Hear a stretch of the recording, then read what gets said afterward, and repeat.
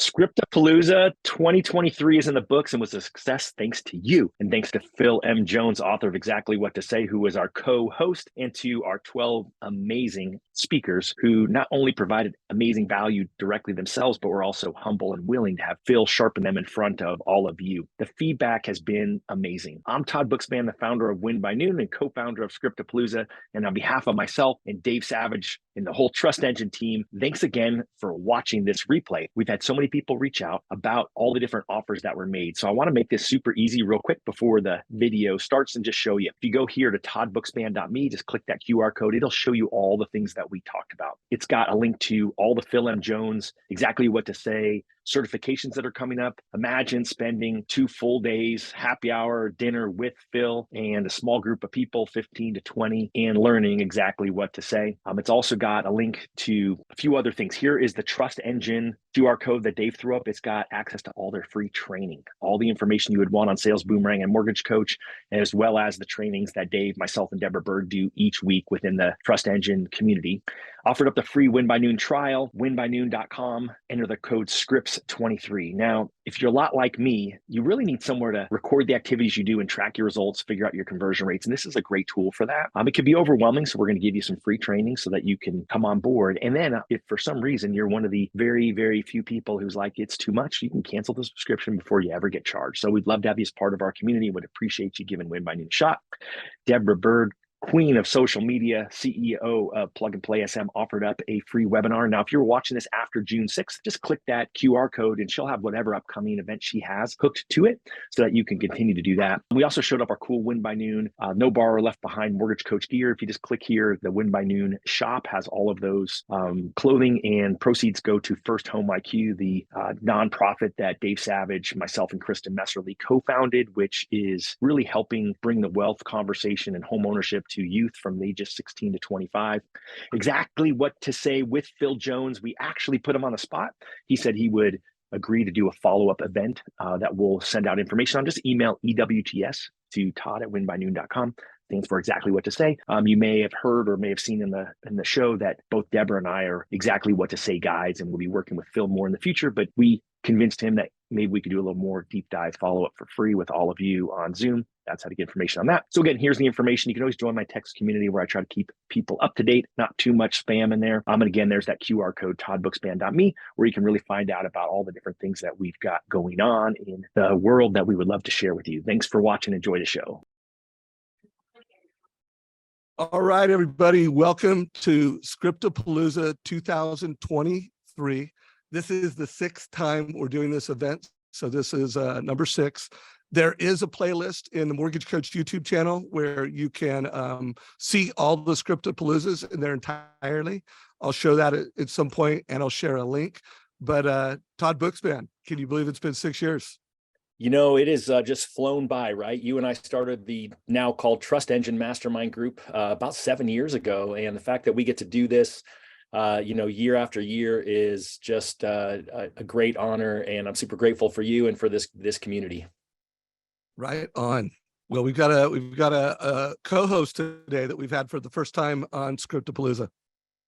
You know, I'm really excited to bring Phil M. Jones into the Mortgage Coach community. I know that you and Deborah interviewed him earlier this year. I know it's the #1 watched video that we have year to date, but you know, I won't do justice to a proper introduction, but let me just give you this visual around his book, Exactly What to Say. So first off, the only time that you can be distracted today is if you want to go to your favorite bookstore and purchase a copy of either Exactly What to Say and probably a copy of Exactly What to Say for Real Estate. But here's the easiest way I describe the book.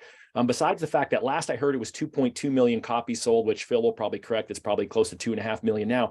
But think about this. This is the #1 listened to nonfiction audible in the world, right? So let me say that again. It's the #1 listened to nonfiction audible in the world. Now, though it's crazy about that, it's not the #1 sold audible in the world, but the average book, you've probably been there. If you're like me, I've bought a book, I've listened to it a little bit and then stopped because it wasn't that good.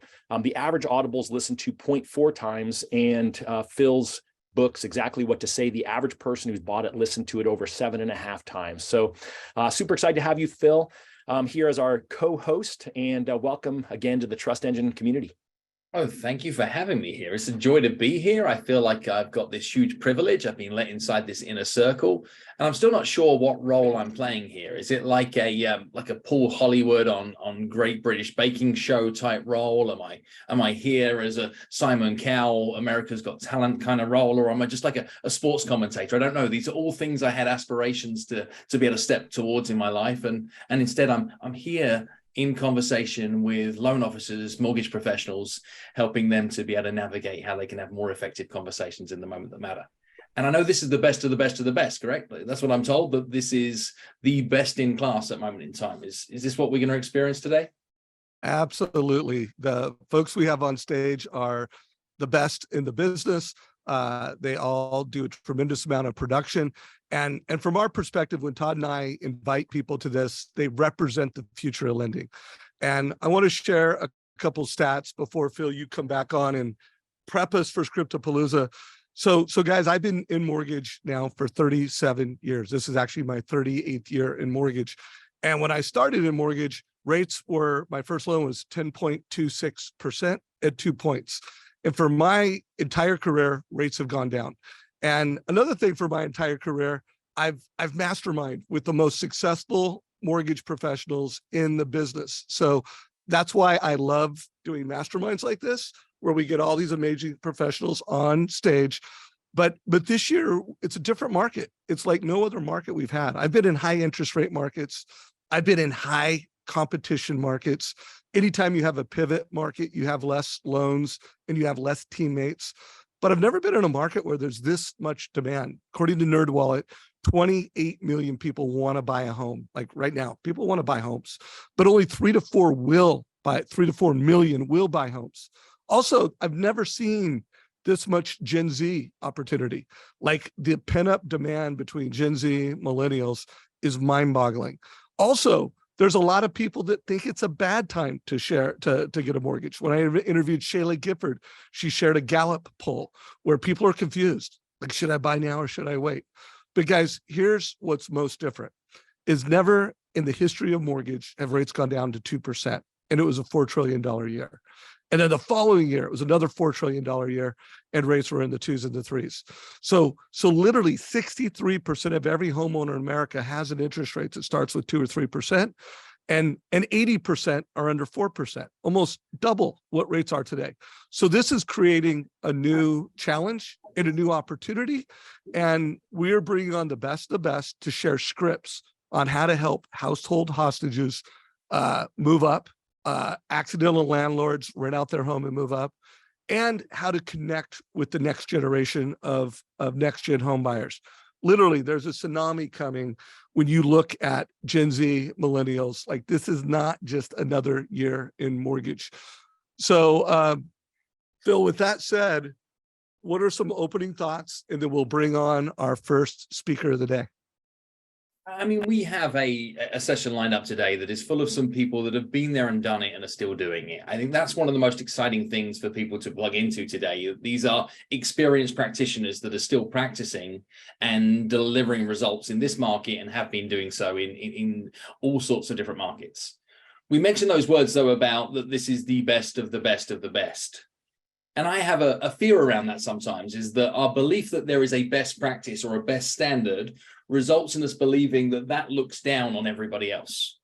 From what I've seen in the world of real estate and the world of mortgage right now, is what the requirement is for every single person in the industry to do the work to get better, to decide that the focus is that wherever they're at right now, that there is still more to give, there is still more to improve, that there is still a chance to level up. So with that being said, and an invitation to everybody who's listening and watching along here today, is understand a few important things. Is every single person that's contributing their effort, their experience and energy towards this Script-a-PALOOZA is doing so at their own experience, at their own risk. They're putting themselves on the line to be judged by all of you. That is a huge gift to the industry. It is a huge gift for people to be that vulnerable, to be able to bring their A game to help you level up your A game, and do so knowing that you are going to be judging them throughout that whole experience. So I think appreciate that as a gift. Also note that part of my job is to provide some commentary or critique around what it is they've just delivered. In that, note that I'm coming at it from a very specific angle. One is I'm trying to see if I can reverse engineer why what they're doing is good, so that you can maybe take some of the ingredients from that to allow you to do your version of good based on what they are doing for themselves. That's number one thing that I'm looking to do. I'm also looking to be a slight bit of a pain in the butt and provide some feedback towards the people that were brilliant as to how they might be able to take what they're already doing that's crushing and make a couple of adjustments that could result in it delivering some bigger outcomes. Note in all of that, though, this is a training room environment. It's a group of friends. This is trusted colleagues in an industry we all give a damn about. So is this a environment for us to do anything other than encourage, grow, and know that what there is that there is better for all of us and that the rising tide lifts all boats? Absolutely. That's what we're here for. But with it being a training room environment, it's better to make us feel uncomfortable in here than it is when toe-to-toe with a client or toe-to-toe in an opportunity that could put money in your pocket.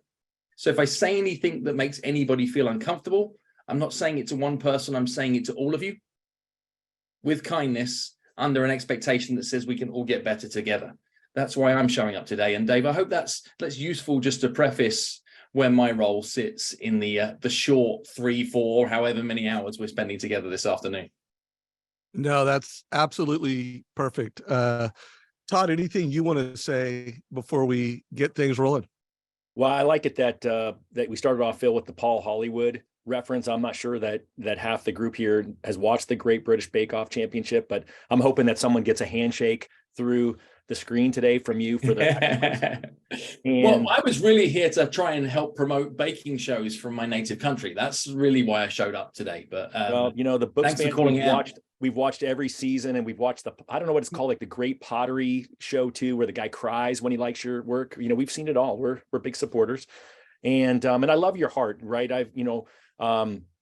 Deborah Byrd and Denise Donahue we'll hear from later. The three of us sat in a room with you and 15, 18 other folks for 2 days, and I watched you sharpen the participants in that room, and I'm excited for you to be doing that today as we start bringing on our first guests. All right, guys. So let's get the drum roll going. I'm going to just make sure I summarize the schedule. The schedule is in the Trust Engine Facebook group. So if you don't have this schedule, download it. We're going to open up with Myron Chamberlain. We're going to close it out with Jeremy Forcier right before Dan Keller. So guys, we got 3 hours of some of the best leaders in the industry, rocking it out. Myron, I first interviewed because he is the #1 producer at Prime Lending, and Prime Lending is an incredible partner of ours. He does an incredible job of being an advisor, making the most of his database. He's going to talk about overcoming the mortgage deep freeze for refinance and knowing your value proposition when quoting rates. And guys, it's never been more important that you do this effectively. And Myron is still killing it. Todd, anything you want to say before we bring Myron on stage? Well, I'd be remiss if I didn't say that Myron's been in the business for 17 years, and I met Myron 17 years ago when he went to work for some great friends of mine. And just to see, Myron, the success that you've had, I knew it was coming, and I just congrats on that. And we're excited that you're here live from the Phoenix airport on your way to Canada. Myron Chamberlain, welcome to the stage. You can turn on your camera. We're not seeing you at the moment, and let's rock it out. Thank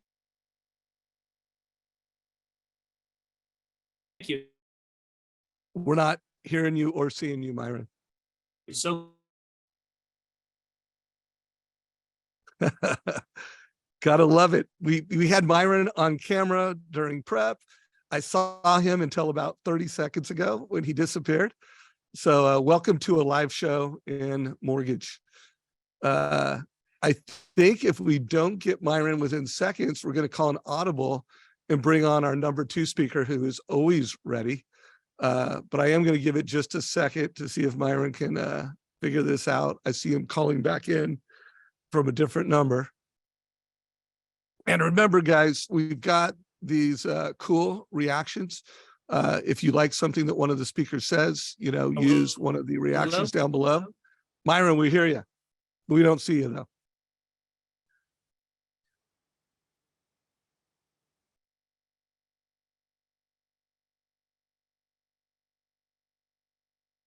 Guess there's a lesson here as well for when we are working with clients over Zoom, right? Is to test broadband speeds and be hardwired and all those fun things too. All right, Myron, we see you and we hope to hear you. Let's roll.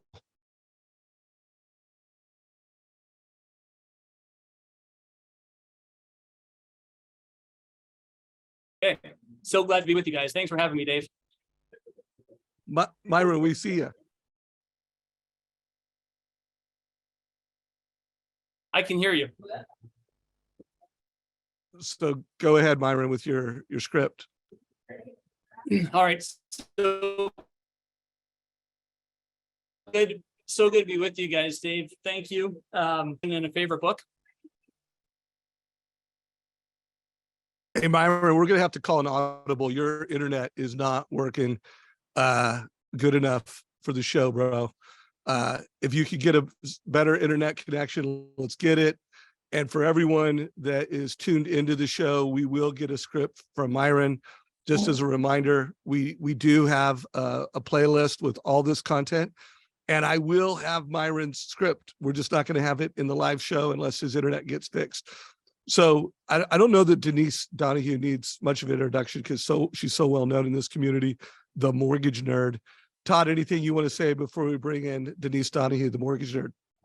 Well, no, I think you just nailed it, right? I mean, I feel like Denise doesn't need any introduction. I feel like most of you follow her on social, and you know, she's got some of the highest watch videos that we have in the Trust Engine YouTube channel. So super excited to see you, Denise. Welcome.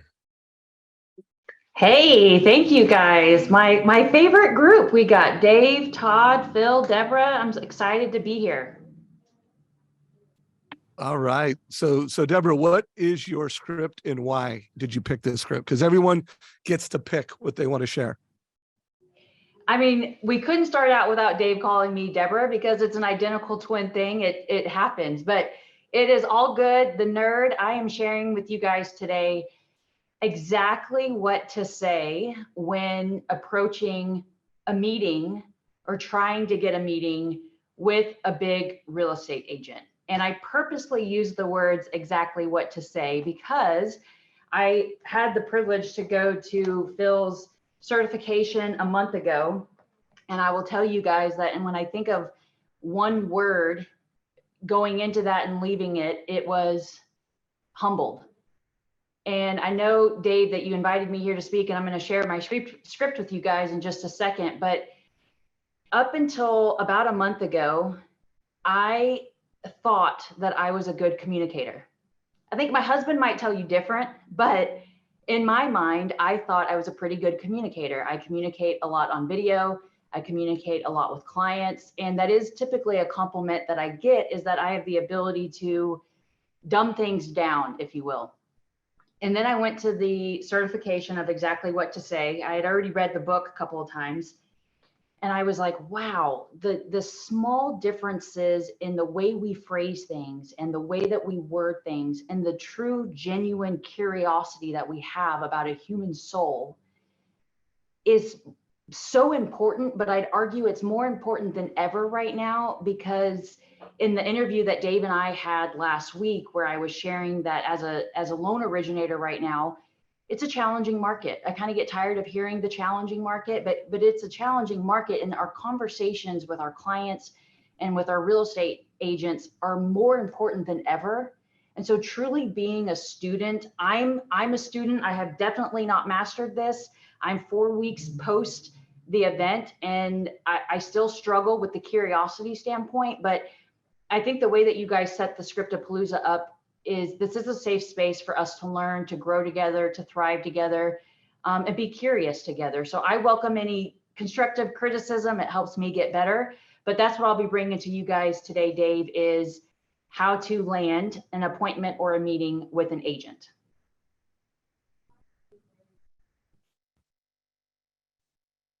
I don't know what you said, but I think it's probably just to go into it. So I'm going to dive right into it. And what's fantastic is that there's a formula. It's not my formula. It's actually Phil's formula.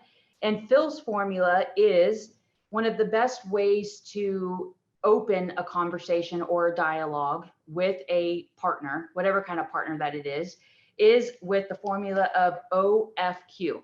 So if you're sitting there at your desk right now, I definitely recommend grabbing a pen, write this out. Here's what this stands for. O is your opening. It's a polite opening. So the way that you DM somebody or you text somebody, or if you're calling them, start that with a polite opening. The second is a mutual fact. So the F stands for fact, and you want to have a common fact with one another, which I'm going to give you an example of what I mean by that. The third one is the Q, and it's an easy to answer question.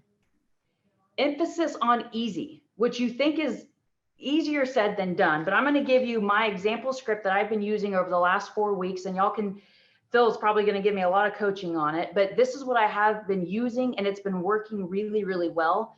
My method in this has been through the form of a social media DM or message. So that's the method. I think that's important because how it would look is a little bit different if I was, of course, on the phone or in a text message.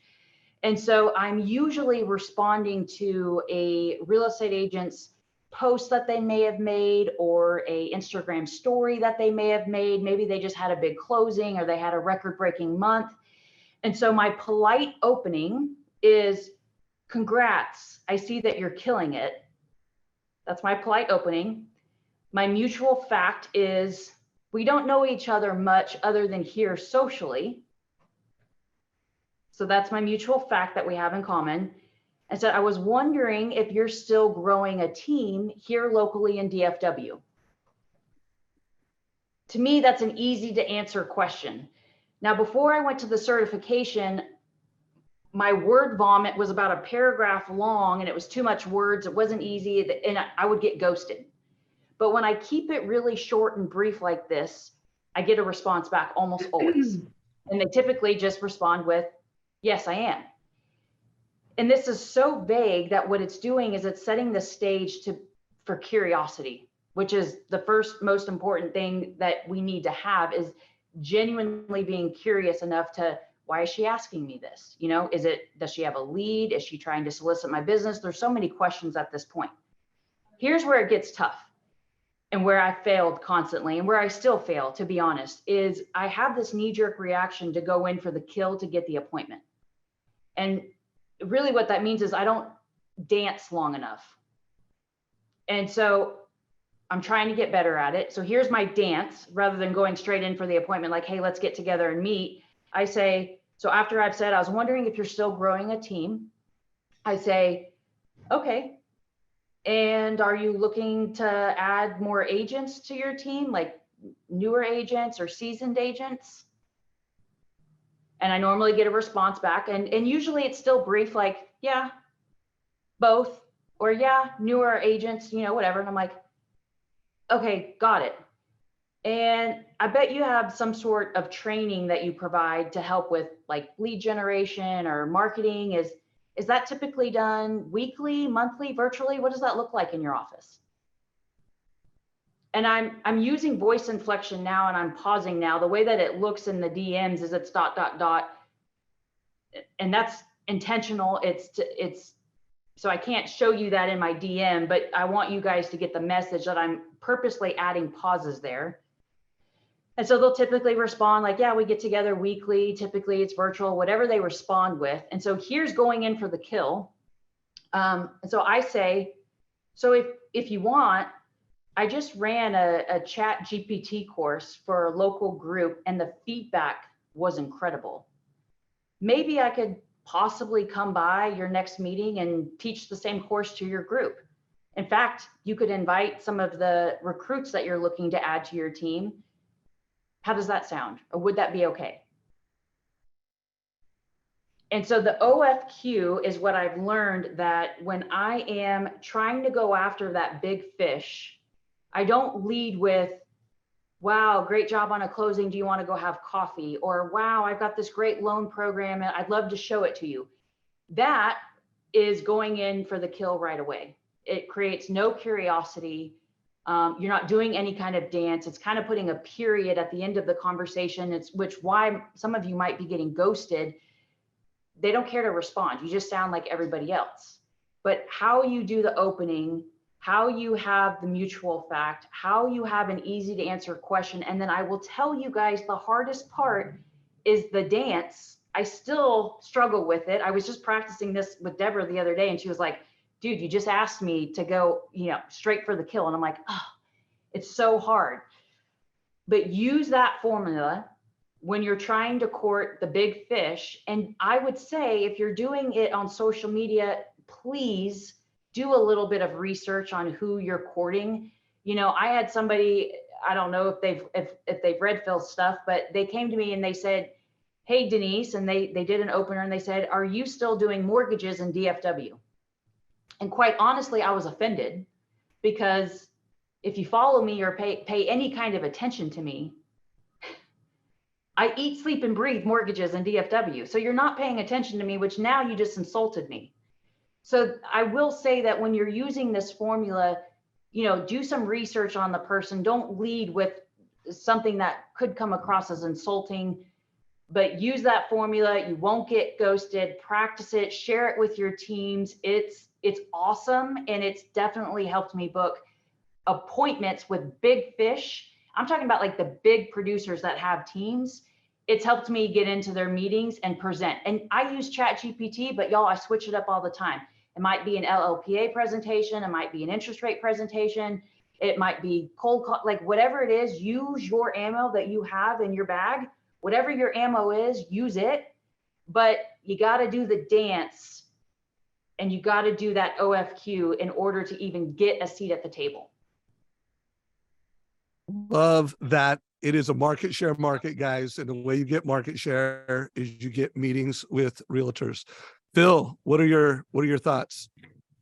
Well, this is fun, right? You get somebody that comes straight off the bat, and what they're doing is that they're doing their karaoke version of your work. So it's like, this is awkward. What I'm getting to be able to judge on is what I will say here is Denise, good job on executing the OFQ formula, taking something you learned in the training, and even with somebody with your tenure of experience going, I'm going to try on something new and see how this would work for me. So when it comes to executing an OFQ, I think you did a great job, is right. Polite opening. Be careful though, when you say to somebody they're killing it, that language is going to really compliment some people, but others are going to find offense on it. Is I see that you're really killing it. Is if somebody said to me, I'm killing it, I'm not sure I would take that as a compliment. I would take it perhaps as somebody who wasn't as sincere as they would need to. So I'd play with that a little and say, well, how could I offer some more sincerity in the compliment up front? Something that was an opening that has some more universal appeal. What could that look like? It's not killing it. It's making some impressive results, delivering huge value to your community is something that is universally accepted as a value up front. I think could turn an 8 out of 10 to a 9 to a 10 in that upfront piece. I like that you used a fact that just called out the obvious, the elephant in the room. The fact is we don't yet know each other. The fact of you don't yet know each other. Insertion of that 3-letter word, magic, yet, right? It says we will though, we will, all without covering a huge amount of different distance. There's huge efficiency in it. I think you can increase a curiosity gap in it by saying things like, but I've been following your successes for a while. Now, all of a sudden, we're hitting some more, show me that you know me. I'm watching the chat here. Ryan's like saying murdering it. Like murdering is even worse than killing. And he knows it, right? He knows it. But your question at the end is an easy to answer question. Wondering if you're still growing your team? Question mark, question mark, question mark. Well, the answer is, of course.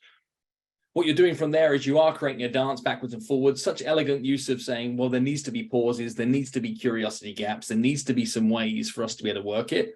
And the risk is we go from like nice outfit, love what you're wearing, to how do you feel about marriage and kids, right? There is that risk that we jump through these things too uncomfortably, but you are slowing this process down.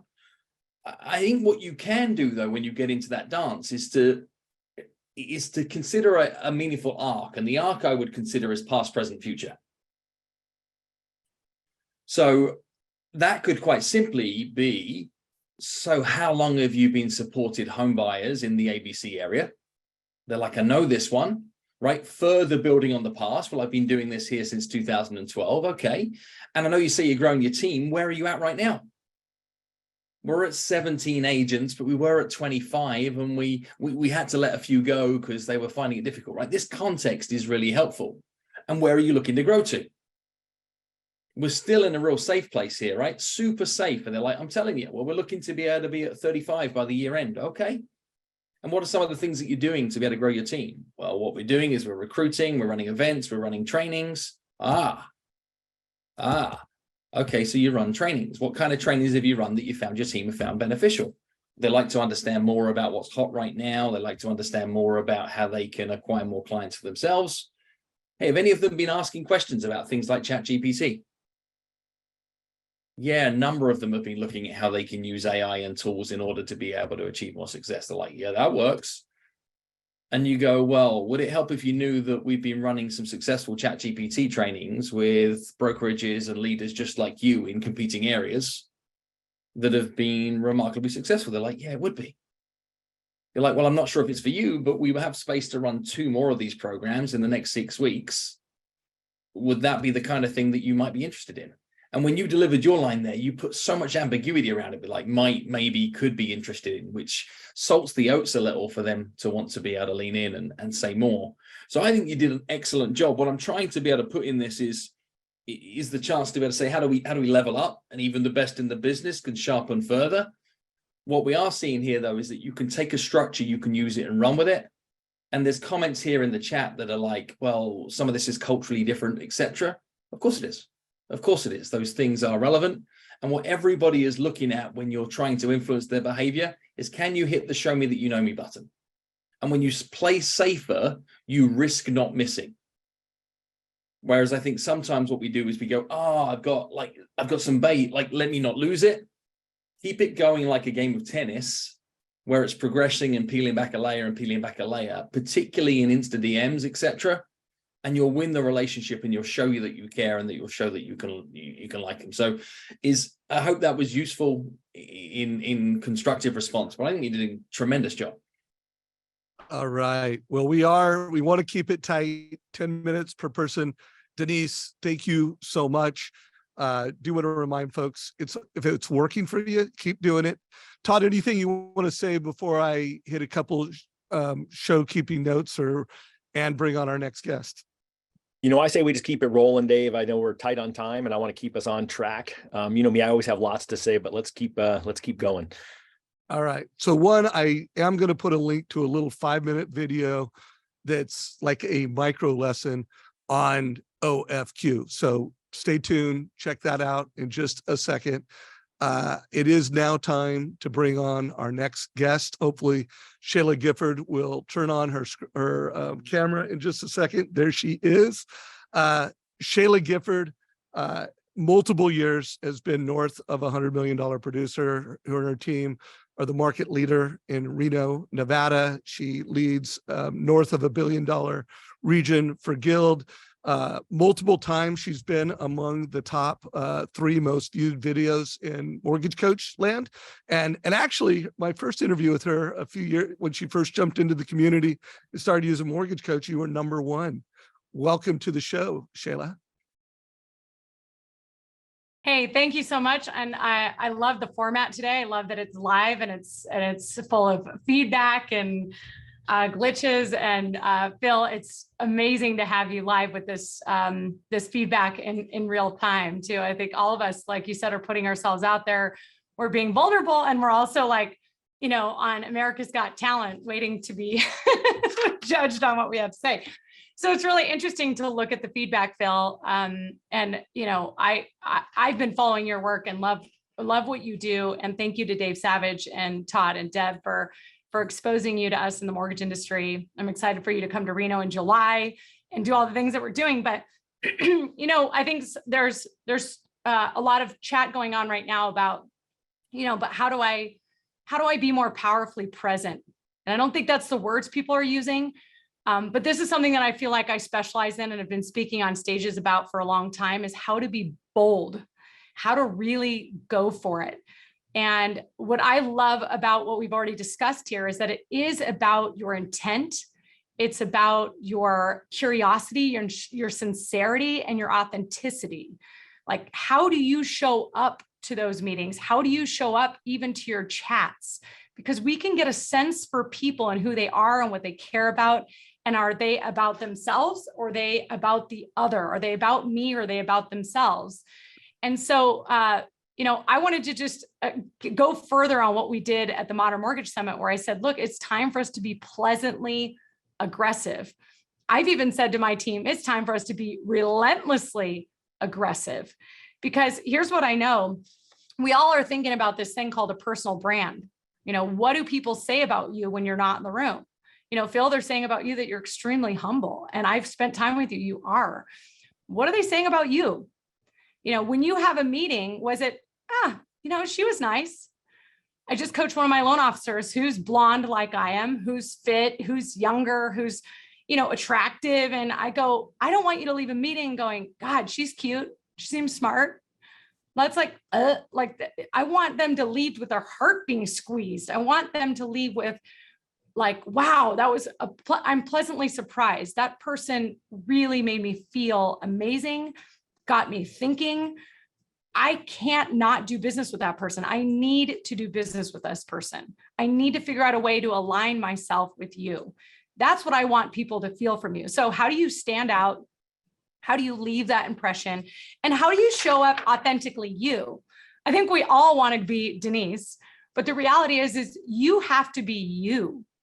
And you've got to just be a bigger, more bolder version of you, and stop holding back on what it is that's on your heart. Because if it's genuine and it's coming from your heart and you really care about the other person, there's almost very little that you could say that would be truly offensive to somebody.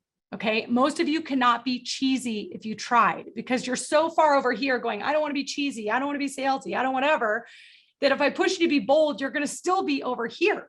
You're not even going to be like in the middle, but you're not going to go from here all the way to over here and being this cheesy, slimy, car salesy type of person. Okay. So what I want for you is to show up powerfully present, to be remembered, to make an impact, so that people say, I've got to work with him or her. I know if I align with him or her, I will make more money. I will be more successful. You know why people are afraid to refer us, guys? They're afraid of two things. They don't want to look bad, and they don't want to lose money, right? How would they lose money referring us? Well, we don't follow up. We don't do a thorough pre-approval, right? We don't exhaust every option to get them to their maximum place and communicate what's possible. Or our sales skills and our relationship skills are just not on par. So when we're meeting with people, they are analyzing those things. Who are you? Are you reliable? Are you going to follow up? Are you on your toes? Are you hungry? Are you humble? Are you coachable? Will you take feedback? Do you really want to do the work to help me succeed? So how do you authentically be you and articulate your value? How do you be pleasantly aggressive? I want you to be able to walk away from a meeting being able to say, look, I've loved this meeting. These are all the things that you talked about that I admire about you and who you are and what you stand for. I want to be your loan officer. Can I be your loan officer, Todd? I want you to come work for me. Like I love who you are and what you stand for. Do you see a world in which you would think about working with me? That's pleasantly aggressive. I'm saying it. I'm not holding back, but I'm doing it with love and coming directly from my heart. I want you to be able to say to a realtor, look, I'm hungry. I'm able to take feedback and I want to help you make money. Can we create an opportunity to do that? Simple, concise, direct. What other lender do you work with now? And you notice I'm saying it with a smile. I'm not doing it aggressively. And the pause will allow for the answer to come forward. Most of us feel uncomfortable, so we don't ever pause. We just keep talking. Let the answer come forward. Most people will answer the questions. With the lender you have now, what's working really well? I'm assuming there's some great things that are happening there. I love loyalty. I want to know what's working well. What are some things that aren't going well? If you could be a lender for the day, what would you change? All right. Something direct would be, look, I know that referring out business to anybody, even referring a restaurant to your friend, is a very scary experience because you're putting your reputation on the line. You're risking your reputation by referring me. And I want you to know I don't take that lightly. I know that every time you refer me, you are risking that I could make you look bad. You know, maybe through poor follow-up, bad listening skills, you know, not really building a relationship and being about that other client. Maybe just dropping the ball or closing late. Those are all the things that I know people in our industry do, and it's a risk every time you refer somebody. I also know it's a risk that when you hand out a referral, that's like a $10,000 commission check. And if you hand it to the wrong person that doesn't care for it the way you're caring for it, you could just lose money. They go to that next realtor, that next open house. And I want you to know that I recognize how big of a deal it is that if you and I get to a place of trust and you refer me, that I don't take that lightly. So as I pause, I want you guys to think, am I saying things like this? Am I showing up to that coffee meeting or that lunch and learn experience that I just landed because of Denise's script and saying things like that? If you're not, you're probably like most loan officers, because what I know is most loan officers are buddy selling. They are just being outgoing and charismatic and friendly and there and hoping that over time, they will figure out who you are and what your character is. Because yes, people do select you because they like you. They stick with you because you deliver. But at the end of the day, it's about your character and who you are. So I do a process, and I'm going to invite you guys at the end of this to do this with me. If you want to set up a one-on-one call, I'm like really in on helping loan officers who are just dead set on improving. You know, what I love talking to Phil this morning, we were strategizing about this event I'm hosting with Phil live in person in Reno in July, and then we're going to do a subsequent virtual, is he said, my goal is to help them get to a place where we realize we're consciously incompetent. Like if you become aware today, like, wow, my scripting is here, then what are the tools where you start becoming consciously competent, where you start going, oh, just like Deborah saying, it's OFQ, here are my strengths. I love that process as a coach more than anything. So I've got a loan officer and she said, yeah, Shayla, I'm not saying the things that you just said. I'm not being as bold. I said, yeah, you're hoping that people go, gosh, she's cute and she cares about customer service and she'll really hold their hand. And gosh, she really knows loans. I need her. I have to have her. That's not going to cut it.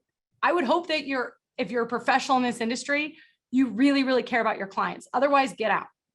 Right? I would hope that you really, really are going to hold people's hand and stay with them through the whole process. I really, really hope that you know how to do loans and technically be strong. Most of us are showing up to meetings going, this is why people refer me. No, they've got to feel like this person is going to solve my problem. So how do I do that? First of all, in the meeting, I'm asking so many questions. You want to talk about genuine curiosity? You get, my husband laughs because you get with Shayla Gifford. And I mean, it's question. Like I really want to know who you are and what your strengths are and what you care about and what your experience has been and where you want to go. Because I can't propose a solution. I can't decide if I want to be your partner or do business with you or be all in if I don't know who you are. So then after I've done that, then the pleasantly aggressive part is articulating who I am and how I can help them, okay? So one tool I use is called the Strength Finder. And so you can go to Gallup Strength Finder and spend $20 and get this done for you. Take a 45-minute assessment and it'll spit out your top 5 strengths. So I just exposed you, Allie, but I was coaching Allie and these are her top 5 strengths, okay? She's futuristic, she has belief, responsibility, positivity, and developer. Now, those words might not mean a lot to you, but you go through this long report, 7 pages, and it really describes what those attributes mean, what those strengths are. The first reason you do this, guys, is because nobody is standing in your bathroom every morning and in your cars you're driving and going, Deborah, you're amazing. You can do this. You can get through any challenges. I know you're anxious about the big phone call today, but you are competent, you are capable, you are strong. I'm sorry, I would love to be in all of your offices and do that every day. I seriously would, but you better be doing it for yourself. So first, it's for you to remember, I am strong, I am powerful. There are characteristics in my character, who I am, that are going to make me the best partner for you. Because if you don't believe it, don't show up to the meeting. You've got to believe you're the right fit. Then second, you have to be able to articulate to somebody else in a way of why do they care? Why do they care that Allie is futuristic? How is that going to solve their problems? What does it even mean? So Allie, being powerfully present and pleasantly aggressive, would say, listen, I can't even tell you how much I've enjoyed this meeting. In fact, she might even have her hand on her heart because she's speaking directly from her heart. Like, I really appreciate your positivity. I love your goals and what you stand for. I love how gritty you are and that you're willing to do the work. And I know that when you refer somebody, you want an equal partner that's just as in as you are. And I can tell you, that's me. I am so in, especially with somebody like you, because I'm very careful about who I go into business with. You know, one of the strengths that I'm proud of is that I'm futuristic. I'm always thinking ahead. I'm thinking for that client 2 or 3 or 4 years down the road. I'm thinking 3 or 4 or 5 months down the road. How do I prepare them on this pre-approval? How do I overcome their fears? How do I set them up so that we have the right goals being met, or that we get the offer accepted? I'm thinking about your business constantly and futuristically thinking, what can we do to be better together? I'm also like crazy responsible. And I just have to say it because sometimes I wait and hope that people figure this out. But the truth is that if I say I'm going to do it, I will do it. If I tell you I will call you back at 4 o'clock, I will call you back at 4 o'clock. If you don't hear from me ever, it's probably because I got hit by a bus. I'm like that committed to being a reliable person. And so I'm going to be straight up with you in my commitments. I'm never going to overcommit because I take responsibility for what I do commit and performing. So I'm going to stop there because I probably hit time. Did I hit time, Dave? You hit time, but you killed it. I think you had a record number of hearts and claps. I loved everything. Phil Jones, what are your thoughts? Well, what do I do with this, right? What do I do with this is, Shayla, you have an infectious energy that cannot help but catalyze and bring other people with you. I think that just your presence is going to result in people deciding that they want to be able to travel on a journey with you. I think that's a fact. And this pleasantly aggressive, I don't know that's necessarily what you are. I think that you're confidently assertive. Like, you know who you are, you know the light that shines around you, and that you want to shine that light on others because you're so confident and certain in who you are. You have plenty to give away, plenty to be able to share with others. What else I like about what you're laying down here is you're showing up and you're being bold. And there's a saying that I share often, which is that clear beats clever. Like, you're not trying to be able to sugarcoat anything. You're just saying the brutal truth that says, I want your business. I'm here to achieve X. Here's the outcome that I'm looking for. And this is incredible if you're Shayla Gifford. If you're not yet there with where you are with your own personal confidence, that's a hard game to be able to play, because your inside voice isn't saying, cheering you on and whooping and hollering and getting you to where you want to be. Your inside voice is still looking over the shoulder and talking about the person you were yesterday into your ear. And if confidence comes before competence, the risk is that shows up as arrogance. Let me repeat, if confidence comes before competence, that risks showing up as arrogance. So what we're looking to be able to do is to remind ourselves that we are a proven success story. An action that everybody here listening in right now could take to help them grow the superhuman strength that Shayla Gifford has is to remember that they're a proven success story. And you can do so by not focusing on your to-do list. Instead, go focus on your done-it list and write yourself a list of everything you've achieved in your life since learning to walk. I promise you it's going to be a fairly impressive list. All the things that you've managed to be overcome, all the things that you've managed to be able to go and achieve.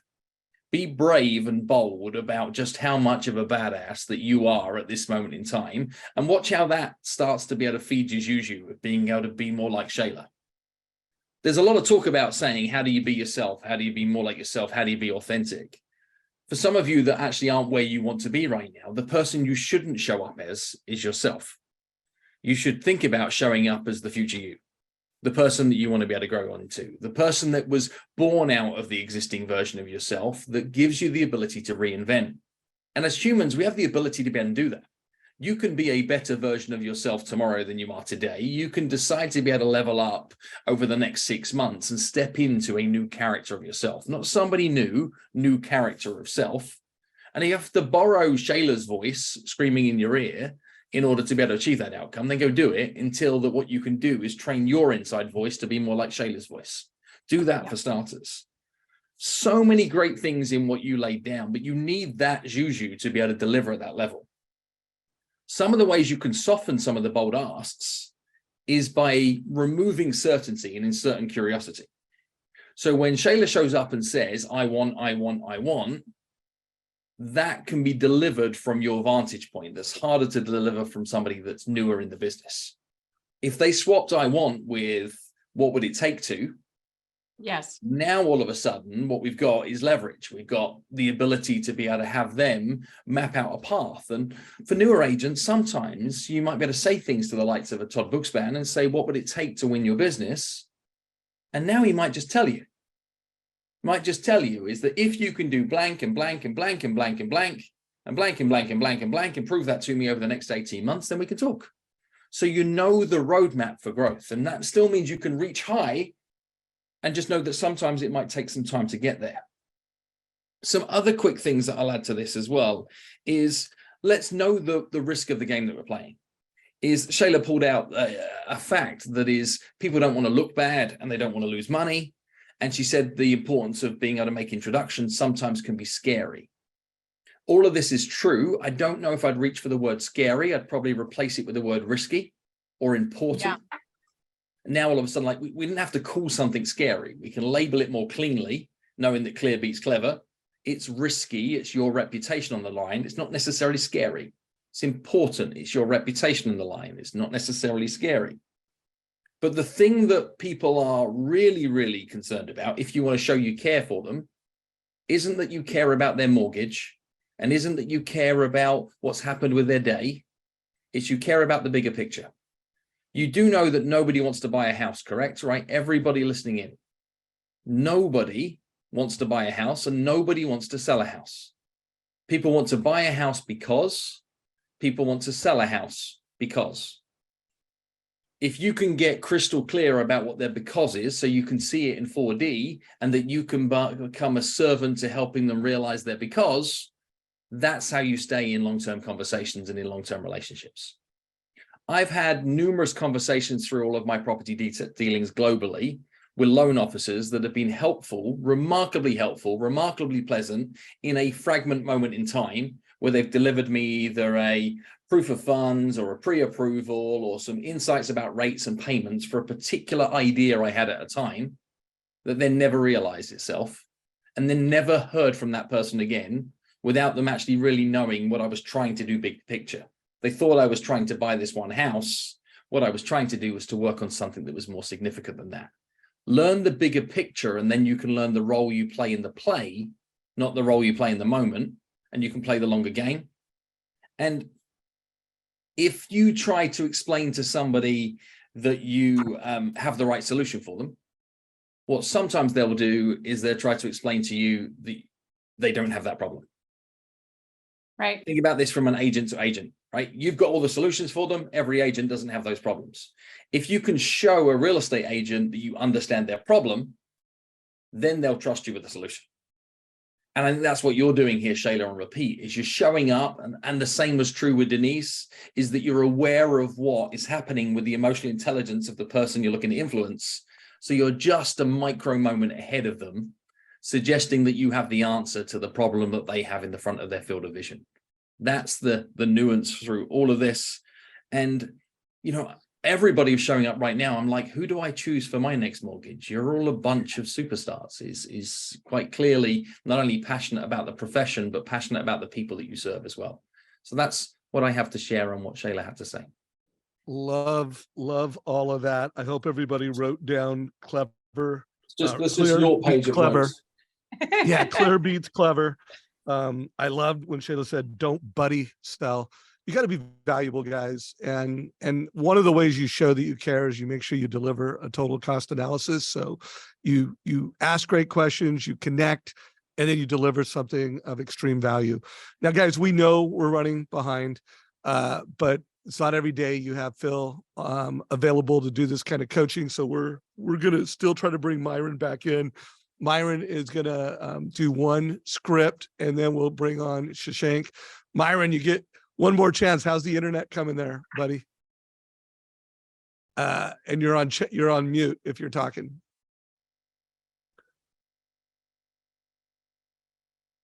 Myron, we're not hearing you. I think you're on mute or we're having some issue.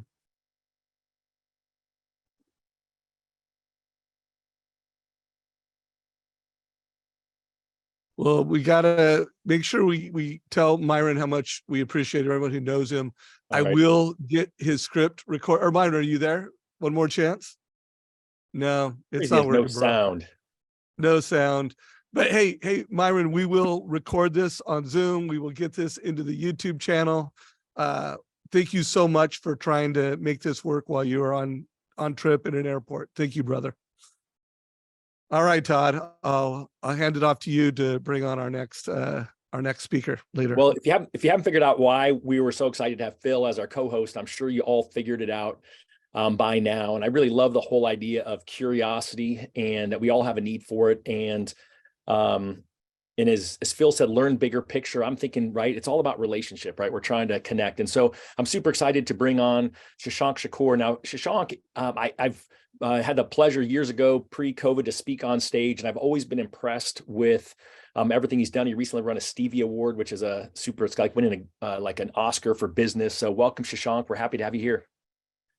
Thanks, Todd. Thanks for having me.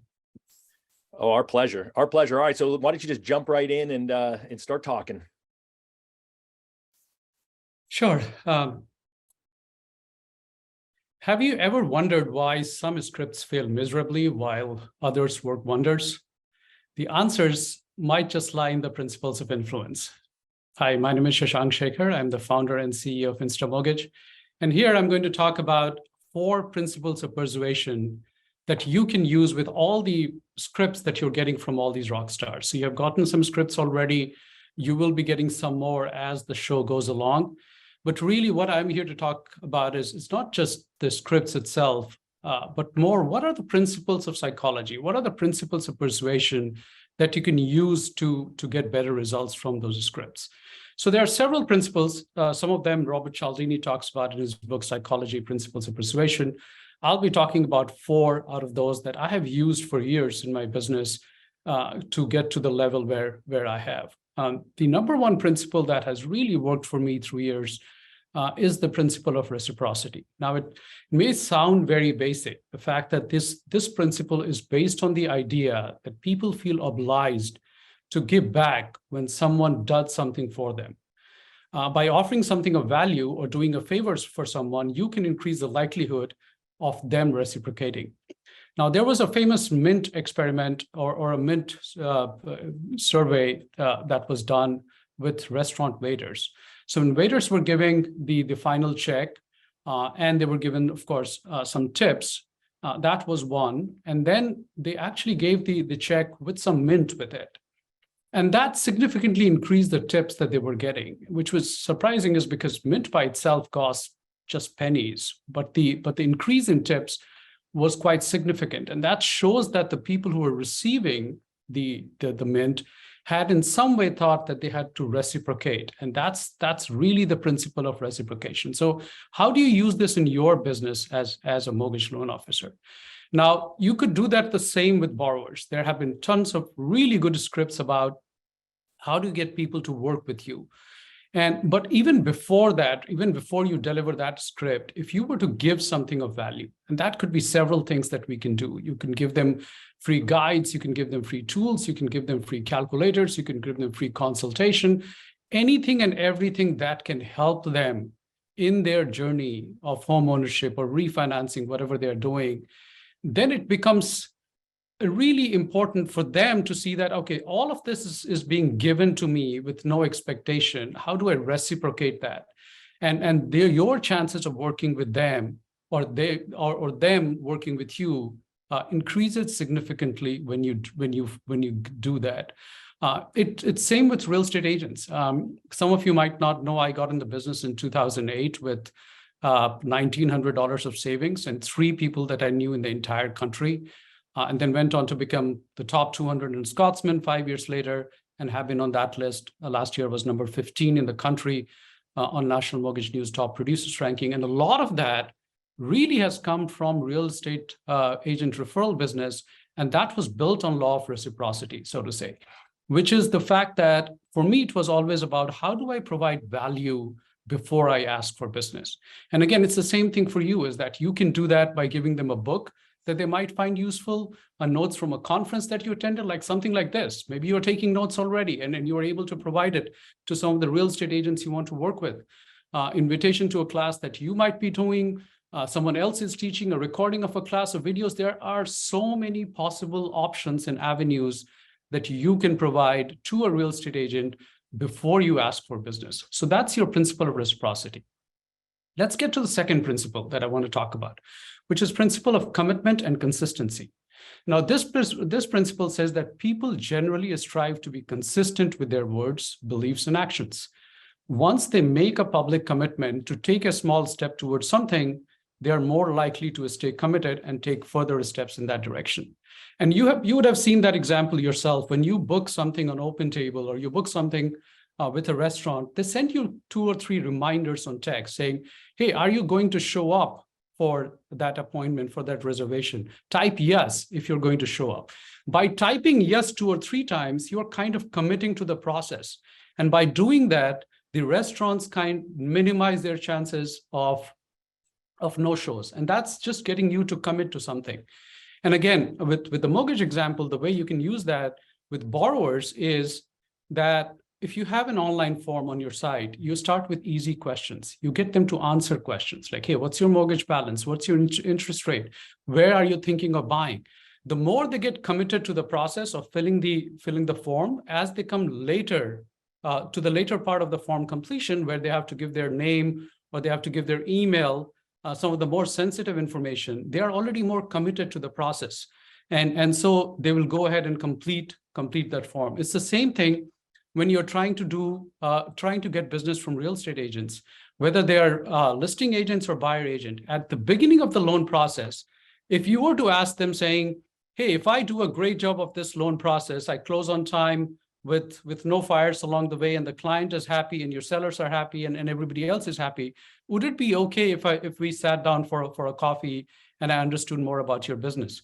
That's asking for a commitment right at the beginning of the process. If you repeat it for them to commit to the same thing, say during the loan process, chances of you getting that meeting at the end of the loan process is significantly higher, because again, it's the principle of commitment and consistency.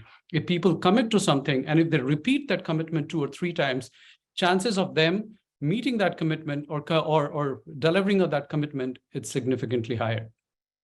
Let's talk about the third principle here, which is social proof or consensus. Now, what this principle tells us is that people tend to look to others for guidance on how to behave in certain situations. When individuals are uncertain about what to do, they often rely on the actions and behaviors of others as a form of social proof. Now, what this means is that, especially when it comes to home buying, which, as we know, is the biggest financial decision practically everyone takes, it's a big decision. And so people are looking for social proof all the time.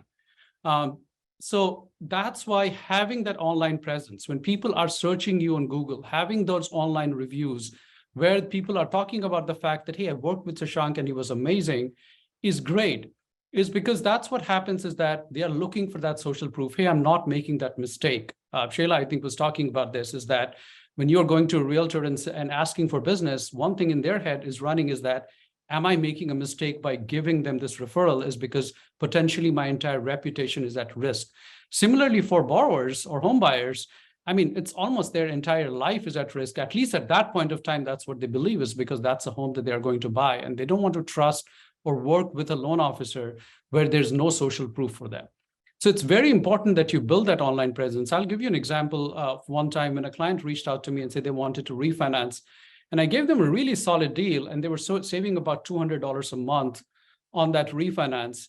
But it was a very big loan amount. And the borrower comes to me and says, yeah, that's great, but $200 a month is not good enough for me. And so I'm not going to move forward. Now, I could have just stopped there and just let it go. But what I did was I sent a follow-up email. I said, that's great that you don't want to move forward with $200 savings. And I totally understand that that may not be significant or substantial for you. But let me tell you, 92% of the people that I work with who refinance with me save less than $200 a month on an average. And you know what happened next? He went ahead and completed the online application. That's consensus. That's social proof. He's like, oh, if 92% of people are doing it, I must be stupid not to do this.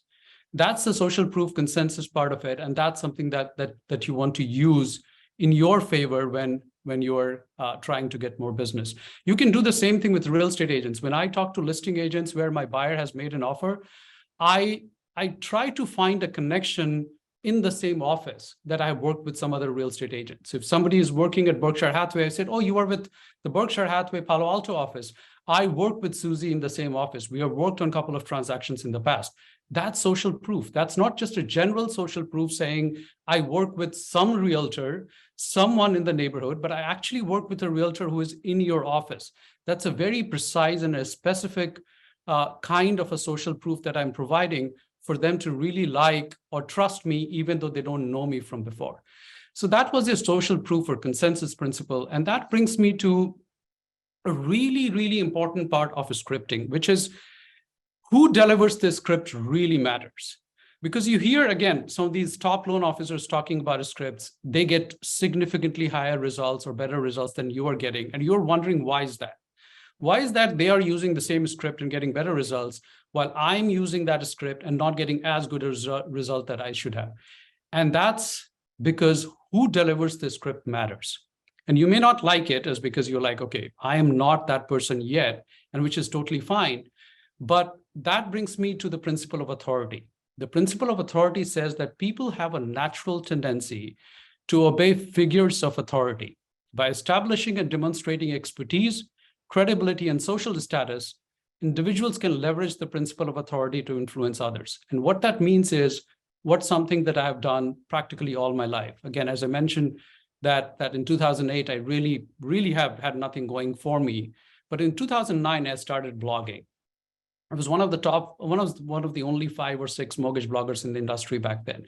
And since then, I've not just blogged, I've written 3 books. I speak all over the country. I write for Forbes and Inc. and Housing Wire and everybody else.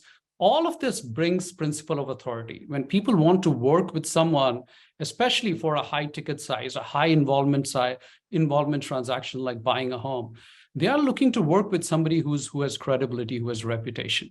And what that did for me is that even being in the San Francisco Bay Area, where my rates are consistently higher than most banks' rates and most credit unions' rate, these home buyers tend to work with me is because they're like, we don't want to mess it up. We want to work with somebody who is an expert in the field. And that's why it's important that you follow some of those things. You work on building your brand. And it could be whatever is that you feel comfortable with, whether you are comfortable with words, then blogging, something that I have done for a long period of time might be good for you. If you're great with videos, of course, you can work with video marketing. If you're great just with audios, podcasting could be your one thing. It doesn't matter what's your medium, what's the message is really important. So focus on the message, work on a medium that you're comfortable with, but start building that. Building authority could take months, sometimes years, like it did for me. But once you build that authority, then that principle of authority, where people tend to gravitate to people, or people tend to give business to people who have that authority as status, it's something that can bring you business. So really, there you have the 4 principles of persuasion, 4 principles of influence that I talked about: the principle of reciprocity, principle of commitment and consistency, principle of social proof or consensus, and finally, the principle of authority. As I said, there are several other principles, but these 4 should really hold you in good stead if you're trying to get those scripts that these rock stars are giving you today, and then get better results from this. Thank you, Shashank. And Phil, what are your thoughts? What I give commentary on here is I think you've done a wonderful job of sharing 4 of Professor Robert Cialdini's principles from his body of work, and absolutely providing some application towards how they can show up in the mortgage space. Is lots of good tactical, practical things here. And when we think about the methodology and how we bring it towards scripting in particular, and the conversations that are people having in the mortgage world, I'm going to try and make this super practical. So when you talk about reciprocity, i.e. somebody does something for you and then something gets done in return, is what is somebody feeling? And I'm asking this of everybody else when they're here on this chat right now. What is somebody feeling in their heart when reciprocity is triggered? How are they feeling when reciprocity is triggered? Because I think this might help you find a moment that is imperative.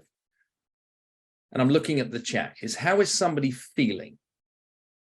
And they're feeling good. And Kay's saying grateful, they're feeling taken care of, they're feeling grateful, and gratitude and gratefulness and cared for is all parts of what's right here. But if somebody's feeling grateful, what words do they mouth? If somebody is feeling grateful, what words do they mouth? Bingo, right? But like, I got this one. They're saying the words thank you. When somebody says thank you, they're not just feeling grateful, they feel something slightly different. Past gratitude, in fact. When somebody says thank you, what they're actually feeling is indebted. When is the best time to ask anybody for anything? It's in the moment when they feel indebted, not obligated, indebted. It's different. Obligated is forced, indebted is by choice. So they're feeling indebted, and in turn, that's the perfect time to be able to ask. So some great ideas of ebooks, invitations, sharing, gifting, etc., in order to be able to create gratitude that creates feeling of indebtedness. What that means to you, though, is set these little antennas to listen to thank yous. And when they say thank you to you, don't just pat yourself on the back and think, dang, I did a great job. When they say thank you, think, aha, they feel indebted to me. What on earth can I ask for? So increase the thank yous, just like what was being shared with Shashank's great advice around gifting and advising and providing opportunities for. But no, those are your moments to ask. And think in your own world right now that when somebody says thank you, how ready are you with a sequence of words to be able to make the invitation or ask is what the next step is. So you're not just having your own pride party about your brilliance, you're catalyzing the next movement, the next action following thank yous. Some thoughts also around commitment, particularly for new loan officers here or newer loan officers. Often what gets shared when people step into a new career is people say, well, you just need to speak to your friends and family, and your friends and family will support you with business. And then you become an LO and you reach out to your best friend who's about to buy a house and you look to support them with their mortgage, and they're scared and they're nervous about it. Or you speak to your family members or your past employee colleagues about how you might be able to help them, and they're like, really? And they're nervous. The people that are closest to you find it remarkably hard to see you in any new light as you go through a period of change. They're the hardest people to be able to convince about what it is that you're doing could be new for them. And the simple rule to understand past that is that nobody wants to be a part of your test. What do I mean by that? Nobody wants to be able to pin their badge towards you and your next chapter in your career if you're not fully committed to it. So you just keep showing up, keep showing up, keep showing up, and sharing the stories of the people that you help will win the trust of those individuals that are closest to you. And maybe you need to find some strangers before those closest to you will deliver that trust. And that would be my point about commitment. Now, on social proof, I think there are some scripts that you need to write, some scripts that you need to work on. We know reviews are important. You made it crystal clear about how reviews are important. And the market that we're in right now, I think, needs a different type of review than what the market required in the past. Historically, it was like, met LO, he was great, she was great, lovely person, really kind, knowledgeable, and they would give in the moment reviews. What would I be looking for right now is I'd be writing scripts to say, could I get a second review from somebody who's already reviewed me about how I've helped them 6, 9, 11, 15 months down the tracks, even when I'm not being paid? Could I get long-term reviews of people that I've worked with for a sustained period of time? Could I get case studies and full detailed in-depth reviews that didn't just say, nice girl, knew her stuff, got me mortgage, but actually showed a level of expertise at a higher level? Now what do? We insert reciprocity, we listen for thank yous, we show our commitment over a period of time, and then what we're doing is developing a higher level of social proof than what everybody else has in the marketplace, moving yourself into a position of one. Which then finishes on this competence piece, this competence piece being somewhere near essential. You don't reach competence without experience. So give yourself the gift of betterment. How do you get better? How do you get better? How do you get better? Dave, with your permission, I just want to bring this back towards scripting for a second. Is people in the chat, just tell me what we think about scripts, honestly. Good thing or bad thing, good thing or bad thing, what do we think? Guys, let's be active. Good thing. Great, love scripts. And people clearly believe that because they're at Script-a-PALOOZA, right? That's why the majority of people are going to jump into this. They're already sold on this idea. So let's play the other side of that for a second. What are some of the reasons that we dislike scripts? What are some of the things that have us less than desiring scripts? And I'm catching this pretty much here. And I'm hearing sounds robotic, I'm hearing inauthentic, I'm hearing doesn't sound natural, there's monotony, sounds salesy, feels canned, sounds robotic, scripted, feels staged, feels fake. Wow. If we're going to level up our competence, let's play with this for a second. Have you ever seen a movie that brought you to tears, made you cry? I hate to break it to you, it was an actor reading a script.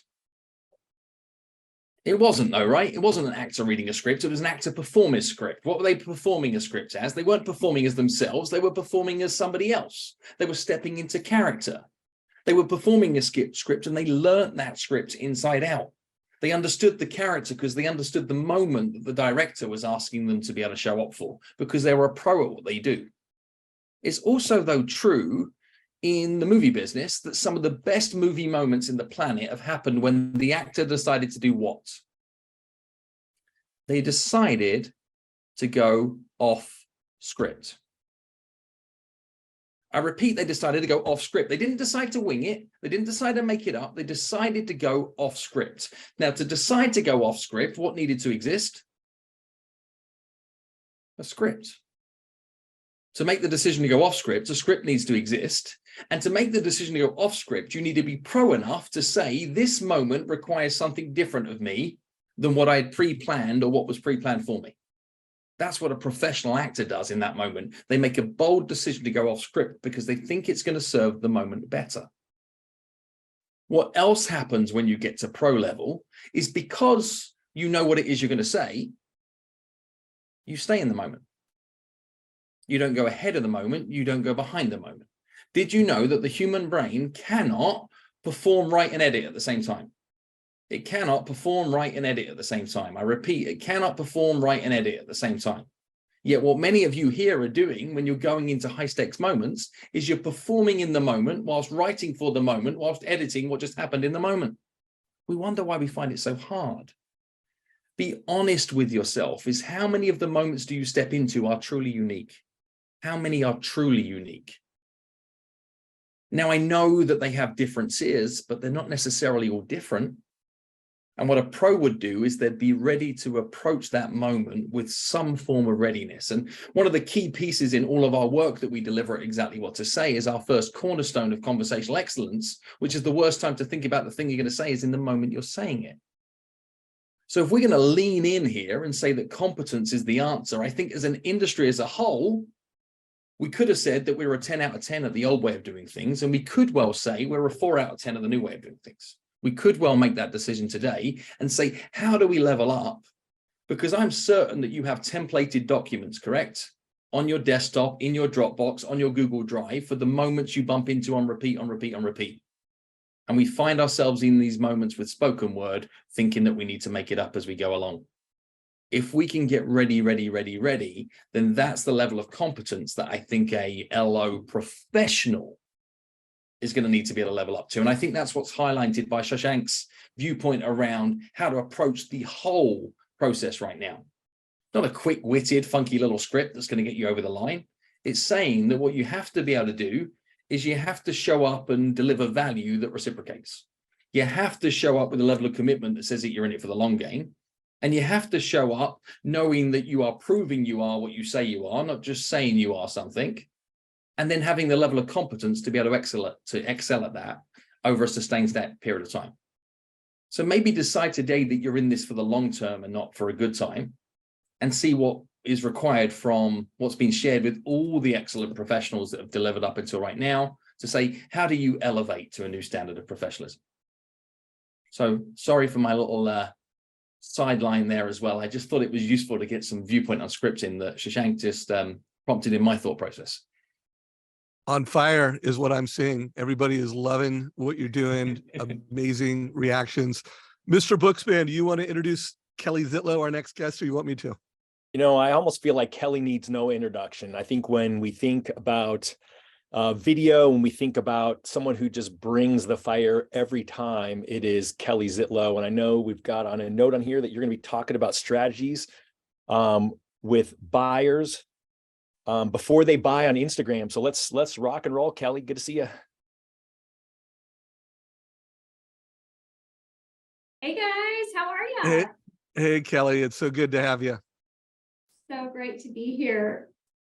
Well, today I was going to talk a little bit about what I'm seeing in the market and just some strategies that I think would be really helpful, especially for newer loan originators. And Phil talked about it, but having the plan of what this market condition is bringing is key. So we have a client right now, a past client of mine, moved here from Colorado 2 years ago and is now moving to New Mexico. And inevitably, he has a house that he needs to sell in order to buy, or does he? And I think that when we think about strategy, it's one of those things that there's really 3 different scopes of strategy for this particular buyer. And I just want to encourage everybody to kind of dig deep and get the homework dialed in. Now, this is an amazing group, but if you have newer loan officers or newer LOAs on your team, these types of strategies could be helpful. So I'm going to go ahead and just pull up the mortgage coach and kind of show you real life of what we showed this buyer. Now, ultimately, his risk level was wanting to purchase the New Mexico house and sell Arizona. But when he spoke to us initially, his house in Arizona wasn't even under contract yet. And what happened? He did find the house in New Mexico that he went under contract on and wanted to and needed to remove the contingency. So I don't know about where you guys are, but here in the Phoenix metro area, as well as New Mexico, where he's buying, it was moving to a seller's market. Again, when we think about seller's market, we think about removing contingencies. We think about removing, inspections sometimes. We think about fast closes and all that type of stuff. So it feels like it's kind of been this hurry up and wait type of tempo over the last 18 months. Well, I'm here to tell you this stuff is back and this market is back for certain parts of the country. So with this buyer, we removed the contingency because we were able to bring him as a temporary solution, a bridge loan. Now, a bridge loan, some of you have, some of you don't, but we have one where we were able to cross-collateralize both properties, the Arizona property together with New Mexico, and show him that option. But if you know anything about bridge financing, it's not super cheap and certainly not the most cost-effective approach. So when we built this out, we showed him strategy A, strategy B, strategy C, and kind of dug into the details. So I'm going to share really quick let's see here. Well, Kelly is pulling that up, guys. Share in chat how many people are having to be more creative than ever to help families figure out, hey, should I sell and move up? Should I rent and move up? This is a massive pain point in today's market. And yeah, absolutely every deal, lots of creativity. Boom. So your script couldn't be more on point. I want to remind folks, I let every speaker pick their scripts. I'm like, hey, you know the audience, you know what we're talking to. What do you want to share? So Kelly, rock it out. We see it. All right. So unique or contingent versus non-contingent. So this is the strategy. So first scenario, we're showing straight, assuming contingent, house in Arizona closes prior to or simultaneous with New Mexico, the cleanest one. He's excited. Yes, yes, yes. And that's what we're showing, 20% down. Now, we did bring to him the same type of scenario, also contingent on Arizona closing simultaneous, but we showed him a 7-year ARM. ARMs are hot. Again, we know that. We've been in this ARM environment for the last couple of years, and we have a unique ARM that really fit, and that's actually the loan that he ended up locking with, but we wanted to show him options. So both scenario 1, both scenario 2, contingent on Arizona. Well, guess what? He gets under contract. He's calling me last weekend. The buyer on Arizona needs to now close after New Mexico. What do? Well, now he doesn't have the 20% down payment. So strategy 1, strategy 2, put him on the back burner. And now we've got to get back into 2 of the initial strategies that we showed, which is 1, using that temporary bridge loan, which isn't ideal, but it's an option, or strategy number 4. And this is what I really wanted to remind everybody of. And that is with a Fannie Mae loan, if the buyer is selling a house and all the contingencies are removed from the buyer of their house. So in this case, if the Arizona buyer gets through all of their financing contingencies, appraisal contingency, and they have approval without any prior to doc conditions, then we don't have to count the Arizona house in the down payment or in the debt to income ratio. However, we still had to solve for down payment. So strategy number 4 is kind of cool. And I really want to make sure y'all are thinking about this, is recast. So what we did was we came back into strategy number 4, showing that $795 purchase price, doing minimum down to keep it the conforming loan limit, which was the 726.2 number, and realizing that that's going to be temporary because he's going to have to take that out. Arizona would close after New Mexico. And then in 2 months, he'll bring back the proceeds from Arizona and do a principal reduction. We'll recast the loan at that point in time. That does mean that his payment's higher. He's paying mortgage insurance in this scenario, but it solves for the ability to buy New Mexico without closing on Arizona first.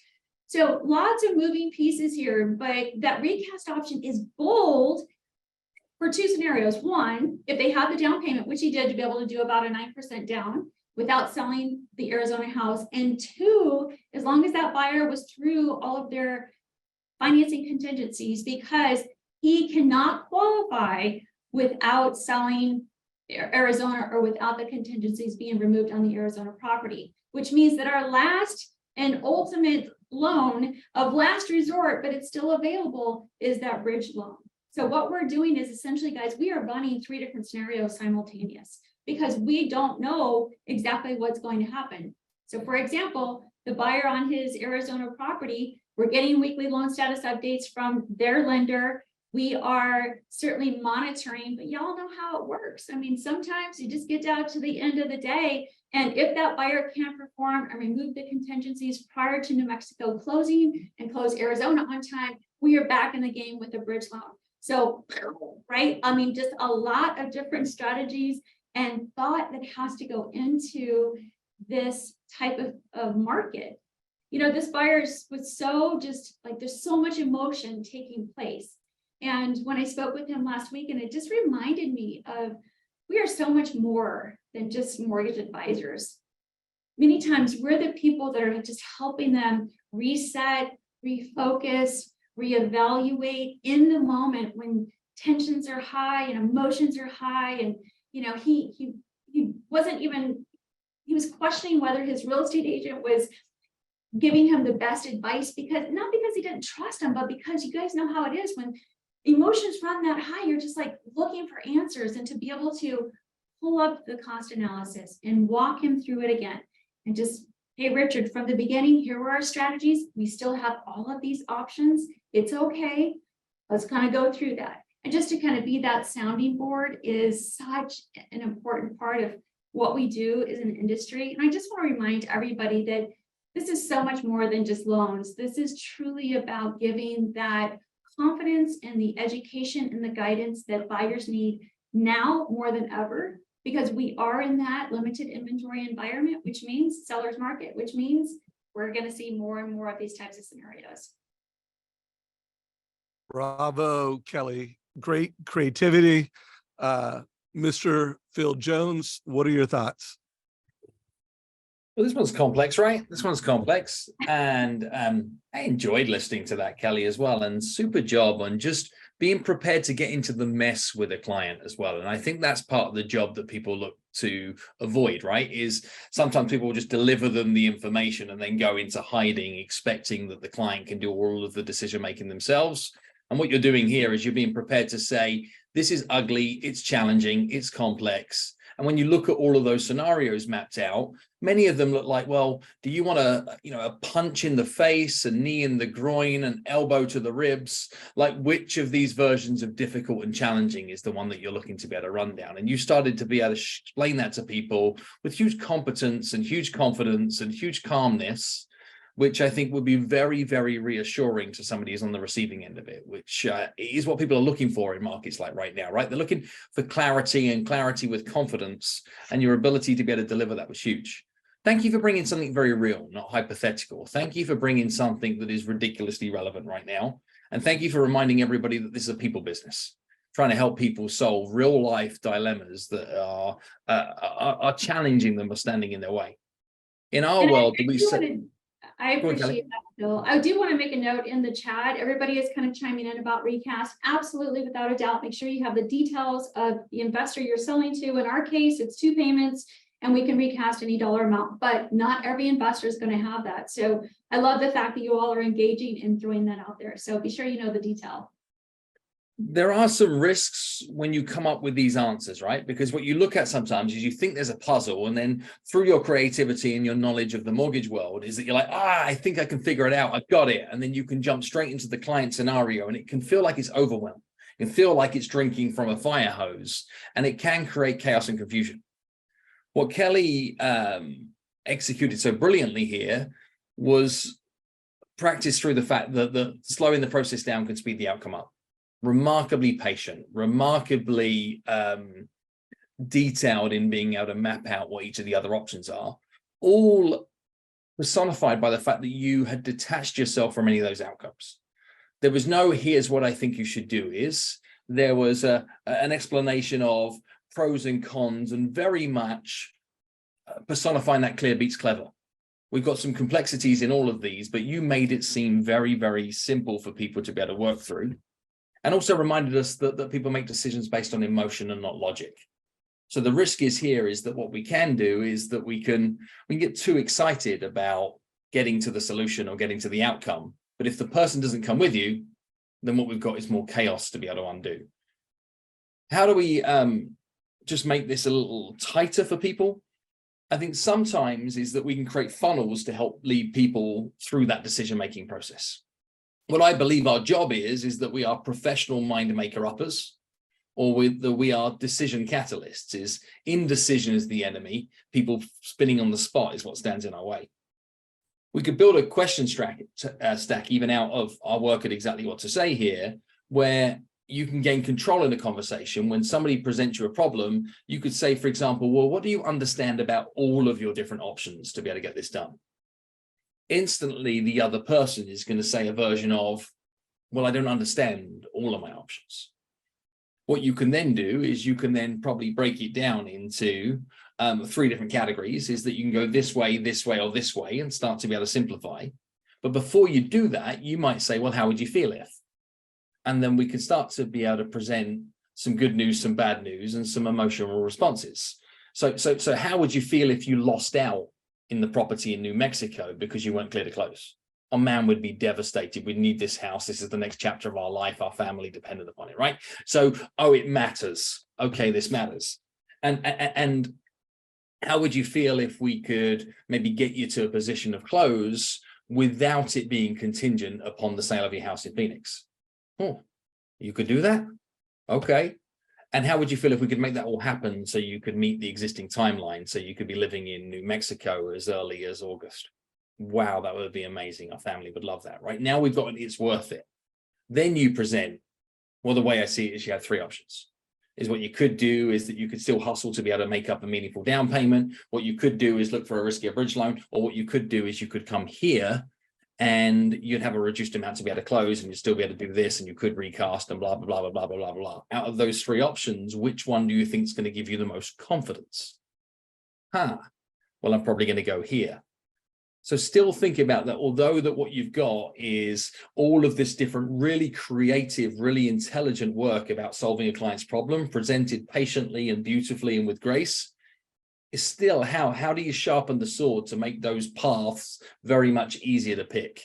How do you slow down to say, it's worth it? I definitely don't want to be stuck. I understand that you're the expert. And I understand I got 3 paths forward, but they're not equally weighted. That way is what you're really saying. And then they move with confidence as opposed to confusion, because we're reminded that clear beats clever. We're reminded that clear beats clever. But Kelly, you did an exceptional job. So bravo. Thank you. Todd, anything you want to say before I get ready to bring on Nicole Ruth and share a few of my takeaways from Kelly? Well, I'm always just blown away when Phil gets talking. I think there's just so much to unpack here. So Phil, how do you feel about doing a deeper dive into these tactics behind exactly what to say with loan officers at a future date? I love this work, Todd. So I'm just warming up and getting started. And I think what more and more people should see is that there's science behind this. There's practice, there's method. It's not winging it. And the reason that we can respond on this stuff so quickly is because of reps and then the reverse engineering of said method. So yeah, I'd love to, Todd. I don't know what that would look like. I'm sure that we could curate on something that would be remarkably valuable. And as well as I do, if you don't ask, you don't get. So thanks for asking in front of what is now 1.5 thousand LOs and creating some, what was it we learned earlier is well, not reciprocity, but true indebtedness. So now I have to say yes, right? Well, I figured with both Deborah and I, deep down the path with you as exactly what to say guides, maybe there'd be an opportunity for the 3 of us to do something together. Yeah, count me in, brother. All right. So my email, I'll throw it in the chat, is just todd@winbynoon.com. Just put in the subject of an email, EWTS, for exactly what to say. And then I'll follow up with you, Phil and Deborah, and we will get something on the books to invite you all to take a deeper dive. Thanks, Phil. We got you. All right. So Kelly, you absolutely killed it. Loved seeing the total cost analysis as part of your script. And just want to remind folks, guys, this is not just another year in mortgage. Those types of conversations where you're having to help families navigate, do I stay in this home? Do I rent it out and move up? Do I sell it and give up that 2 or 3% interest rate? Like, these are decisions that you're going to have to do more than ever. Guys, there is an advice revolution happening in the mortgage industry. The best loan officers in America, they're not delivering price, they're delivering advice. If you're still delivering a fee worksheet like it's 1999, we're here to push you to be a mortgage coach, to go beyond the status quo and deliver a total cost analysis to every client. Make sure they're getting options, make sure they look at the cost over time, and make sure they're looking how to build wealth with real estate. Our next speaker is going to talk about that. I do want to remind folks at savageinsights.com, if anyone wants to learn more about Mortgage Coach, Trust Engine, everything that we're doing, there'll be a link at the top of Savage Insights. But I want to bring on our next guest. Nicole Ruth is the #1 team in the state of Colorado. But to me, more important than the number of families she serves, which are a lot, she's having incredible success. It's the fact, it's her tagline, build wealth with real estate. She understands that being a mortgage professional in the future goes beyond closing loans. It's how to help people build wealth with real estate. So Nicole, walk us through and share your value prop. What does that mean? And how do you describe that to customers and realtors in a way that helps you be so successful? I love this. Thank you so much for inviting me to join you today. And it's so funny because Dave, when you first were like, hey, come join Script-a-PALOOZA, I'm like, I don't do scripts. So this is like the anti-script. And really, it's just a mindset. And I love everything that's been said so far. I've been on since the beginning and just listening to some of the word choices, the confidently assertiveness, right? The reciprocity, all of the things that I weave into every conversation every single day. And it's not scripted. It comes from in here. It's like core generated, and I can't help but be that person in that conversation. So as I was thinking about our time here today, I started to kind of think about how would I start? So I do want to land on the building wealth through real estate and where we go with our brand and our conversations, and how I spin that into helping a client get off the fence and into action and create a client where there was a renter or where there was uncertainty or instability or insecurity, and create this confidently assertive buyer for my real estate agents. And my agents know that if they sit a client in front of us, that's what's going to happen. But first, before I go knee deep into my thing, I want to relate it to your thing, because it's super important that you do this with whatever it is that you do. So whether you are into physician loans, like we know Josh Metal is, or first-time home buyers, or condos, or horse property, or whatever it is, VA buyers, USDA buyers, when you're focused on a thing that brings you passion, that gets you excited to get up in the morning and to do this job, you will start finding that you are intensely involved in every conversation where your passion comes through. So finding that thing that you get excited about, what is that conversation, or who is your avatar? What is your brand? And then aligning everything to it. So what is your tagline? What is your marketing? What are the stories that you're using? What's the presentation slide decks and the conversation starters should be in alignment with whatever that is. And then last, it was to find your voice in the confidence of that thing, whatever it is. Like if I get like excited about working with condo developers and actually building skyscrapers, we got a ton of those in the Denver market. That's not my niche. But if I did, I would be chasing down every single builder, just super excited to sell all the condo projects and all the knowledge that I have that I'm going to bring to the table. And it's going to pour out of me. I don't need a script for that. So that brings us back to the building wealth through real estate. So when and Dave knows some of my background and some of the folks on this call do, but having grown up with so little, in fact, negative net worth, to having grown up with a single mom who was just really trying to put food on the table and make it to the next paycheck, to now having 24 doors, 2 commercial buildings, and even more excitedly, helping my 3 kids buy their first homes when they're age 21, I can visibly see the significant change in someone's life when you change a trajectory of their knowledge of a real estate purchase away from a transactional experience to one that transcends their current financial well-being. That is ultimately what I do. I just happen to do loans, and the loans is the vehicle by which I help the clients get there.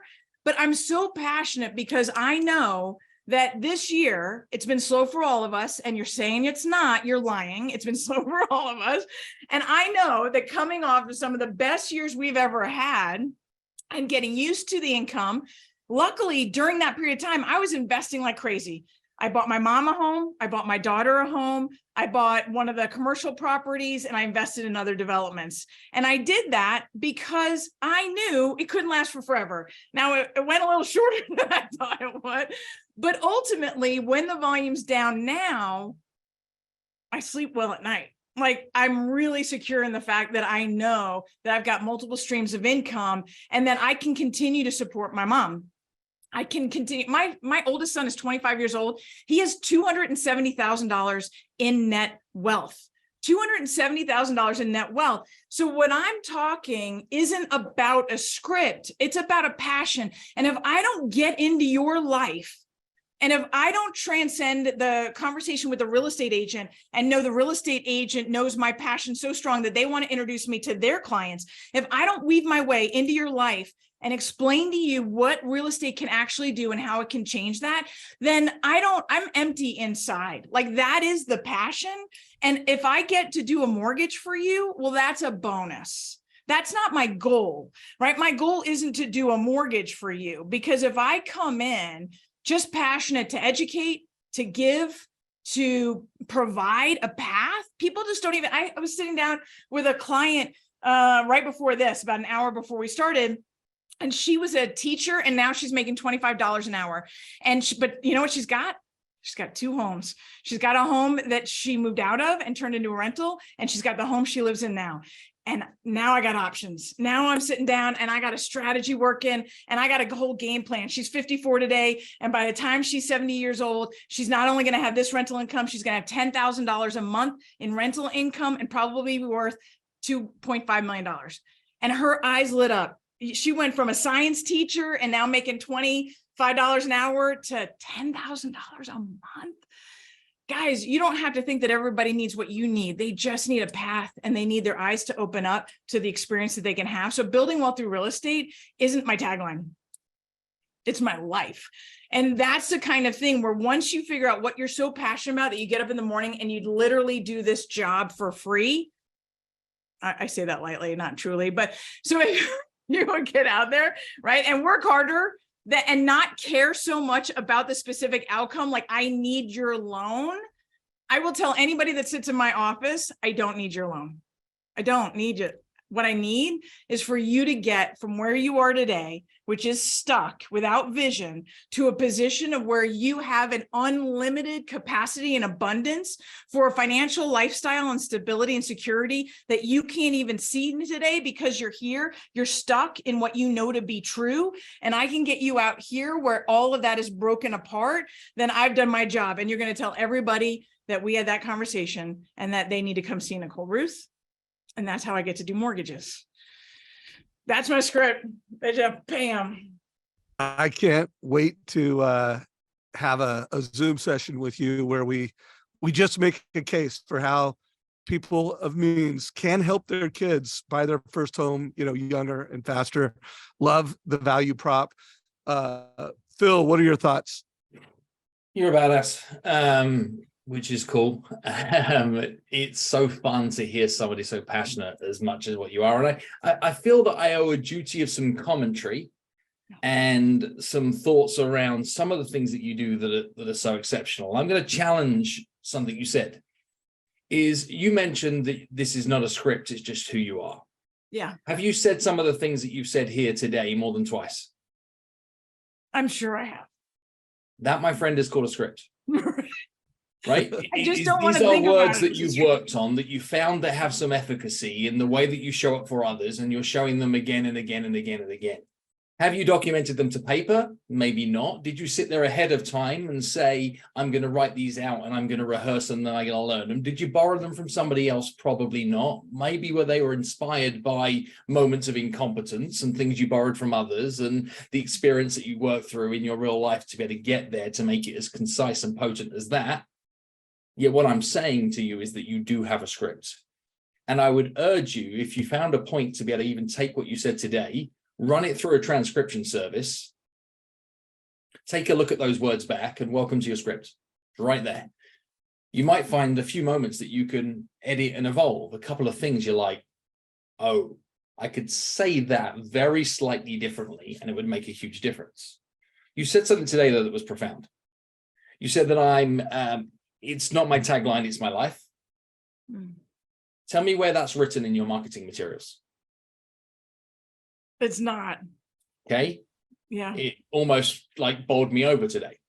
Yeah. You said that when I show up, I don't just show up passionate about getting a loan. I show up passionate about how I can educate others, how I can give great advice, and I can provide people with a path. Profound. Tell me where that's documented in your marketing messages. So clear, beating clever, but could be further amplified. Like you shared this today, and there's loads of us here that are like, that was incredible, that was amazing. I think you've got to find ways to bottle that and then distill that bottled down brilliance into other areas in your marketing messages so it can be working for you in the background on repeat, on repeat, on repeat. Like it was amazing. There are other things in here too that are just tiny tweaks in language. You said that what you could do is that you could show up and you could deliver, and then that person will go on and be able to share that with everyone they come into contact with. Nobody will do that. Nobody will share the experience that they had with you with everyone they come into contact with, because that would be weird. right? Just think about that literally. Somebody has a killer experience with you that they share with everybody they come into contact with, that'd be crackers. Whereas what you could do is you could say that your hope and your goal is that they would share it with at least one person. And if everybody raved about the brilliance that you provide to others to maybe just one other person, what difference would that make to reputation? What difference would that make for new business? And the funny thing is when you say to somebody that my only ambition is that you share this path forward with at least just one other person, the chance of them sharing it with 2, 3, 4, 5, or 6 is actually higher than if you ask them to share it with everyone. If you ask them to share it with everyone, they say, I'll do it one day. One day never comes. Battery, 80%. What else would I add to this that might be useful to everybody? You said you got to know who your avatar is. I think that's great advice. It's hard to be able to do. Is 2 questions that might help you get there. Is to help people understand who are the people that you are looking to help, and be as precise as possible. First-time homeowners, move-up homeowners, families going through breakups, people looking to be able to buy second homes, as specific as you might get on that. And then secondly, behind answering that question, what are the problems you're looking to try and help them solve, or what are the challenges you're trying to help them overcome? In the answer to those 2 what are seemingly simple questions lies taglines, value statements, value propositions, etc. You just have to answer those questions in detail. What Nicole did, though, when she opened her presentation today, is she utilized one of the most influential words on the planet, possibly the most influential word on the planet, and she hit it not once, twice, not 3 times, but 7 times in her opening remarks. Any idea what the word was?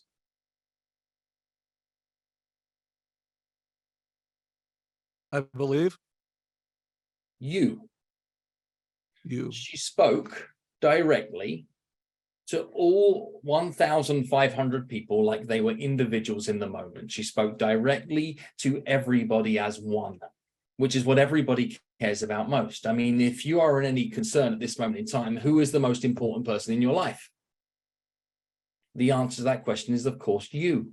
If you are thinking at this moment in time that it is not you, it's your kids, it's your dog, it's your dad, it's your something, remember what goes in front of those words is you. It's still you, even if you think it's your kids, because it's your kids. You are the most important person in your life. So if you want to be more influential, even look at your language through the way that you show up. And you personified it so well, Nicole. I'd love people to catch it. Is where can you swap more of your I's and we's for you's? In written language, in spoken language, and just about everywhere else you show up. It's not what we offer, it's what you get. It's not what we provide, it's what you receive. It's not that when you choose to be able to work with us and our brilliant team, or how you can join my team, everything is shifted towards you. And the least influential word on the planet is I. What I offer, what I provide, what I deliver, what I've done, what I've secured, least influential. So I wanted to catch this brilliance that you laid down, Nicole. You executed it so well at the start of your script today, and you captured everybody's attention. So if you're wondering why you loved everything that Nicole had to say, there's a strong possibility it's because she grabbed you from the get-go, because she made it about you. Are you making your conversations about you too? So those are some commentaries from there. Nicole, you did amazing, but you do have a script. You're executing it wonderfully. Then transcribe it, look at what you're putting down right now on repeat, and make sure that you're using your brilliance everywhere it needs to show up, and that it's working behind you and for you, even when you're not present, more so. And I think it might amplify your business even further. Thank you. Wow, what a great debrief. Nicole, I told you you had a script, and thank you so much for helping move the needle here. This is actually a value prop script that Phil helped us fine tune several months ago when Deborah and I interviewed him. But you'll notice how he inserted you. You know, our continued advice helps you build wealth with real estate faster. So, you know, my challenge to everyone on today's call, you know, go back and maybe it's not write out a script, maybe it's talk out a script, transcribe it. But there are common words that you're using to position yourself. And if you're positioning yourself as a loan officer, when rates are in the high 6s, maybe low 7s, and 50% of mortgages in America are at 2 and 3. That's not going to work. You need to be an advisor. You need to deliver advice. I mean, this is just a screenshot from a total cost analysis where a mortgage professional is not selling loans. They're selling, hey, you could house hack and look at the equity you're going to have in your home.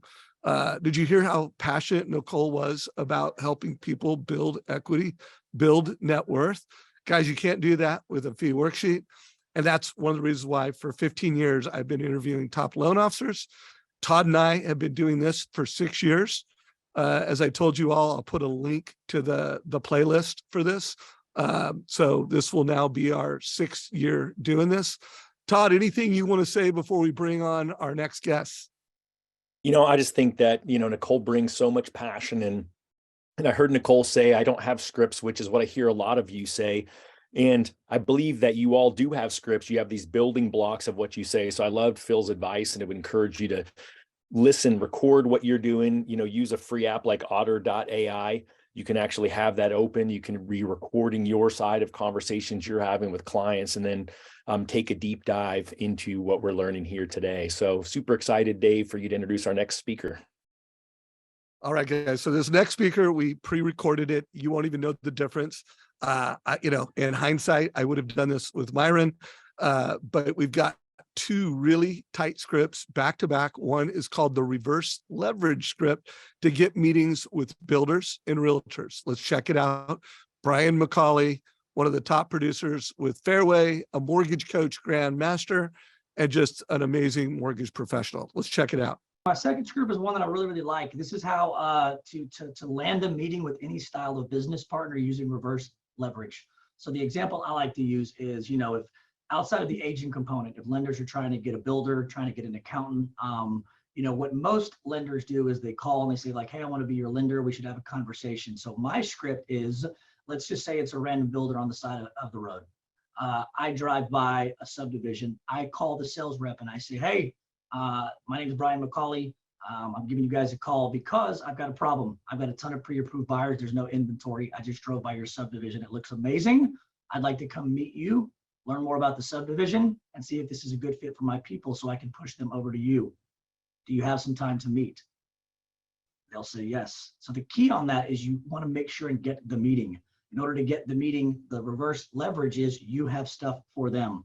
Just like if I call an accountant and say, hey, you're an accountant in town. I've got a ton of self-employed borrowers and clients. I'm looking for a really good CPA to take great care of my people, but I want to make sure you're a good fit for them. Do you have enough business or can you handle more? I can probably send you 50 to 100 a year. And they will say yes. And that's how you get them to take the meeting, because you have stuff for them. This is the reverse leverage piece where like some lenders call and say, oh, let me have your turn downs. Or an agent calls and says, oh, let me do it for 1%. It's like, no. I've got all these clients for you. I want to come see if you're a good fit for them via subdivision and builder, via CPA, whatever the case is. Very similar to if somebody called me and said, hey, man, I heard you're a really good lender. I close like 40 buyers a year, but before I send them over to you, I want to take a meeting just to make sure that you're a good fit for them. Can you meet? I would say, of course, because they have business for me. It's the same component on our side. You just have to know that and have the conversation that way. And then when you get the meeting, you can do the discovery piece, not number one, to make sure they're a good fit, but number two, extract out of that, what business can you help them with and how many clients do they have for you? So I mean, if I was calling an agent, I would just say, hey, Bob, this is Brian McCauley. I'm a big fan of yours. I've seen your name around town. Listen, I want to get a meeting together. I've got a bunch of clients. I've got a big social presence. I get referrals all the time for people that need to get pre-approved. I pre-approve them and I get to pick and choose which realtor I connect them with. I think it'd be a great idea if you and I meet, and I like to open our relationship with a referral. Would you like to meet and chat about it? Boom. So that's script number one.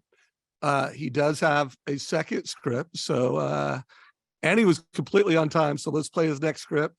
And then, Phil, hear what you have to say. This is called do you want to break these down one at a time? Might be easier for.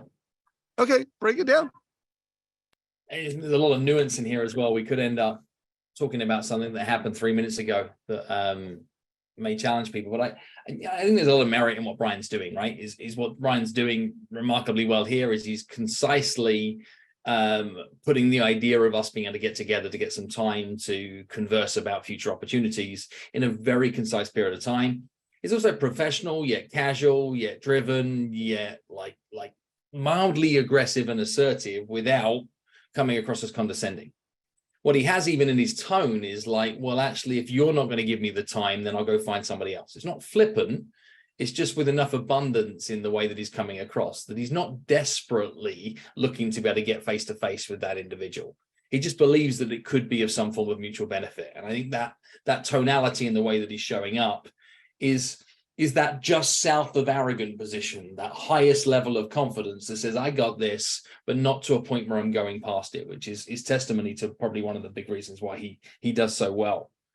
There are a couple of tweaks in that language pattern that I think we can all learn from that could make better. Is he says that I've got some clients that I want to push to you. Now, what we're doing is we're dehumanizing the people that are involved in our business system. We're saying that I'm going to push these people towards you. We're treating them like they're dollar signs as opposed to treating them like they're humans. Whereas what he actually did at the beginning is he presented this giant problem. Is that there are people that are pre-approved. I think if you could add some specificity to that, where it's not that I've got dozens or hundreds of people that I can push to you, it's right now I have 23 local families that are struggling to be able to find a home, and it's possible that you might well have something. But I'll talk with precision about the very accurate number of local families or young professionals, or however I can add specificity to it with honesty to it. Another tiny little tweak in language. When you say to somebody, do you have some time to meet? What is the typical answer to that question? What we often get is a conditional yes. We get a conditional yes that's like, yeah, sure, let's get together sometime. Or you get a pause and a ghosting, which is what you're calling, Lindsay and Imai, etc. You're calling a no, is what they say is they just go dark on you. Because what they're so scared of saying is yes, is that what we're then getting to is we're getting down into the nuance. We get some pushback and they say, call me next week. If you swap the language from do you have some time to meet to just when would be a good time to meet, what we now do is we now activate a part of their brain that responds on impulse, where they might say, look, I'm slammed through till Friday, but maybe some point early next week we can connect. Oh, they say some point early next week. You say Monday or Tuesday when suits you best. They say, well, Tuesday would work better. You say morning or afternoons when's good for you. They say anytime after 4. You say somewhere like 4:20. They say that sounds great. Note that I said 4:20, not 4 o'clock. See, if you ask for a meeting with somebody busy at 4 p.m., how much time are you looking for on their schedule? See, what they're looking for when you ask for a meeting at 4 p.m. is they're looking for an hour. If I ask for a meeting at 4:30 p.m., how long's the meeting going to be? Their assumption is I need 30 minutes for this. Interesting. Just based on the time of day that you suggested for the meeting. If I suggest that we're going to meet at 4:40 or 4:20, how long's the meeting going to be? I'm asking for a smaller window of time. Now, I'm not saying that you're going to request a meeting at 4:17, 5:29 or anything weird like that. But use the 10 past the hours, 20 past the hours, 4:40, 4:50, etc. And guess what happens is you'll get quicker, shorter meetings. And Kyle, I know where you're going with the 4:20 thing. Maybe I did it on purpose. Just maybe that's where we're going. Be careful of other language too. When you say I want, I want to get a meeting with you. I want us to be able to get together. I want us to be able to achieve X, Y, and Z. Self-serving. Well, of course you want a meeting. It's going to lead to business. I want to help you buy a home. Well, of course you freaking do, right? Like this is what happens. Little voice inside other person's head says, of course you want. Swap I want to you may want. And now all of a sudden we've got some ambiguity. We've got some curiosity. We've got a you in there by alternative. What I like though about his process, which I think is a tactic that might be usable for everybody, is there's a ratio that I've seen appear in every single industry when it comes to winning maybe business to yes business. There's a desire to get appointments, right? And you want to get an appointment that you're ready to be able to do business with. But the world doesn't work that way. The ratio that I've seen appear on repeat, on repeat, on repeat is a ratio I call 10-5-2. 10-5-2. If you can get 10 appointments with people that meet your target market, 5 of them will have a genuine need to be able to do business with you, and 2 of them will go on to be able to act. Now, the trouble that we see is that everybody wants to just have the 5 appointments that jump to the 2 pieces of business, the 5 appointments that jump to the 2 pieces of business. You got to get to the 10 first. See, if you can get 10 sit downs in a meaningful fashion with builders or CPAs or whoever you feel might be the right partner for you, then 5 of them will be like, I like you, I trust you, I vibe with your passion, maybe potentially we could do some business together, and 2 will go on to be able to meet. So setting up these sort of ambiguous style meetings that Brian is so intelligently mapping out down here is an example of how you can catalyze 10-5-2 meetings. How do you get those initial meetings that don't really have a clear agenda? They're just a hypothetical, let's feel each other out. This is a business equivalent of should we grab a coffee sometime without saying, shall we grab a coffee sometime? This is let's meet for a happy hour without you having a happy hour. So get those appointments that then become the exploratory discussion appointments that then become the do the business appointments. And then what we get is 10-5-2. And you're right here as well, is Denise says Brian needs OFQ, but he was pretty close, right? He was pretty close at an OFQ. I thought he did a good job, but it's easier for me, Dave, if I break these down one at a time rather than trying to merge the 2 together. Yeah, well, I loved your feedback. I especially love that fine tuning on I want, you may want, like that you may want. I think Brian's gonna love that. So let's see his next one. Again, I'm letting these speakers pick what script do you want to share? And he's like, I got 2 scripts that I'm using all the time. I think people will get value from them. Here's number 2. The 2 things obviously I want to share everybody is the cost of waiting script that I use. That's a big one right now when people are, worried about the market and they're saying, I'm just going to wait for interest rates to come down because they're concerned about rates and payments. So, I've got a YouTube video on this as well, but my explain to you the cost of waiting. And I give them an example and say, hey, run some numbers. If you do a $500,000 house today at 6.5, 675 versus a year from now, that same house is maybe 535, but the rate's 1% lower. What's the difference in the payment? Well, they're pretty similar, maybe 40 or 50 bucks cheaper in the future. But the cost of waiting piece that people don't understand that they have to take into consideration outside of the financials is number 1, if you buy now, you're going to make that equity on the upswing. Yes, you might save a little bit in the payment when rates are cheaper, but you're going to make so much more in the equity on the upswing that it's worth you to do it, because as rates drop, demand goes up, which means prices go up. And so they'll make money on the appreciation. So that's the first thing it costs them. It's not just the difference in the payment, but the cost of the appreciation piece. The second thing on the cost appreciation is just, explaining to them the quality of houses, right? They're not the only person with the idea of waiting until 5%. And when everybody comes off the sideline, it's a flood. It's a mass hysteria. So if you're able to get a house on a scale of 1 to 10 right now, it's a 7. Yeah, you may be able to get one in a year when rates are, a little bit better, but that's probably going to be a 6. The other component we talk about cost of waiting is closing costs, right? Right now, you're able to get costs into the deal, seller concession, save you 5 or 10 grand in your pocket. You won't be able to get that in the future. The cost of waiting will hurt you there as well. The other component of that is the rat race.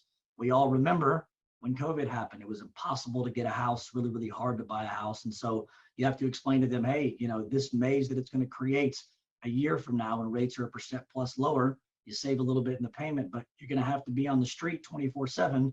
You're going to have to make decisions within seconds, which is not the ideal way to buy a house. And so you have to create the fear around that as well, understanding that you may not even get one. If you do, you may have to also go over list price, do an appraisal waiver, and you may have to pay 10, 15, 20, 30, 30K pocket out of your own money in order to get that house. And so explaining to them all the other variables on the cost of waiting just outside of the rate and the payment lets them see the totality of the market, the pros and the cons, and how they're going to miss out on appreciation, quality of houses, self-paid closing cost, be in the street 24/7. And if they get their hands on one, they may have to overpay and come out of pocket extra cash. So that's how you can show them all those components and give them a sense of urgency and say, do it now, make the appreciation, don't deal with the nonsense. When the refi boom happens, you can do it, but you'll be sitting on your couch, hanging out, having fun, not dealing with the rest of society. And that way you got the best of both worlds. Boom. Another script that's timely in the market. What are your thoughts, Phil? Oh man, the guy's sharp, right? Brian knows what he's doing. He clearly understands the market. There's an element of just intelligence with the way that he's reading current market conditions. And I think that air of confidence will lead clients with some calmness towards the fact that they're in a safe pair of hands. He quite clearly cares about playing the long term, but because he's so casual and confident at the same time, it's the same as what we've seen from many of the experts that have shown up so far, is that there's a detachment towards the outcome unless the outcome is the right outcome for the person. There's not any pressure or any push towards what somebody should do. There is just some grace around the fact that I know my options, I know what's right, but let's just see the truth. And what I would say that Brian does remarkably well there is he tells the truth with grace, slowly and calmly and politely, but all laced in curiosity. When you look at some of the words he reached for, it's like, well, if and could and may and possibly. And what people are doing is they're allowed in themselves to live in the fitting room, like the dressing room of being able to try something on before they decide whether they're going to go and keep it. That's what he does with that script. In our world, we say it's the ability to be able to enter the gray space. People want things to be black or white, because if you can enter the gray space, that's both a play space and a safe space that people can explore alternate possibilities. What Brian did so well there is the ability for people to go towards, oh, that's what a year from now may well look like. Oh, yeah, that's right. That's right. That's right. That's right. And help them feel smart, capable, good, and safe about the decision that they might look to be able to move down right now. I do have a couple of tweaks that I think that could even sharpen that up further. What Brian said is what people don't understand. When you say, here's what people don't understand, it should create friction, because some people do understand that. And it creates a threat that says, are you calling me stupid? If you just insert one tiny word, watch how everything changes. You say, well, what many people don't understand. Oh, just the insertion of one word, the word many. Now, well, that's right. Many people don't understand that. But when I say what people don't understand, then I've created an absolute that shuts down a gray space. Also, a script of that basis could even be more efficient if what you did is you delivered a gateway question at the beginning of that script. And what an example of a gateway question would be a question like, well, what's more important to you? A lower monthly payment or a greater equitable position within the home? Well, I'm looking for a greater equitable position in the home. Okay. Second question, how long do you see yourself living in the area? Well, the next home we're going to be out for the next 7, 10, 15, 20 years. Boom. 2 pieces of evidence collected at the front end. Now you deliver Brian's script and watch how it's going to be even more effective in a moment like that. It's going to allow you to be able to play from because of the fact that you said that what you'd like to have is you'd like to have a stronger equitable position in the home. And because of the fact that you said you're going to be there for at least the next 7 years, some of the things you might want to think about are. And now they can move forward with confidence. So think sometimes it's not just the script, it's how do you position yourself in order to be able to deliver the script that reduces resistance, reduces friction. So those would be just some extra points on what I thought Brian did was an exceptional job. And very precise as well, huge brevity. Yeah, no, he's so good. And guys, we will have a link to his cost awaiting total cost analysis in chat. If you're watching this on video, we'll have it down below. Todd, any thoughts? Also, if you want to introduce this next amazing speaker, what you got, bro? Well, I have lots of thoughts. I love seeing all of you blow up the chat about how amazing Phil is. And that's why, again, we were so excited to have him be here. And of course, the person who was bold and reached out and got Phil to be part of our community was our co-host on our Friday calls, none other than the CEO of Plug and Play SM, Deborah Byrd. So Deborah Byrd, jump on here. We decided to add you in really so you could talk about how to socialize the scripts and everything that we're learning about. Because I know when it comes to all things loan officer, social media, you are the guru. Well, so it's funny that you mentioned kind of this all was birth, because you also have to put yourself in paths of opportunity. So last year I had attended a Tom Ferry summit, and I had a lot of people ask me, like, what in the world were you doing at a Tom Ferry summit that is meant for real estate agents when you run a social media company for loan officers? And it's because I have to dive into the trenches of what are the biggest pain points of the ideal clients of the people that I serve. And so I heard Phil speak, and I'm sitting there taking pages and pages of notes, and then, naturally stalked him a bit on social media, and then went right to the DMs, which took some courage. Like, I mean, I kind of thought, what's the worst that could happen? Like, it doesn't get read or it goes to his request, because he's probably like, who is this person reaching out to me? And there's likely thousands that reach out to you all the time with all the stages that you're on. Or best case, what if he actually said yes? But I think part of the reason, and Phil, you can correct me if I'm wrong, is part of the positioning of even that conversation was because I could anchor in the fact that, you know, every Friday we host a show. It's live in one of the largest mortgage coach communities, which just kind of, you know, puts an exclamation point around the power of social media and really community. And when your motive is pure and you're truly trying to build a group that, you know, every single Friday, which wasn't easy for you and, you know, Dave to find guests to come on. And, you know, some of the beginning videos, for those of you who watched, the internet wasn't always great or the sound wasn't great, but the point is you stuck with it and you made a commitment and you understood the long-term strategy. So we're not going to have a whole lot of time to go directly into, you know, tips and tactics with social media. I am going to put a link in the chat for those of you who want to take a deeper dive. I'm willing to do a webinar next week for about an hour long to go deeper on those things. But I do want to give some practical advice of just, you know, don't forget that social media is meant to be social. Like, it's not just a place for you to post and ghost and not interact with your audience. And so I want to give some tips that all of you could execute today, regardless if you have a graphic designer or a video editor, which, you know, if you don't, just insert plug and play us and we'll be happy to help. But there's some things that you can do and be intentional of how can you grow your connections, that when you add your connections, then that creates more conversations. And as you have more conversations, that leads to more opportunities.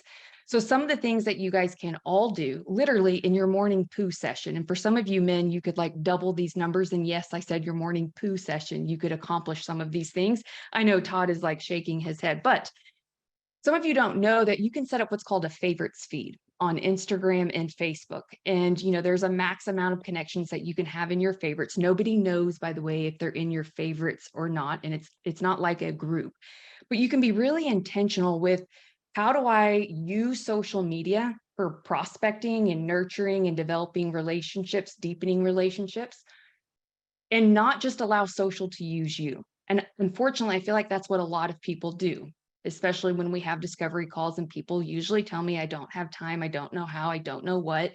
And all those things may be true, but then I go and we discuss kind of where are they spending their time, and this, you know, little device will actually tell you where you're spending your time. And ironically, for most people, one of the top 3 apps of where they spend most of their time every day is on social media. So I think we already know that social is important. I mean, largely due to where do humans spend most of their time and where is the human attention? And so how do we show up and be more human?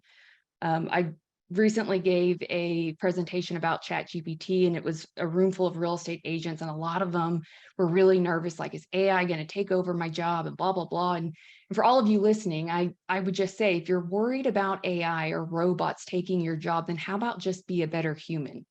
And so things that you can do every day is go to your favorites feed. Once you have that set up, people that you could put in there are who are already sending you business, like they're loyal to you, they're sending you business right now. Who are the people? And you can use tools like MMI to look at who are the buyers agents that are actually doing business in today's market that you would like to have a relationship with.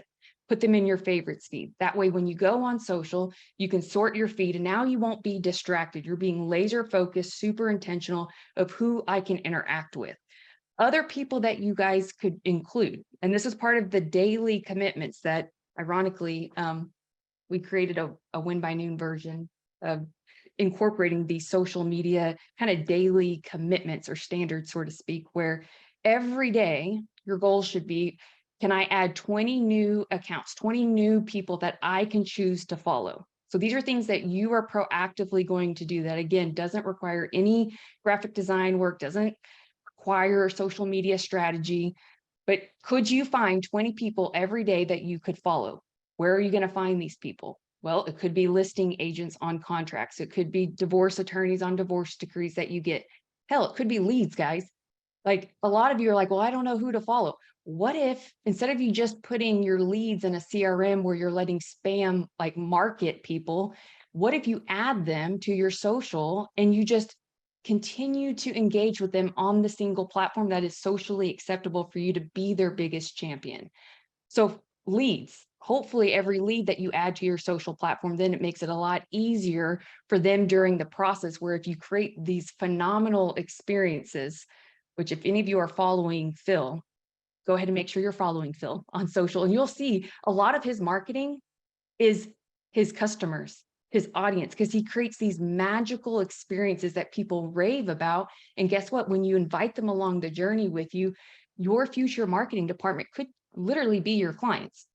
And just like the stats that Dave showed earlier, the fact that 30 million Gen Z buyers over the next 5 years, like some of you, like you have little influencers that you're doing loans for that their day job may be a loan officer, but you ask them to record a video, post it, tag you, and it's going to be like perfectly edited with the captions polished. And that's the best form of marketing, is having someone else brag about you. So make sure you have your favorites feed set up. Make sure you're following 20 accounts every day. Make sure you are liking 20 other posts each day. Make sure you are commenting on 20 posts. And then the triple whammy is the DMs. And I like to do this when people make story posts. Like Brian McCauley, actually just yesterday, he used social for social listening. So instead of just showing up and throwing up and posting and ghosting and literally not showing any love because you're making it all about me, instead, he utilized social stories. He asked a survey or a poll question where he's using it to collect information to then better serve his audience. What a brilliant concept. So all of you could participate in commenting on your own post, or maybe you see Dave or Todd make a post and you see what comments are going on in their own feed that then you're adding to the conversation. Perhaps you're in some of the Facebook groups that are just really the modern networking event, right? But you're being intentional and proactive with putting and adding value into those groups. Some other things that you could do that should be part of the standard is anytime you get new followers, can you just pause and introduce yourself? And I'll end it with, because I know we're really short on time. When I have clients that tell me, oh, I've been posting, but I only have 20 new followers this week, I will usually ask them, well, how many followers did you create? How many likes did you give out? How many comments did you give out? So how dare you expect something in return that you're not willing to give times 2? And then for those who worry about, I don't like the way that I look and I don't like the way that I sound, and I'm not, a Shayla Gifford or a Dan Keller who's super polished and like every word just seems to kind of flow. I always tell them, when you are doing that, you're making it about you. And that's just some tough love. So if you can write out the words ego and put a big X over E and just freaking go, like take some responsibility that Americans need your help. Y'all could be the local hero right now for these families who need a lifeline, guys. I don't give 2 shits if their current rate is 3%, like the chart we saw earlier. They have $2,000 a month that they're paying at 20%. And they need help right now. They don't know these things. So how dare you play small and be selfish, to be frank, of not sharing this truth that that could literally change a family's trajectory of their life? Like, why wouldn't you share that? How could you not feel guilty not sharing that information? If you need help with like the how-tos and the what's, attend the webinar. We'll put the link in the chat. But it's not surprising that people like Nicole, who said, I don't just help people grow wealth through real estate. Like, that's not my tagline. It's who I am. That is why it's not difficult for her to show up on social and record a video, because her motive is pure. She truly wants to help people. She's not attached to the outcome. She is sharing her truth. And if she has haters or people that say things that are nasty, it's like, sometimes you got to let other people own their own problem in their own business, or allow that to be areas where you could improve. Like, maybe they're right in some way, and it's scary to put yourself out there. But you know what? That's how you grow. And how else? You can't be the invisible LO anymore. That's just not going to work. Like, I don't know what's worse, being unknown or being broke, because at least if you have an audience, you can sell something to them. So that's all that I got. That we could go a lot deeper in this. I hope for any of you who are struggling with social media, whether that's your CMOs who need kind of me to echo some of these best practices. You guys hit me up. Y'all know where to find me. It's not a secret. And just have a voice. You're not Ariel from The Little Mermaid. So don't play small. And if you don't know what to say, then maybe this is some accountability of like, study your game, like practice your trade. Maybe you're not studying the market every single day. Maybe you're not increasing your social listening antenna so that you can actually create content that's valuable while also being focused on developing more connections, because we know the more connections you have lead to more conversations, and the more conversations you have lead to conversion. So be a human. That's your competitive advantage. All right. Awesome job. Phil, what do you have? Hey, real quick, I'm going to throw up, here's a slide. You guys can all take a quick picture so that you can attend Deborah's social class. Now, I know we said Nicole had some serious fire and passion, but I think Deborah, holy smokes, that was awesome. But here's Deborah's piece. We'll make sure that we get it out to all of you, but now go, Phil. Oh man, I mean, I could say so much about Deborah's great work and the way that she makes social media so practical and so almost effortless by putting structure around it and helping people understand how to show up like humans. And I'm biased, just like I am with you, Todd, and Dave, like with Deborah, etc. Become friends through the work that we've done together with Exactly What to Say. So I do have huge bias, and I'm going to try and add and really just kind of add more to what it is that Deb's laid down. She talks about how you can respond back in the comments and how you can show up and be able to rain praise on people. Some structure around that might be helpful, because I think your 20-20-20 structure is helpful. But what do you do in that structure? 3 things that you can do that will always be keys that open any door. 1 is a genuine compliment. 2 is sincere recognition. And 3 is the request for an opinion. So if you're looking to catalyze a conversation in some way, think about what is the genuine compliment, the sincere recognition, or the request for an opinion that you can make, and watch how much quicker that you'll start a conversation. And I think another reminder that I'll just bring to each of you is like a 5-step dance that I don't think ever is going to go out of fashion. And it was touched upon by Deborah, but I want to echo it. And it's that questions create conversations. Conversations lead to relationships. Relationships create opportunities, and opportunities drive sales. And everybody says, if I just had more opportunities, I could make more sales. If I had more opportunities, I could make more sales. But what I'd ask of you is, who are the people you need to be asking more questions of? What are the conversations you need to be having that you're not? Where do you have relationships that hold untapped opportunities? Where have you created opportunities that require you to pattern interrupt to drive that next action? Now, you have opportunities in leads that you should be following and asking questions of.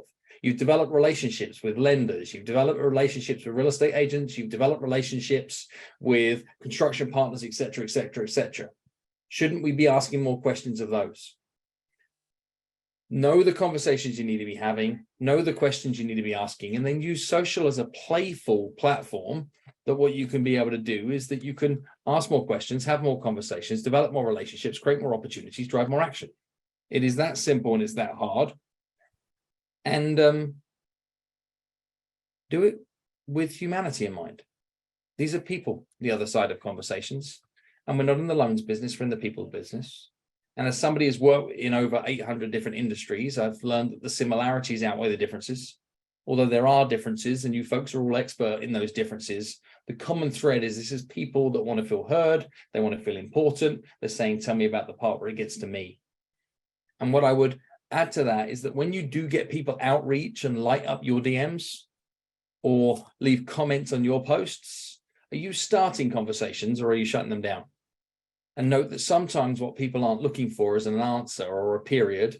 What they're looking for is they're looking for a response followed by a question to allow you to peel back some of those layers.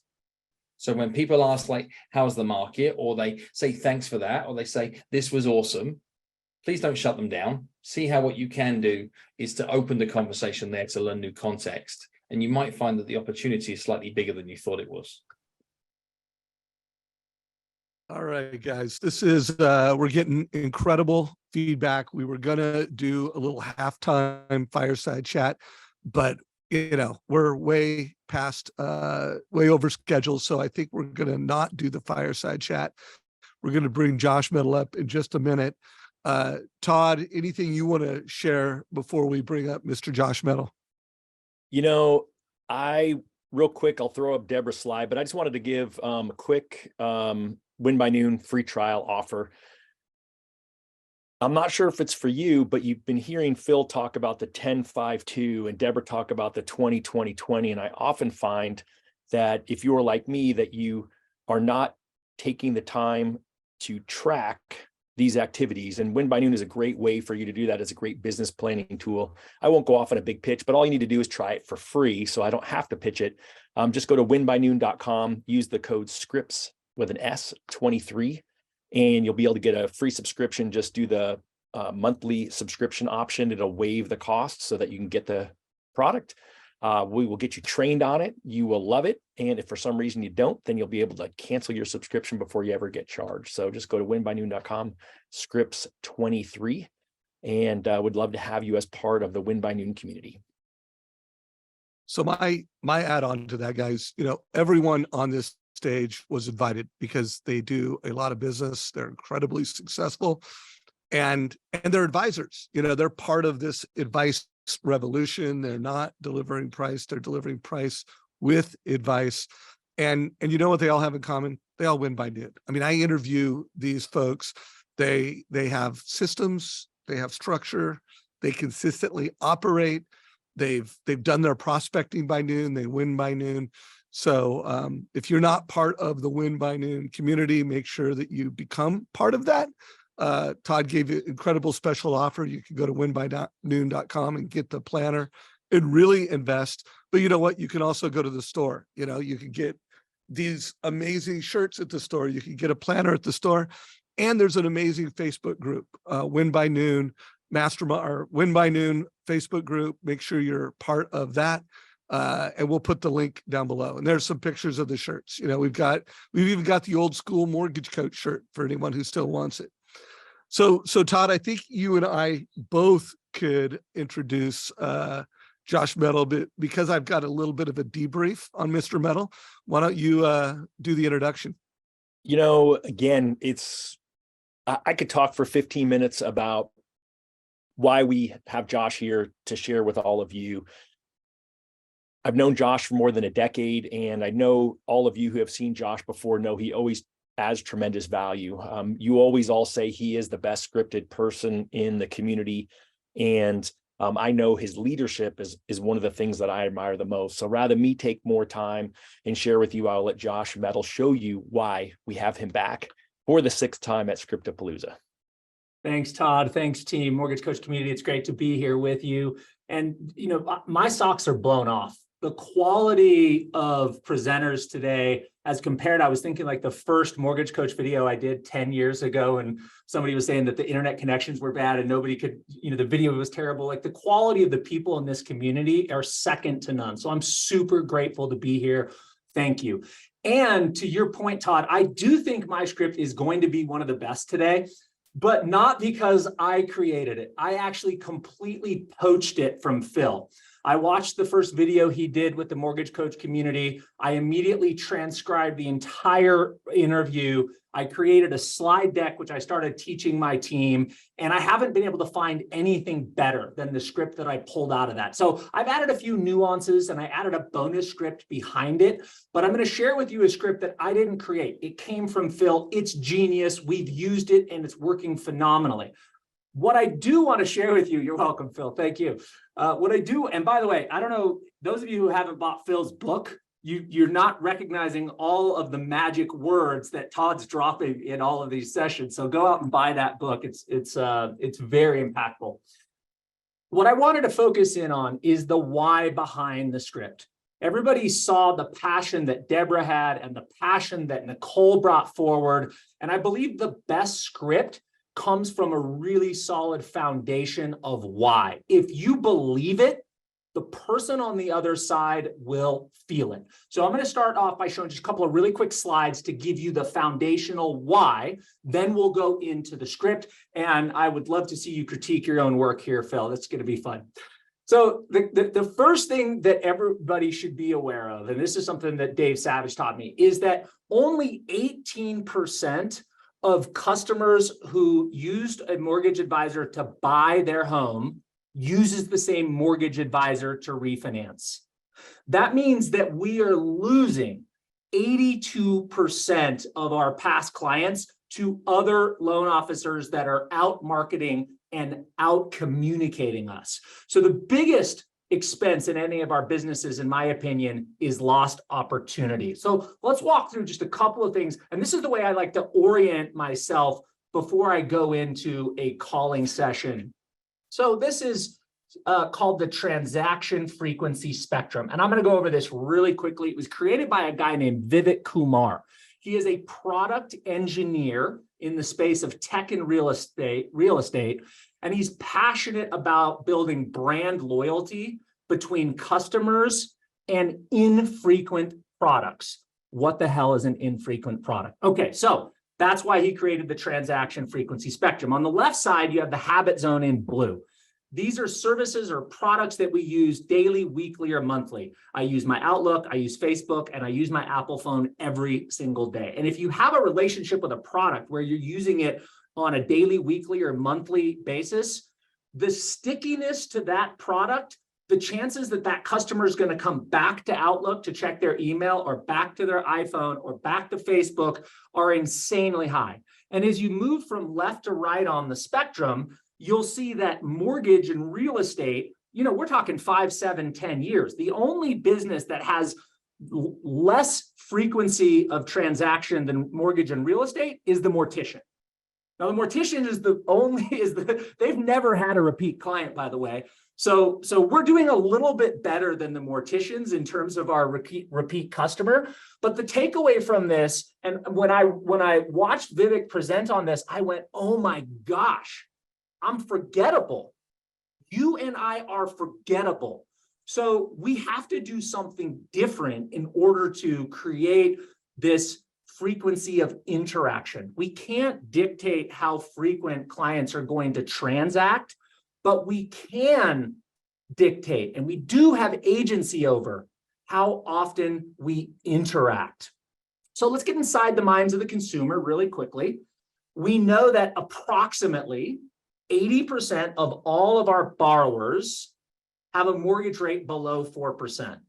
Now, that's really important to know, right? If the talk that I'm speaking about is how to optimize opportunities from your database. So we need to put ourselves in the position of that consumer. They've got a 3, 4, or 5, 2, 3, or 4% rate. They're not necessarily motivated to do anything.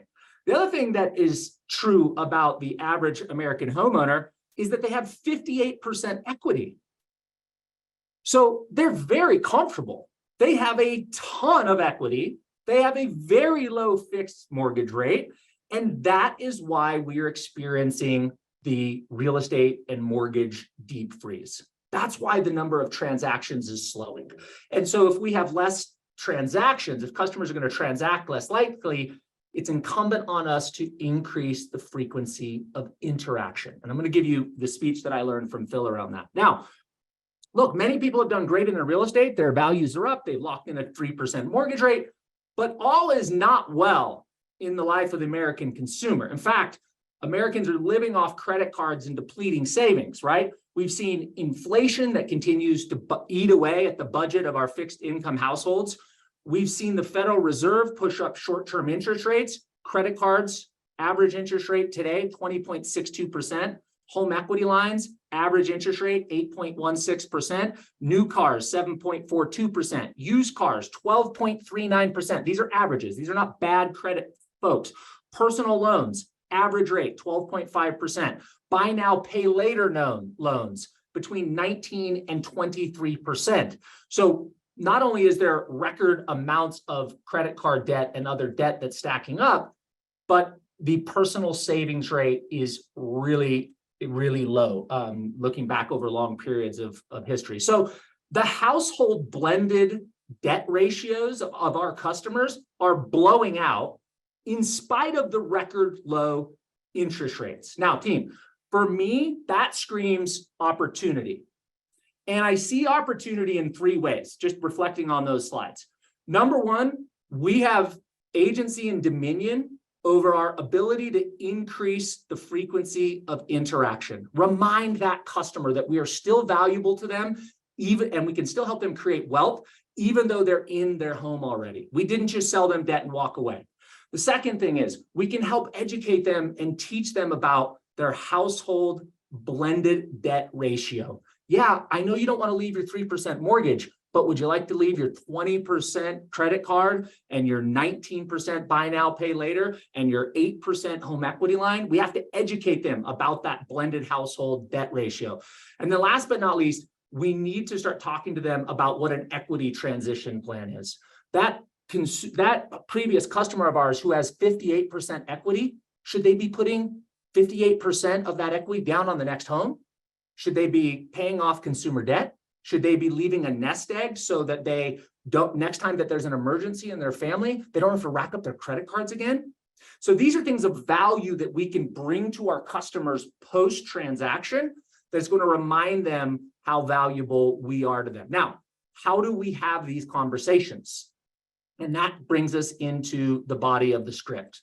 So look, I'm just going to read it. And by the way, I hope you, I'm going to send this final version to Dave right after. I hope you will turn around and take my branding off and put yours on and go teach your realtor partners this, because that's why I put this together in a PowerPoint presentation, because I want you to immediately be able to swipe and deploy and take this out to your realtors and help bring them into solving the biggest challenge in the industry, which is not enough inventory.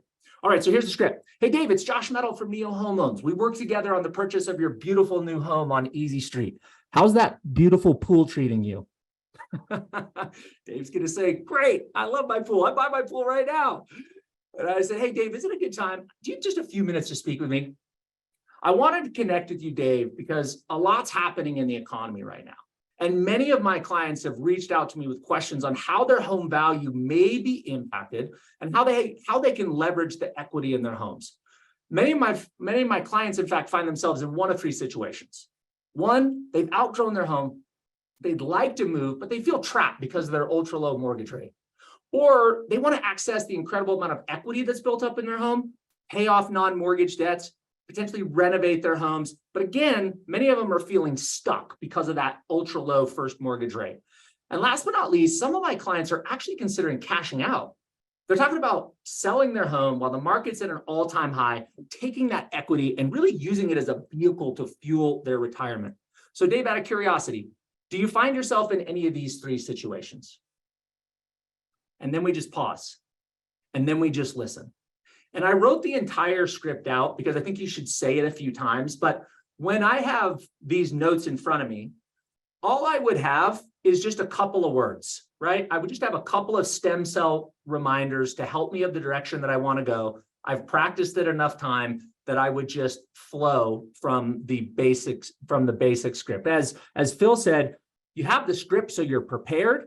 And when you're prepared, you don't need the script. So that's going to lead to a conversation where Dave tells me what's going on in his life.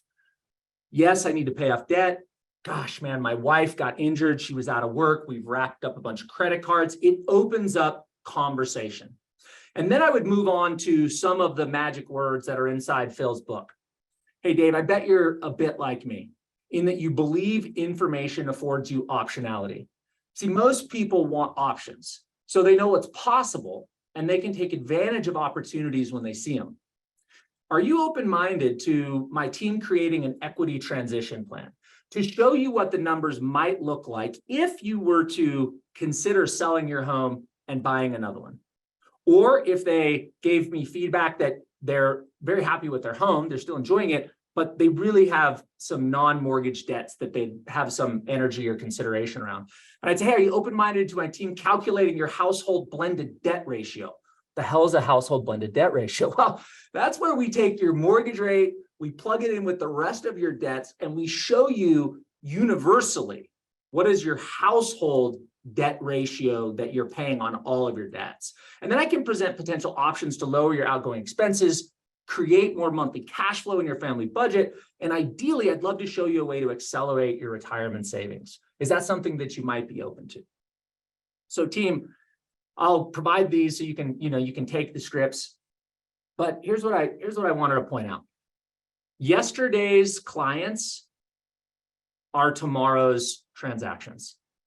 We don't have any inventory, right? If you go back 40 years, inventory is less than 50% to what it is averaged over that period of time. The people who have homes to sell are our past customers. We have to have conversations. We have to ask questions. We have to rebuild that relationship. And those are the things that will lead us to more transactions. Said another way, increase your frequency of interaction if you want to increase your frequency of transaction.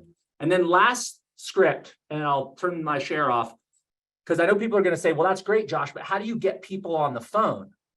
Well, here's a little script that I created for a voicemail. Hey, Dave, it's Josh Metal at Neo Home Loans. I helped you buy your home on Easy Street last year. I hope you're still enjoying that beautiful pool. I'm calling to see if you've been watching what's going on with home values in your neighborhood over the last 90 days. I'll text you a link to schedule a quick 15-minute call if you want to discuss more. Click. That's it. Short, sweet, followed by a text right to my Calendly where people can book an appointment. And then from that point, we roll through a script that is, very similar to this one that we went over. Boom. Phil, thoughts? No pressure, right? Seeing somebody piece parts of your work together and then present it back to you, which we're seeing on repeat here as well. And Josh, I have to say kudos to you as well. Massive action, right? You shared that you only were introduced to some of these ideas of doing things differently, what was 4, 6, 8 weeks ago. And here you are, somebody with your tenure, your caliber, your experience saying still, how do I level up? How do I level up? How do I level up? And if there's anything I've ever learned about people who are best in class, is they're never finished. They're never done. They're never arrogant. They're never in the situation that like, I got this to a point that I don't have to worry about this anymore. So kudos to you in doing that work. I feel there's a lot here to unpack, so I'm going to try to be as brief as possible to be able to work through it.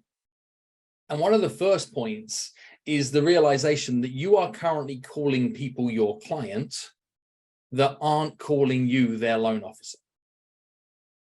So if you're to look through your database and look at all the people you've worked with in the past, you are labeling people clients that if I was to ask them today, who's your loan officer? They would say, oh, no one specific.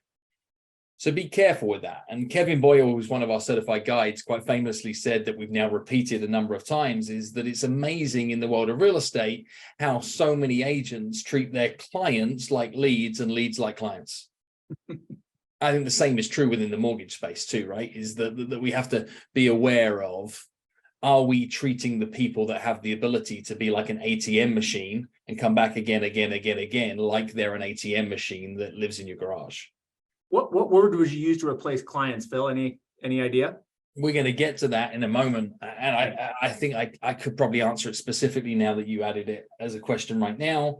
It's just add specificity.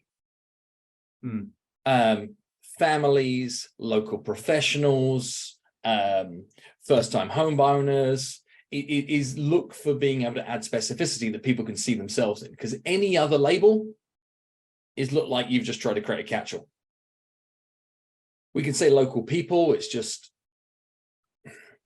a friendlier catch-all, but doesn't add any specificity. The label you want to add says, oh, that's me. So if you can create a shopping list, and you can either create a shopping list of 3, 5, 7 specifics, and I probably always work in odds rather than evens, or create a from and to. We help everybody from a renter that is looking to be able to purchase their first home right through to an experienced investor that is looking to be able to build a portfolio of hundreds of multifamily homes. Everybody between there and there. Well, okay, well, you're good enough for me. I'm a move-up buyer. Should be good for me. Right? Like those sort of stuff can be helpful. What else will I add in this? Is everybody that's shown up in order to be able to deliver advice to everybody here has a few things. They have a high level of confidence, they have a high level of competence, and they have a high level of care. Those 3 C's are showing up in abundance. And if you're not catching that, then that's been the recurring theme of everybody showing up that's getting great results. Competence, confidence, and care. What I like is that we're always sharpening those skills too. And I wanted to raise a quick point, which was, and hopefully you can see this here. You guys see my screen just split out? We can. Is what we need to win is almost like a 3-legged stool. And in that three-legged stool, we need high levels of product knowledge. And what I heard in abundance here, just like almost I got this level of product knowledge, data, responsibility, packaging about what's real in the market right now. You cannot fake that. You clearly know what you're talking about and you've got some chops around that. And I'd urge everybody to capture just how much confidence comes from Josh because of his product knowledge, because he knows what he's talking about. Behind product knowledge, you need attitude. That's another leg in the stool, is you have to care about what the people you care about. You have to have the right attitude to say that I'm in this for the long run and be committed to reach pro level in what it is that you do. And then in addition to attitude, you need skills. Those are the three things that are required in order for us to be able to win in any of these scripted scenarios. You can have the product knowledge, but with the wrong attitude and no skills to deliver it, you will fail. You can have the right skills and the right attitude, no product knowledge, you'll get found out. If you have any two, but not all three, you'll fall over. And every example of everybody here has all of those things. But Josh, what I will say is your product knowledge was a 10. Your attitude is like an 11. And your skills are a 7. And I'm trying to say that from a position of kindness about looking at where we can go and where we can move things forward, is that right now your stool is like higher on two sides than it is on the other leg. And I'm judging you as a 7, passing a 10 as the best in the world. Not a 10 is somebody who's pretty darn amazing. Is a 10 is best in the world. So how do we do this and how do we make it better? How do you build on what it is that you just laid down? Can you throw your first script back up as a slide? Yeah.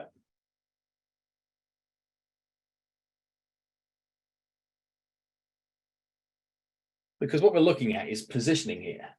Is a pro would never ask the question, is now a good time to talk? Because what year are we in? The year of not enough time. And it's 2023. And if it's the wrong time to talk or people don't have time to talk, what do? They don't pick up the phone. So what we're using a 1996 tactic in 2023.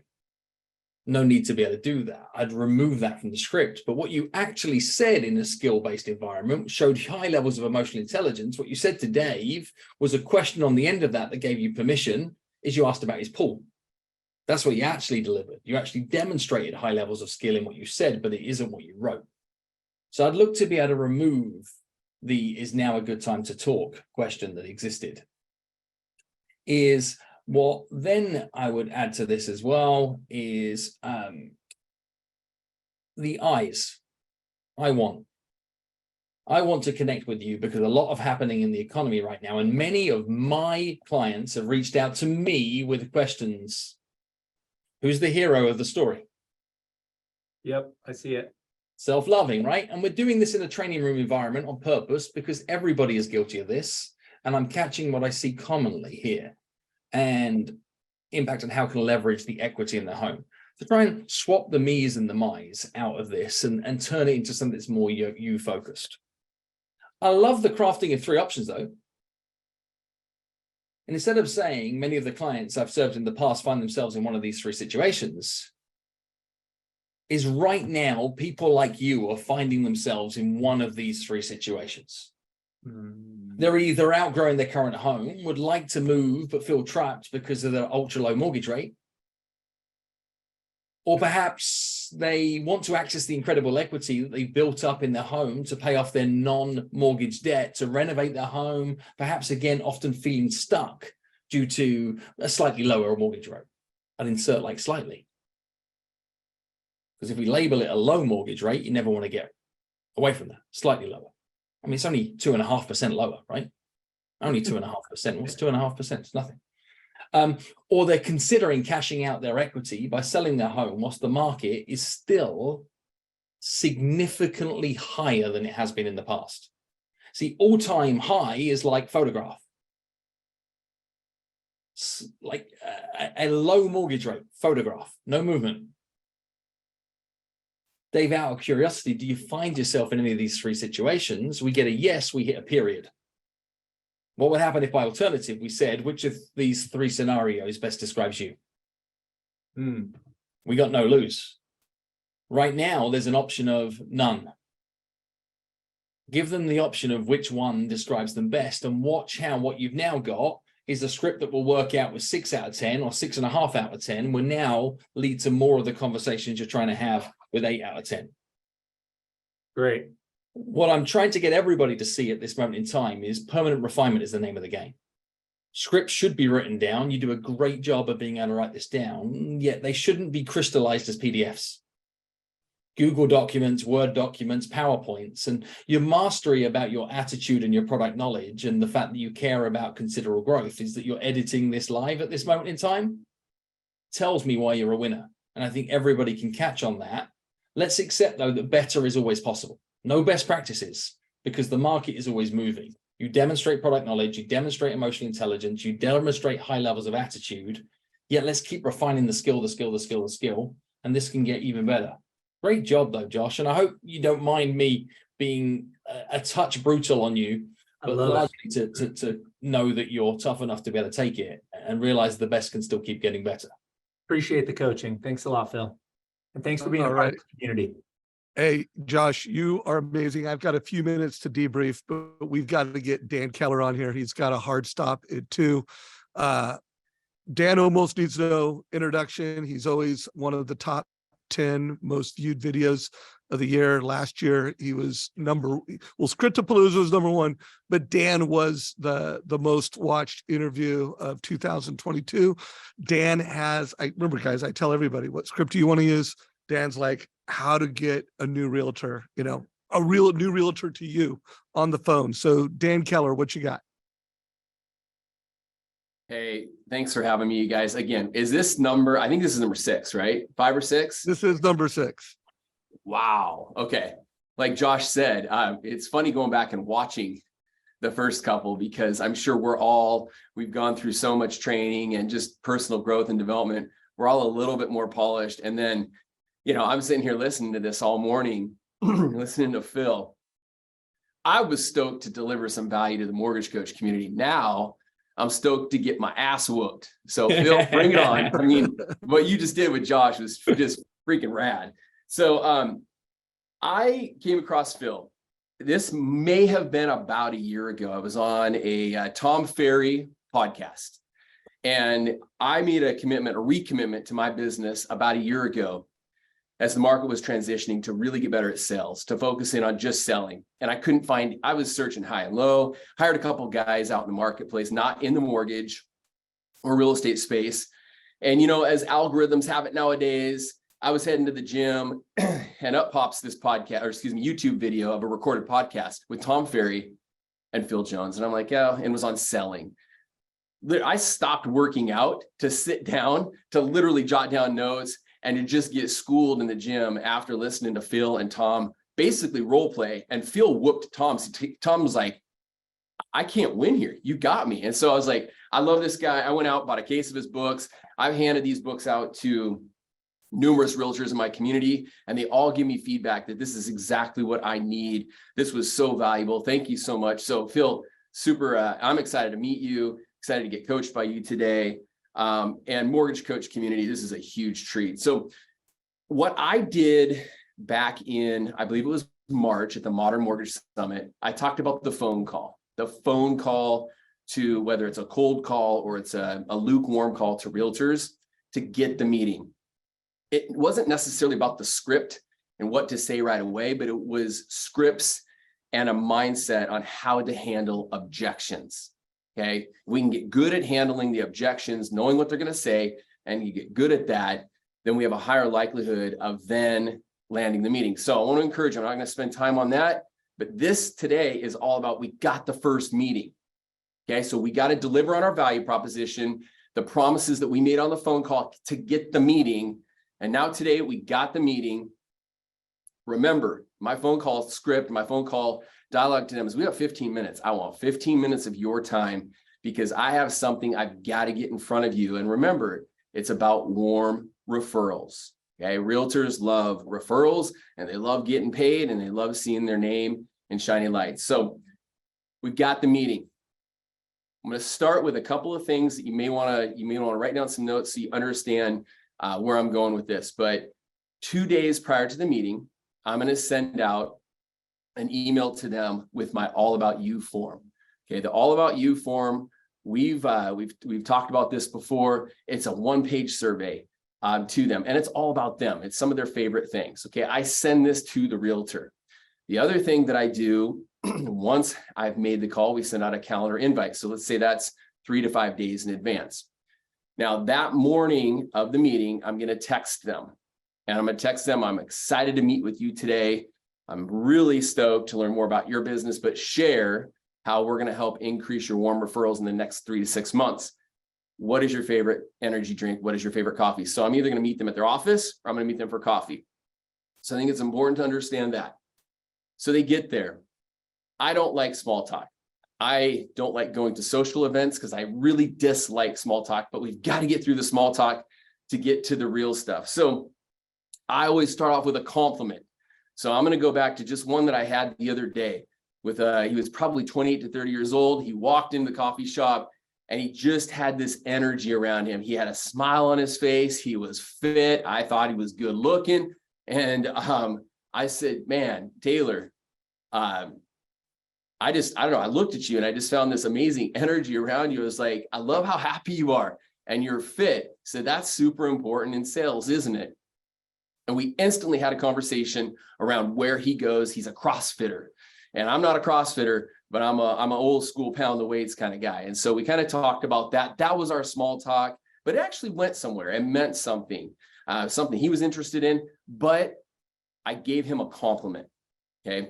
So whether it's a compliment, I think I heard Phil say this earlier, a compliment or like an award or something they've been recognized for. That's how I like to open. I already know what they're drinking. I already have the coffee there so we can sit down and get right to business. So the first thing I like to talk about when we sit down is I like to let them know what to expect. I don't like sales meetings when I don't know what to expect. And so I said, hey, I'm going to say, hey, like I told you, we're going to sit down and talk for about 15 minutes. It's all about you and all about your business. Real quick, did you get the email that I sent you that had the All About You form in it? Now, 2 things happen here. They either say, yes, that was amazing. Wow, that was really cool of you to send that out. Or they'll bring it or they'll send it back to myself. The other thing they'll say is, I saw it, but I didn't have a chance to look at that. Okay, if they say that, I table it. If they want to talk about it, how amazing it is, I said, it's a big part of my business. I have every single one of my clients fill out an All About You form. So when you work with me, I'm going to have our clients fill this out and I'm going to send this over to you so you can learn a little bit more about them up front. So I always start with the All About You form. Second thing is, and you've heard me coach on this, and we've done a call on this, the second question I go right into after the All About You form is I say, hey, Taylor, real quick, if time and money was not an issue, what would you roll out? What initiative right now would you be focusing on in your business if time and money was not an issue? And I just take notes. And this generates a conversation. This tells me what problems I can help solve. So remember, my talk at the Modern Mortgage Summit is we are in the business, we're solution finders. We're looking for solutions for them. We're looking for problems where we can bring about solutions. So we have a little bit of a dialogue around that. And then here's the closing question. So Taylor, if let's say I referred you a home buyer 4 weeks ago, and they're closing escrow today, you're going to deliver some keys today. Would you tell me about your post-closing client care process? Now, this is funny because most of the real estate agents, when I ask this question, they're like, well, like, what do you mean by that? And I say, well, you're going to escrow to meet them right now. Are you bringing them a gift? Tell me about how you're going to take care of them from now on. And most of them don't have a set process or a scalable process. And that's where my value comes in. That's my value proposition because I'm going to show them my 6x12 client follow-up program or client concierge program. So we talk about that. A lot of times they'll say, I'll bring them a bottle of champagne and some glasses, or I'll bring them a basket with some, a bottle of wine or something in that. And I said, okay, have you ever had a client where you maybe brought them something, but then later down the road, you found out that they maybe were a recovering alcoholic, or because of their religious preference, they don't drink alcohol. And sometimes they might say yes, might say no. The question or the answer doesn't really matter. My point is, I circle back now to that all about you form.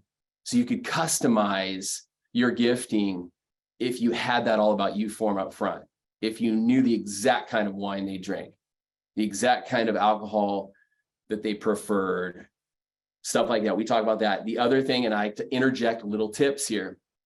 I said one of the things that I turned on to one of my realtors was by using the all about you form, we found out that a client loved Sprite. The husband liked Diet Dr. Pepper. The husband's favorite candy or treat was Swedish fish, and the wife liked a Butterfinger. How cool would it be if you're out looking at 2 or 3 homes on a Saturday, you got a little cooler in your back seat with those drinks and treats in it, and on the second home, you pull that out and you deliver a Dr. Pepper, Diet Dr. Pepper to the husband and a Sprite to the wife with their goodies. Okay, these make an impression. And so what I'm trying to do is I'm trying to, through these conversations, coach these realtors into, wow, I just got a little bit of coaching, but I kind of flipped on the switch and a light bulb is going off that he's got some systems in place. So we get to that. And then here's my close. I'll say, Taylor, you know, the main reason that I wanted to meet today is that last year, because of a process I'm going to give you here in a second, I was able to generate 65 warm referrals. And I know a guy like me, much like you, I'm sure, would like to not work harder or work more, but work more efficient. And if we can take really great care of our people and we can get 65 to 100 warm referrals a year, then isn't that a business that both of us have set out to build and to grow? You see, yes. And then now I transition right into, and I'm going to share this with you all real quick. I'll upload all of this for you guys, but I transition into my 6x12 program. Before I do that, I think it's really important. This is the key word here today, you guys. It's relationship. The definition of a relationship is the way in which 2 or more concepts, objects, or people are connected, or the state of being connected. So we're in the relationship business, and we have to understand this. So the 6x12 program that I coach my realtors on and the loan officers that work with me is we meet and we visit twice a year. We call 6 times a year. We text 1 time a month. We mail. Direct mail is not dead. We direct mail 4 times a year. We email once a month. And we host 2 customer events. I call them VIP client events, customer events. I'm going to not use the word client anymore because of Phil, but we hold 2 events a year. So we go into that. Now, here is how I get them to the next meeting. So I have a program with a binder. Whether you're high tech, I can show you how to add this to your calendar, or if you'd like it in a binder format and use spreadsheets, I have it already built out for you. What I'd love to do next is have you come by my office and see how we work and sit down with you and roll this out starting today in your business. So can we book that for the same time in the same place for the same time next week on the same date? And that's working really, really well for me. So the idea around all of this, I want to close with this. It's not about a transaction. It's not about loans. It's about them. And we've got to make it about not just them, but about their money. We want to help them grow. We want to help them make more money. We want to protect their money. And I think as they hear me talk about this, we're not talking about mortgages. We're not talking about any other things other than finding some solutions that we can bring to their business to help them make more money. Boom. Theme. The best of the best are creating value to help people build wealth with real estate. Phil, what do you got for Dan? Dan, thank you for, unpacking so much specificity for people as to how they can actually take really practical, meaningful change and just almost pick up and execute on what you've laid down. That was remarkably valuable, very kind, very generous too. And I want to reiterate again that it's confidence, competence, and care, right? These 3 things showing up on repeat by everybody that is delivering value today. Confidence, competence, care. What you've also done, though, is something that very few people do. Lots of people offer to be valuable. If there's anything I can do to help, if there's anything I can do to be of more service for you, if there's anything I can do to deliver you more advice as needed. You haven't offered to be valuable, you've been valuable. Big, big difference between those two things. So many times we say this, right? Ever been in a grievance situation where you're dealing with something difficult, and what people say is, well, if there's anything I can do to help, please don't hesitate to ask. And how helpful is it to be on the receiving end of that statement?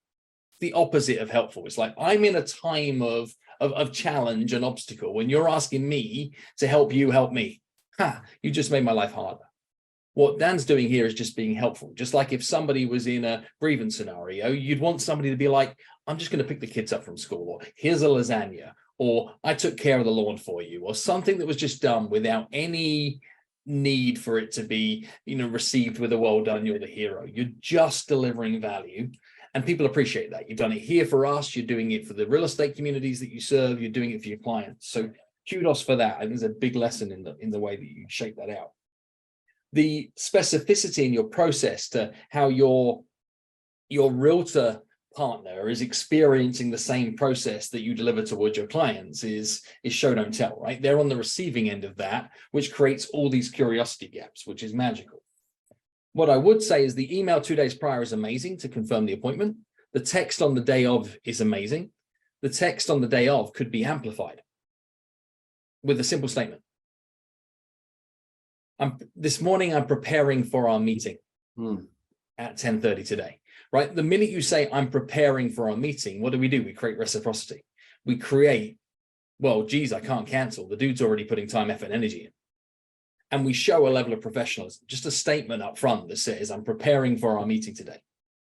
The genius also, though, in the way that you've crafted that script is that this has an assumptive frame on it. This has an assumptive close. The only question you're asking them to confirm is not, are we still good for the meeting? You're like a version of, what's your favorite energy drink? How do you take your coffee? Like the meeting is happening, right? This is not an excuse to cancel. Because I think many people say, well, I make that call the day before and give people the chance to be able to make sure they still have on the schedule. That's called a opportunity to cancel call, not a confirm an appointment call. So you're executing to a really high standard there. Not only that, though, is if you can indicate that you've prepared the meeting ahead of time, you can ask a further question. You're almost mapping out your agenda, right? As to what you're going to go through. Yep. Ask a simple question. Is there anything you'd like to add? So when you lay out the agenda of what it is you're going to talk about, and you ask the question, is there anything you'd like to add? Regardless of what they add behind it, you remain in control and you get new context. Covers a lot of ground remarkably quickly. I love the callback towards the compliment piece, and that you comfortably show that you can hit on a dude and it's not creepy, right? It's fine. You can do that. And the reason people don't like small talk is because it's not useful. Yeah. Small talk can be remarkably useful if what you're doing is that you're finding some form of common ground. You're finding something that says, hey, we can both relate to each other. People do business with those that they know, like, and trust. Which one of those three is the most important? Hit me in the chat what you think out of those three things is the most important. Know, like, or trust. Trust. Right. Trust. Everybody says trust. Here's the kicker, right? I'm looking here. I see Denise, I see Josh, I see Dan, I see Jeremy, I see Todd, I see a number of people, Shayla here, I see Shiv, I see all of these people, Kyle, like I could trust all of these people to do a great job of writing a loan. So trust is the kicker that gets you in the game, but it isn't the kicker that puts you on the podium. The thing that kicks somebody into your realm of doing business is actually like. Yep. Trust gets you in the game, like gets you on the podium. So what Dan's working on here is early stage like. I mean, you like to keep in good shape. This real estate agent likes to stay in good shape. Chances are, outside of clients and mortgages and real estate, we've got something else to talk about. I like that. I'd rather talk to you about working out than I'd talk to Todd about winning by noon. Right? Just a different choice, likability can kick in. And can you trust if you don't like? Yes, of course you can trust. Like, I trust a lot of people to be late all the time. Trust them. I trust certain people to overcharge. I trust people to do a lot of things, but trust is just what you believe to be true. Doesn't mean that they're going to be brilliant. Trust often exists. Likability is the kicker.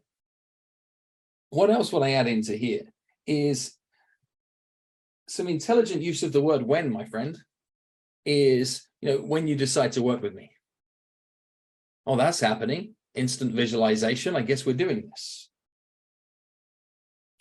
Is you're still making you the star of the show when you choose to work with me versus when you choose to perhaps share your first opportunity.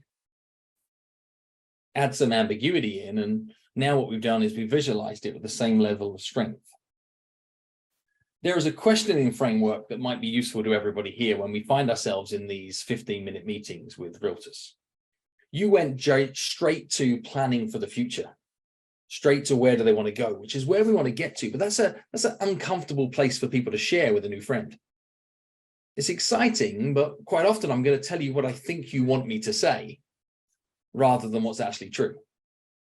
So the arc that is safer is a past, present, future arc that in its crudest of sense is, so how did you get started? Probe, listen, probe, listen, probe, listen, probe, listen. So how did you get started? Followed by, where are you at? Followed by, so now what? Now, of course, obviously you can beautify and elaborate and probe further on any of those three questions, but you see how if you're with a potential realtor partner, you go back to how did you get started? They're like, I know this one. They bridge the gap. So where are you at? Oh, brutal truth on that. So now what? You cover a lot of time remarkably quickly, and you get so much more earned context in approaching that way around. I'm going to warn you about something else that you said that might be useful too. Is you reach for the words on repeat when you were probing for further information from your realtor, the words tell me. When you say tell me, what you're delivering is called a command order. It almost comes across like looking down at somebody, tell me, tell me, tell me. It's aggressive, it creates friction. Now, it doesn't mean it doesn't work, it's just aggressive and it creates friction. If we want to reduce friction and have something that works better, swap the words tell me for the words help me. Help me understand what are some of the things that your existing clients love about when they work with you. Hey, help me understand this is what kind of process do you have to be able to amplify the relationship with your with the families that you help post closing table, post aircraft? Is softer and help me is pulley, tell me is pushy. Tiny little tweaks in language can make massive differences. Same with you reach for words like have you ever. Have you ever is I either want to proudly say yes and shut a conversation down or like reserved say no, create friction, shut a conversation down. Swap the words to when was the last time? When was the last time that you found yourself in a situation when? How often and for how long? Play it slower, we build a bigger monster to be able to overcome. We get more truth and more reality. Denise says here, coaches for years have taught us to say, tell me what you think about. I love that you picked this for me because tell me, it's just a fight, right? And imagine a child scenario. Tell me what you were thinking. Resist, resist, resist. Hey, honey, like, help me understand, like, what was it you were thinking that made you decide to do that? Truth. Truth comes. What else did I write down for you here that I think was useful is, be careful with the I would love tos, is be careful with making promises you can't keep. If you're setting an expectation that you're going to give me 65 referrals and you give me 6.5 referrals, you're a liar. Trust gets broken down. I trust you to tell me what you thought I wanted to hear. So maybe activate it. Is in the last 12 months, we've delivered 74 referred piece of businesses to real estate professionals like you. And I'm continually looking at who the best referral partner is. So we get this right, I might be able to send you 2, I might be able to send you 12, I might be able to send you all 74. And guess what? We're growing this year, so that number might rise to 100. But that depends on how well we vibe and how well we work together. Honest and truthful. Don't wave a carrot that you can't promise to everybody. Try and be honest with that. And you call these events VIP client events? and then said it's about them and it's not about you, what are they to you? They're your VIP clients, right? Yeah. What do they see themselves as? That might be how you relabel these events. And I just wrote an example of what that could be, is you could create a wealth builder community. And that these are, wealth builder community events. What do all these people have in common? What do they see themselves as? And I'm not saying that's right. I'm presenting that as an idea for how you can identify this community in a way so that they see themselves in the title. Nobody wants to be like, I'm a VIP client of my LO. They want to be, as a result of the fact that I do business with a badass called Dan Kelly, he invites me into this wealth builder community. We meet twice a year and what we talk about is blank and we have a great time and there are awesome events. And, it changes how people perceive that. And I'd go community, I'd go collaboration, I'd call it something that people proudly want to say to their friends and family that they're a part of, as opposed to something you call them that is labeled at your end. So great job, my friend. Trying to just keep raining more practical advice on top of killer advice. That's incredible. Thank you. You are killing it, my man. So I want to remind folks again, there's a 5-minute video. I'll put a link, and we call these trust sequences, that Josh used. Now we're gonna have to call them trust and like sequences, but there is a sequence to how Phil teaches everyone to help. So I was going to go through this before between Josh and Dan, but we needed to get Dan on and off the stage. But if you're going to use scripts in this market, first of all, you got to have a lead. You got to have someone to talk to. And in this market, you need to be at the right time, at the right place with consumers. Right now, when people start thinking about buying a home, you don't know it. The realtor doesn't know it. They start watching, HGTV a little more. They start surfing apps a little bit more, but most originators don't know it. The best, and what Josh went through, he is making sure that he's got the signals so that when people are looking for a home, and then, top 5 reasons. I took this slide from our interview with Denise Donahue a few days ago. These are the 5 reasons people are selling in this market, and realtors need your help. In the Trust Engine platform, we're turning your database, which is noise right now. You don't know what's happening. You don't know when consumers are doing it, but we're turning it into signal. Like we have life events. We know when people are getting married. We know when people are having kids. We know when people are graduating. We know what their debt is, and we're putting advice on that. So it's never been more important that you're driving advice with a total cost analysis. For anyone that wants to, have your C-suite look at building a building trust engine around your tech stack, here's a code that you can scan and learn more about that. We'll also put a link down below in just a minute. So guys, we still have 3 amazing mortgage professionals. We're going to try to hard stop this at 3:00 just to set the stage for everyone. But we still have 3 more people. We've got Jeremy Forcier as the anchor man. Jeremy, thank you so much for coming early and be willing to stay late. Todd, anything you want to share before we bring on our next guest? And I'll have you bring on our next speaker. Yeah, absolutely. What I want to say is just imagine you fly to New York City, you get to go to happy hour and hang out with Phil and, about 15 or 18 other folks, and then spend 2 full days dinner with Phil and the crew, and getting certified in exactly what to say. And that is exactly what Denise, Deborah, and myself had the privilege of doing a bit ago. So if you go to philjones.com, I'll share it with you real quick, just so you can kind of see what it looks like. You can sign up. Phil's actually teaches a handful of certifications personally each year, as well as he's got guides who teach him throughout the country as well. But the opportunity to be in that room in New York with Phil is priceless.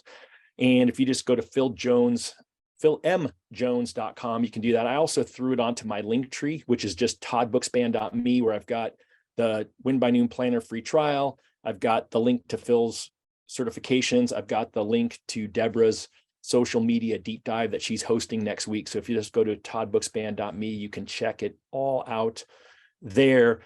And we talked about the fact that Josh Metal is so great at executing. We will share later his slides, because he offered up that he would give you his slides so that you could swipe and adapt. and then go execute with those slides yourself. He's actually updated them already with the adjustments. There's probably a better word for that, Phil. The adjustments that Phil suggested to him.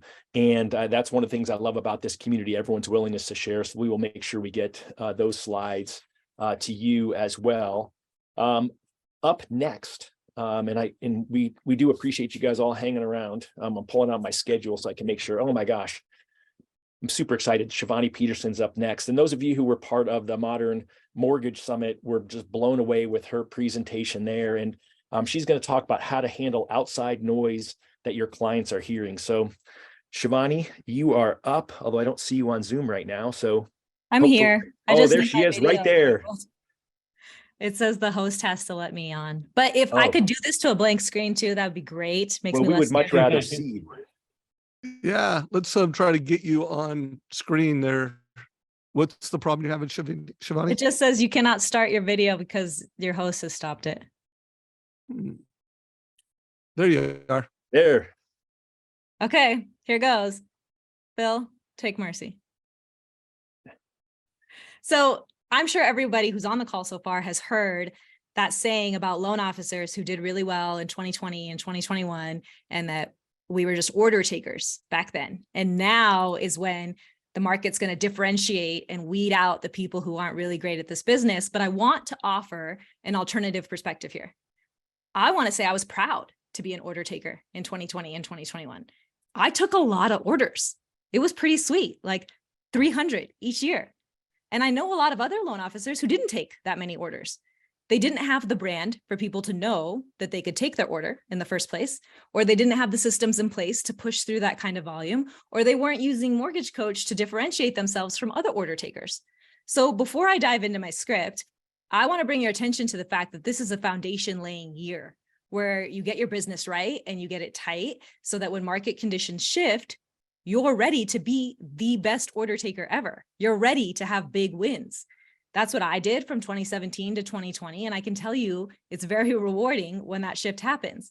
You're here watching Script-a-PALOOZA, investing in yourself, taking the time to take notes and learn everything and absorb it all because you're planting your seeds so that you can capitalize on the next order taking season. And I just want to say, good on you for doing that. Now, right now, I think one of the hardest things for us in the real estate industry, and this includes your realtor referral partners, is outside noise. Because even though folks are very distrusting of the media is still able to get into their heads with every headline about the housing market and interest rates being negative and doomsday. And then they see our social media telling them not to be upset about interest rates that are 7.5% because that's historically low. Well, historically, starter homes didn't cost $500,000, did they? So I imagine you have people coming into your office or calling you, and before you can even get to your rate script that you learned today or show them your total cost analysis, you're actually having to defend the concept of home ownership. You actually have to sell the American dream now when it used to be a given. Millennials either own homes or believe they never will. I recently saw a headline on that had exact percentages. And because people are ready for home ownership a little bit later in life these days, they're more set in their ways by then. They want to live a certain way. They're used to certain amenities. They probably already have kids and need to be in a certain neighborhood. So renting is a big obstacle for us because I think it's less about the American dream these days and more about a quality of life choice. If I can't afford to buy where I want to live, maybe I'll just rent. So my script for today is about objections, but rather than being prepared for them or having your script ready for them, I want you to focus on finding the fear behind people's objections that have been drilled into their head by the outside world that definitely has their own motives, but is not at all as invested in their financial future as you are. So let's say that Kathy calls you, and I'm going to be Kathy. So I want to get pre-approved, but I'm not even sure if now is the right time for me to buy. I'm not sure if I'll qualify for enough. I've heard that home prices are about to tank, but I've also heard they're very high. And I don't really want to buy at the top of the market. I'm worried about this upcoming recession because in the Great Recession, my parents had to short sell a home. And I was just graduating college at that time into a really shitty job market. So I've made a lot of calculated and careful decisions over the past 10 years. And I don't want to mess it all up now by making a wrong move and investing in real estate at the wrong time. I don't want to undo a decade of work towards financial stability. So I bet some of you guys have had lead calls like this, right? This is not sounding unfamiliar or strange. So at this point, I'm back to being the loan officer. I'm listening very sincerely and patiently to Kathy, because I really want to gather a lot of information here about what she's feeling and what she's saying. And those are two different things. They might be aligned, but those are two different things. What is she feeling and what is she saying? So I'm not cutting her off to combat her objections. I'm not interjecting. I'm not rushing to provide all the data that I know indicates that we're not heading into a housing crash. I'm letting her lay out all these fears and expand on them fully. I'm not talking fast. I'm allowing for a little silence to make sure she completely finishes her train of thought. And then I'm going to say, those are great concerns. And I'm honestly glad to hear that you're taking this very seriously, because it is a big financial move. Honestly, if you weren't asking me these questions right now, and if you weren't concerned about these things right now, you might not be ready to make such a big move in your life. I want to validate her feelings, because I want to commend her for caring enough and for being aware enough and for not having her head in the sand. And then what I'm trying to do is create a safe space so that she'll be able to bring future concerns up to me. If someone gets in her ear about interest rates or about my bank or about a different loan program that we haven't discussed yet, or that we did discuss and rule out, but she forgot, I want to create a safe space where she's allowed to air out her concerns. And that's starting right now in this first conversation. I'm building connection between us so that I can start earning her trust.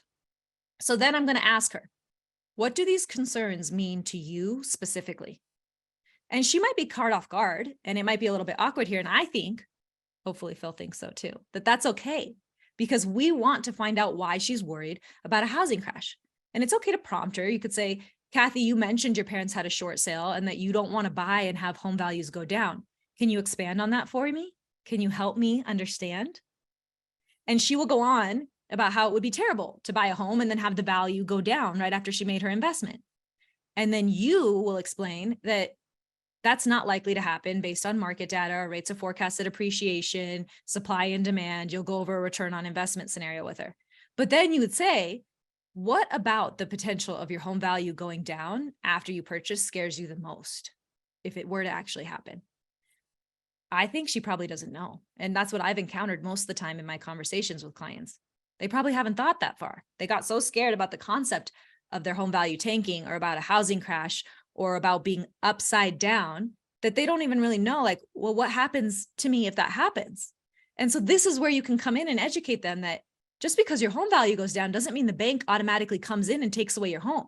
It's not like home value down, big blaring red siren, you're homeless. No, you just keep making your payment. And it is my job, Kathy, right now to make sure that you end up with a payment that you can actually afford. That's what I do. And so even in the very unlikely worst case scenario of your value dropping, nothing's going to happen to you. You're just going to keep making your payment. And then I can show you how over time, the value of real estate tends to go up. And the times that it has dipped a little, it rebounds. So that would likely happen for you too. The strategy here is to listen for the fear behind their objections and to truly be listening for what they're not saying and then help them say it. Because there's tons of outside noise right now, and we want to help people tie it down into what it actually means for them. Because then that enables them to make an informed decision. That informed decision may not be to buy today, but I'm going to help you gather all the information you need to make that decision from an educated place. So I think in order to do this, in wrapping up, you need to do three things. You need to listen and allow for silence, even if it's uncomfortable. Don't be planning your arguments and don't be preparing your script, just listen. And then validate and create a safe space. And then lastly, get to the real fear so you can address it, because then you're really able to move forward with them to help them closer towards their goals. Boom. So good, Shivani. And again, Shivani is a mortgage coach grandmaster. She's done thousands of TCAs. She's applying all those skills on the front end, and then she's giving incredible advice. Phil, thoughts? Go easy, as Shivani said. I can't promise to go easy. I haven't going to create any favoritism to go easy on any one individual, right? We're just trying to be truthful and use this environment of being in the training room environment together to see what we can do to learn and see what we can do to level up. That's Shivani, not a good start, Phil. Well, it's about perspective setting, right? Bring it. If I set the style there, you're like, okay, what comes next? And you just exude kindness is the way that you come across, and the way that you delivered that is we're back to that detachment of outcome, but being prepared to create a space to allow people to make smart, capable, good decisions. There's no telling here. There's no idea of being an expert that you're going to rebrief people on why what they're thinking is wrong. And what I love about your process here is that you're realizing that an argument is a bad idea. Because any form of conflict scenario results in a winner and a loser, which means if you're the winner, the other person feels like a loser and decides to not want to do business with you. Is you're creating a space that allows people to be able to change what they currently believe or what they thought they believed when they first entered into the conversation. So real quick, just to everybody else, tell me what you see when I hold this up to camera right now. And hit me that in the chat. And quite obviously, you're going to say, well, it's a copy of exactly what to say, right? That you see that book. But what do I see? What I see is I see a black Sharpie pen. Who'd be right? Well, the trouble is that we are both right, based on the perspective that we are looking at something from. Yeah, we could sit there forever and I could be like, it's a pen, you freaking idiot. What's wrong with you? Can you not see the pen? Like I see it written here. It says profile ball 1.4. What the freaking hell are you? Are you blind? Are you an idiot? This is sometimes what happens when we find ourselves in conflict situations with clients, is we jump straight to this desire of saying, you're wrong to think what you're thinking. What Shivani's saying here is that you may well be right to think what you're thinking, yet your vantage point that you're looking at it from is either missing data, or it's an incomplete picture, or that you're not seeing the whole of the perspective. You slow the process down to speed the outcome up, to allow people to get to a position of a new normal or a new truth. It's very well executed. I think it's very well done. Is some tweaks in verbiage and some tweaks in words that I think would be useful is when you say these are great concerns to have, the label great concerns, I think, diminishes the next step that you're trying to be able to make. I don't think we can use the adjective great for concerns. Valid. If we swap it to important, now all of a sudden you bought yourself more time. You're still recognizing it in the exact same way.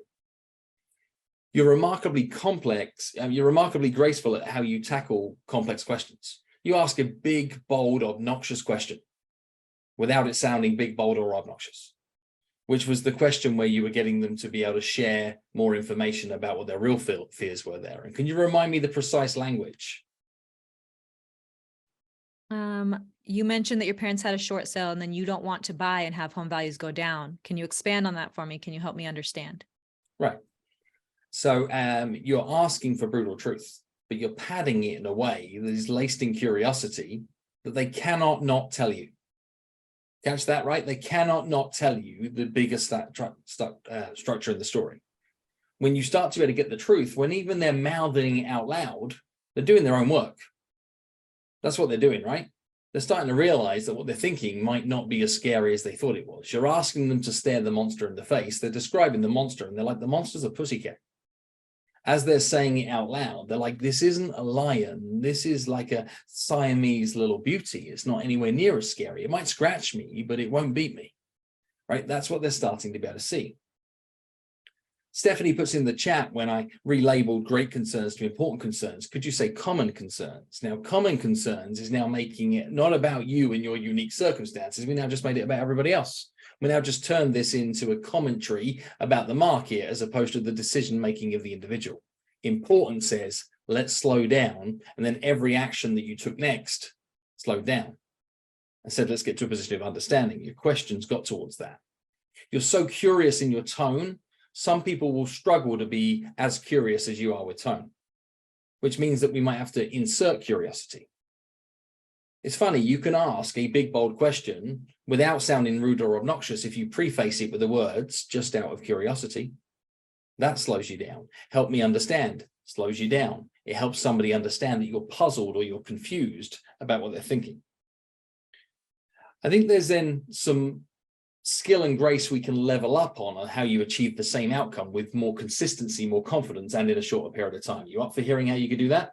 Yeah. So the same set of circumstances, you've got somebody nervous about whether they should enter the market of being a home buyer. You make a great point, is that we do have to resell the idea of home ownership. Not I'm buying a home who's got the best rate, when's the right time, is am I actually going to get to home ownership?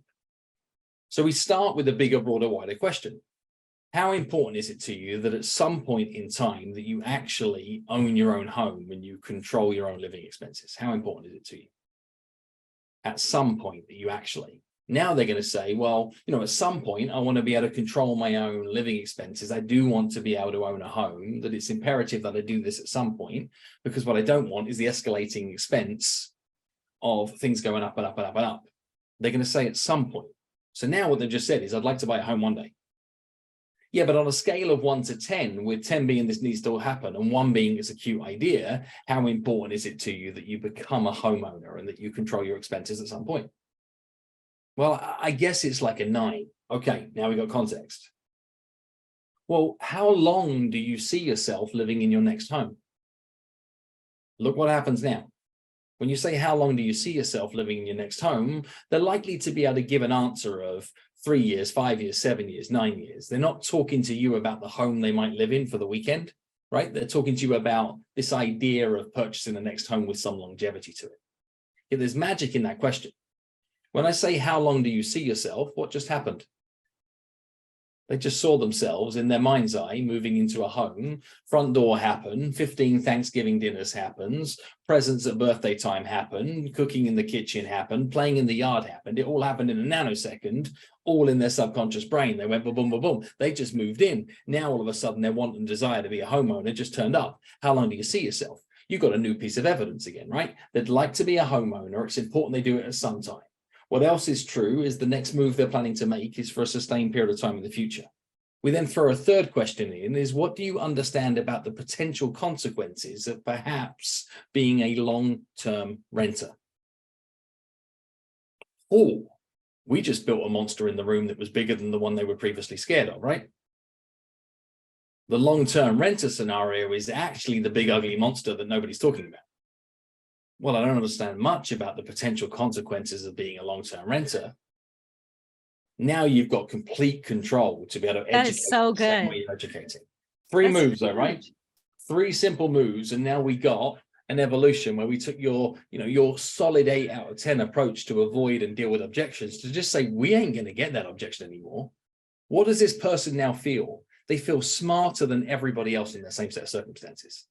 Like, I ain't going to be a long-term renter. I'm going to get to a point where I'm going to start to acquire equity. I am going to own my own home. Unlike all these other stupid millennials that when they're 80, are going to be paying 30 times the amount they're paying right now for cost of living. They're going to be looking at generational mortgages at best. They're all going to be moving into hostels. I mean, they might all have to move to Puerto Rico. Who knows, right? That's what they're starting to be able to think about. But you've provided some context that makes your potential buyer feel like the smartest person in their social circle.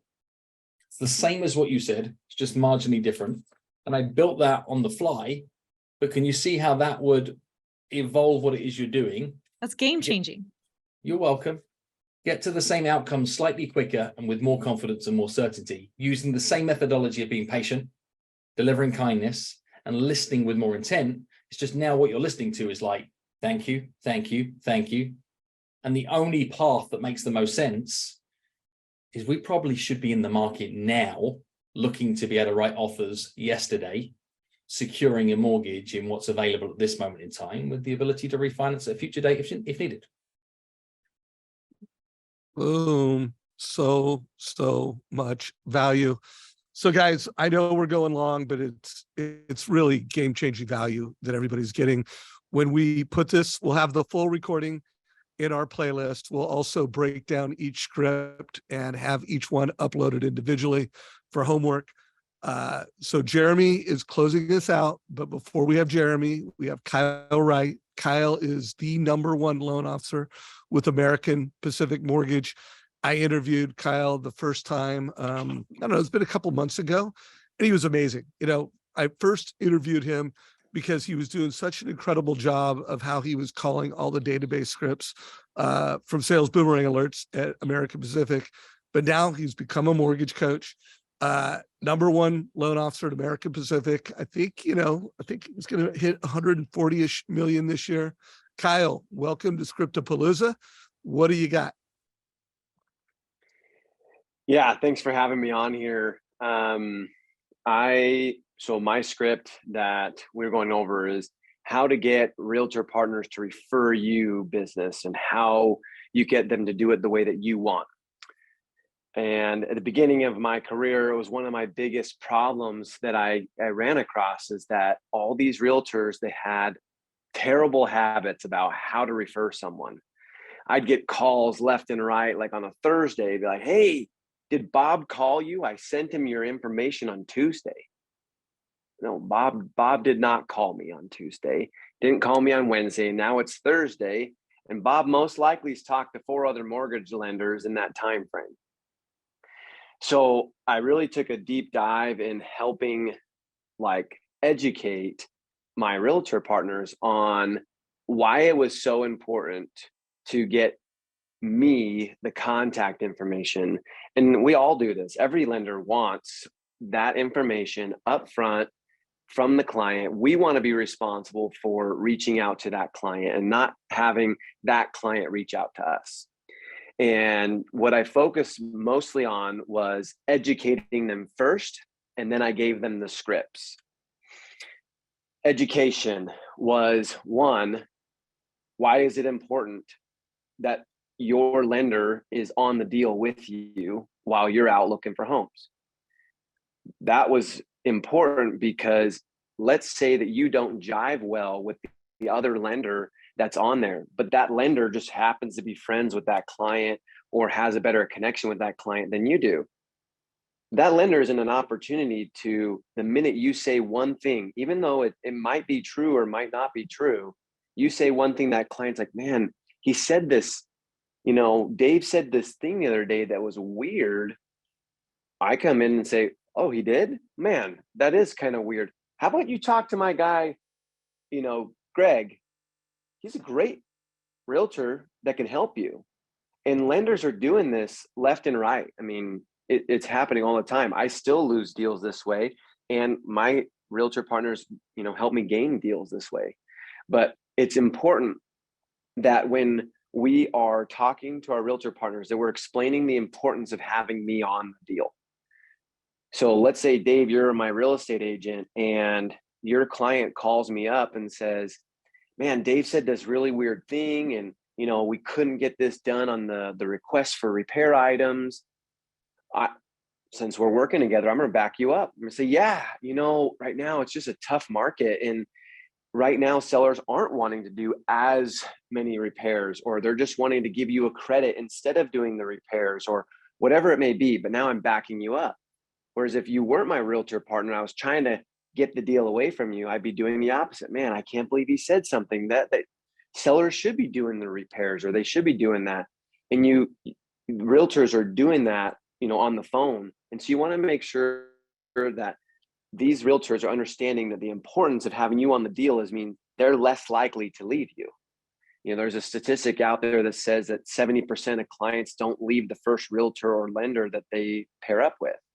Well, I'd like to, make sure that that's more like 90% because I've got it paired with a realtor partner, and same with the realtor partner. You want it paired with a lender that's willing to go to bat for you and continue to back you up along the way.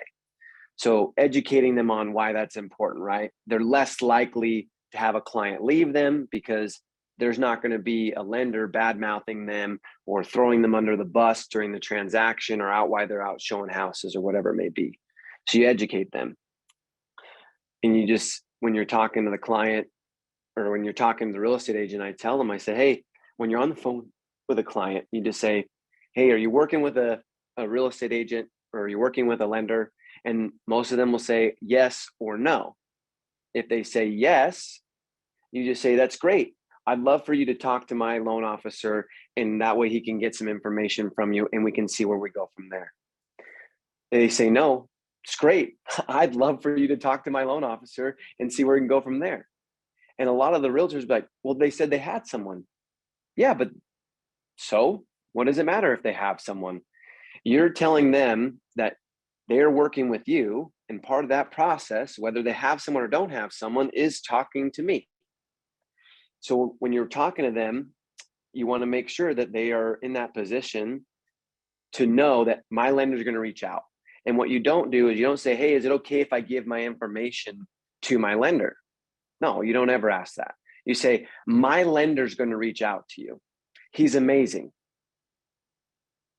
You don't ask them for permission. You don't do any of that. You just say, my lender's going to reach out to you. Usually if you get a rebuttal from there, that's when you can continue to go into why the importance of, having Kyle reach out to you. But typically I do that. The other thing that I focus on when I'm talking to them is they'll say, well, we have to refer 3 people. Okay, this is how I refer 3 people if I was in your position. Hello, Mr. Client. I know that you can go to your local bank, which, I've heard that they have some decent programs. You can also contact a credit union or go online, or I can make it really simple for you and I can just have my loan officer reach right out to you and make it super easy and take care of everything over the phone with you. And I typically have them do something like that when they're saying, oh, I have to refer 3 lenders. You don't have to refer 3 lenders.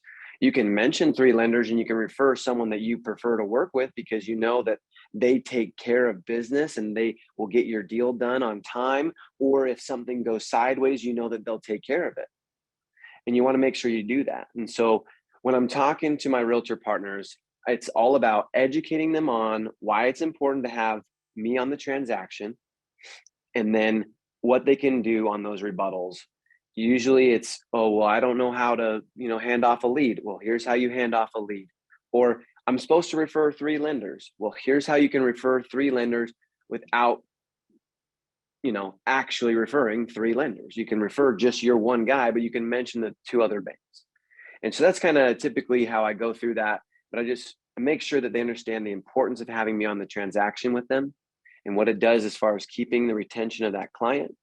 And then also what it does to the client, when you back them up constantly. Love it, Kyle. And just a reminder to everybody picks these scripts. Kyle felt like this was an important scripted strategy. Phil, what do you got? Man, so much good stuff here. And I don't know if people are aware of just how much value is being poured in, right? This is fast-tracked wisdom. This is decades of experience that people are getting in an afternoon.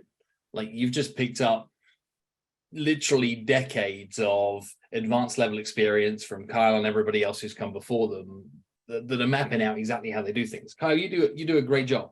And I think even identifying this angle and realizing that there's a potential leak in a bucket here that could be costing you business if you don't plug this leak is a big win-win for both you and the realtor partner, right? You're helping somebody see around the corner.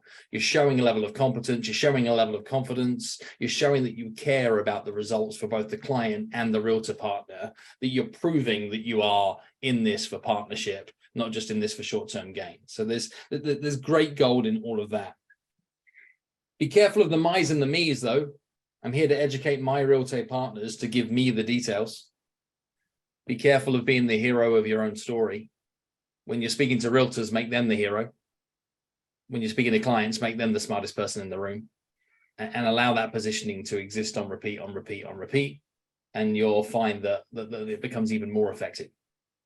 What else am I seeing here as well is when you're looking to be able to bring up a situation that lenders may have lost a deal, instead of state it, ask it. You're saying things like, I'm sure there have been occasions where this has happened and this has happened and this has happened. Create a problem worth solving. Use the strategy of when was the last time? When was the last time that you found yourself in a situation where, a really good potential buyer went AWOL, went missing because of the fact that either another realtor or the loan officer created some confusing information that conflicted with your advice? When was the last time that happened? That was just a week ago. Wow. Okay. And how often does something like that show up?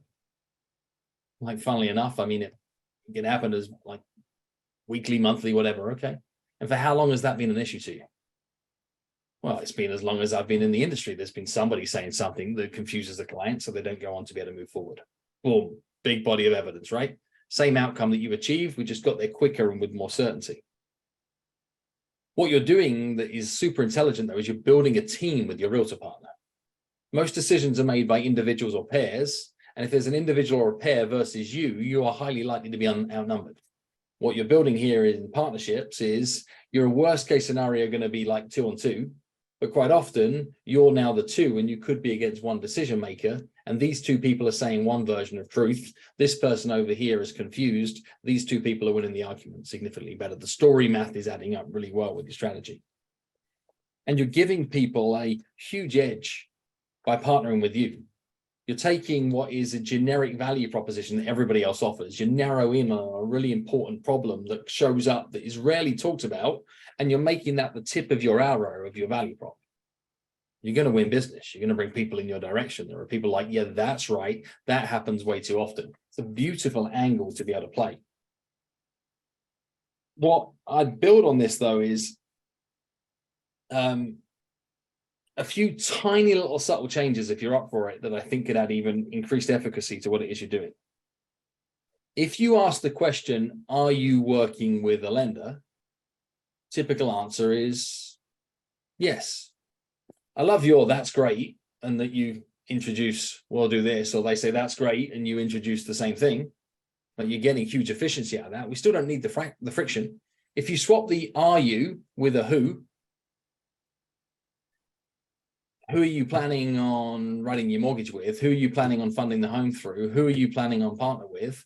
If you ask a who question, if they can't give you a precise name off the bat, they're clearly not working with anybody with any level of commitment. So what happens is you achieve the same outcome slightly quicker. You can do an even bigger job without using the My Lender label as well. I'll introduce you to My Lender. You don't need to own the lender relationship in the same way. I love the 3 steering. I just think you can do it again with increased efficiency. So when it comes to choosing a lender, the way I see it is you have 3 options. What you could do is, you could take the default option and see what your bank can offer you when they only have a limited range of products. Alternatively, what you could do is that you could try and shop around with all the online options and see what might be able to work for you with you figuring out the answers to all the questions yourselves. Or I could introduce you to an experienced local lender that I've worked with a number of times in the past that knows the market, understands what's required from an appraisal point of view, and can hold your hand and walk you through every step of the process. That means that you actually get to the closing table with a more appropriate product for your family's unique set of circumstances. Out of those 3 options, which one do you think makes the most sense to you? They're like, oh, experienced local lender. You're like, great, I'll introduce you to my guy. It's the same, it's just putting a move in there that is slightly different.